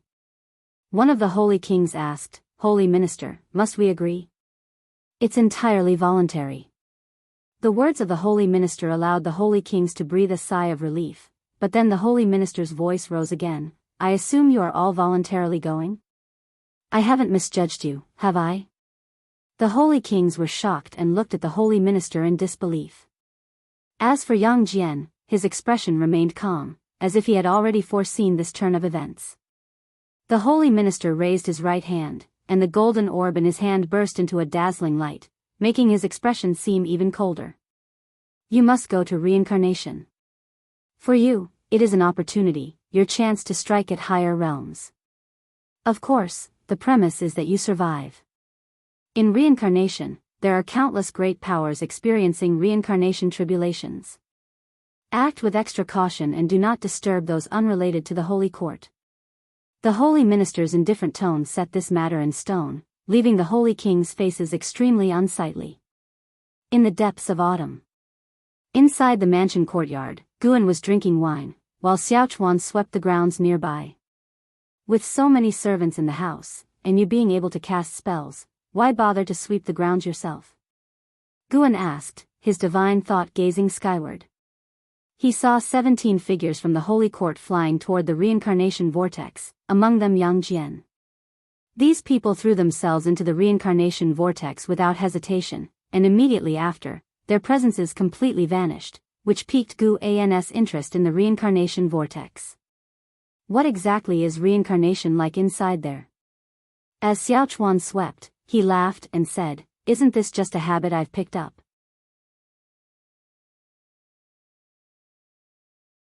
"It's what you taught me, brother." Guan turned to Xiaochuan and asked, "Have you not cultivated these years?" Xiaochuan's cultivation level had stagnated for decades, and his lifespan had shown no sign of increasing. Old age makes it hard to persist. "Besides, my children and grandchildren often bring me troublesome matters," Xiaochuan said with a shake of his head and a wry smile. He added, "I'm 472 years old this year. I'm content. I never imagined I would live for so many years." He began to recount tales from his childhood. Each time Guan visited, Xiaochuan would reminisce about the past. On this occasion, however, Guan wasn't listening attentively, his thoughts were wandering. Seeing Yang Jian and the others enter reincarnation, a bold idea suddenly came to him. If he sealed Xiaochuan's memories and then implanted a destruction Dao seal into his body, no matter what kind of reincarnation he underwent, Guan would be able to find him. When the time came, he could help him recover his memories. Wouldn't they be able to reunite? He had tried his best to impart the traditions of immortal cultivation to Xiaochuan, but alas, Xiaochuan's maximum lifespan still increased very slowly. Even though he could elevate Xiaochuan's cultivation level, it didn't affect his maximum lifespan. The higher he reached in realm, the more acutely Guan felt the terrifying decree of the ineffable destiny. "Xiaochuan, if there is an afterlife, would you still want me to find you?" Guan suddenly asked. Xiaochuan stopped his sweeping, turned his head to look at Guan, and cheerfully said, "Brother, if you could find me, you must have become an immortal, right? If you don't mind, I would indeed hope to see you again. But don't worry about it too much, everyone has their destiny. I'm truly only grateful to you." Without Guan, what would his life be like today? His only regret in this life was that he failed to repay his mentor. "I'm just speaking hypothetically. If I become that powerful one day, I would need to consider whether or not to help you escape the suffering of reincarnation," Guan said with a laugh. Xiaochuan responded with laughter, "If there's a chance for that, I would definitely want it. So, let me thank you in advance for taking care of me, brother." Becoming an immortal? How distant a dream. Xiaochuan had heard of the existence of the immortal path realm, but he had not heard of those who possessed eternal life, nor had he heard of the true immortal gods. Those who were comparable to immortals were nothing more than powerful cultivators. If you undergo reincarnation, in what kind of family would you wish to be born in the next life? Guan continued to ask, as he poured himself another drink. Xiaochuan took interest, set aside the broom, walked over, and sat down, starting to ponder as he sank into reverie. His requirements were not high, born to parents that could accompany him, and hopefully with better aptitude for cultivation.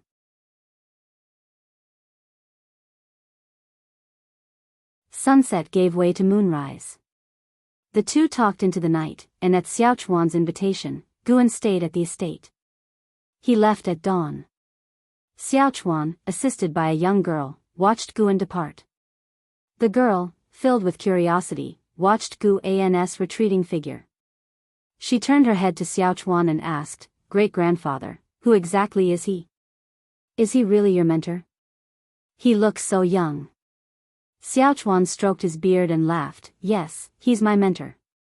But as to who he really is, I'm not sure myself. My mentor is very mysterious, maybe," the girl pressed, "maybe what?" Xiaochuan shook his head and walked away. As Guan disappeared at the end of the street, the girl hurriedly followed her great-grandfather, pressing him with questions. You're tuning in to the Dreamy Love Stories YouTube channel. Don't forget to subscribe and join us on this journey to catch the most captivating stories.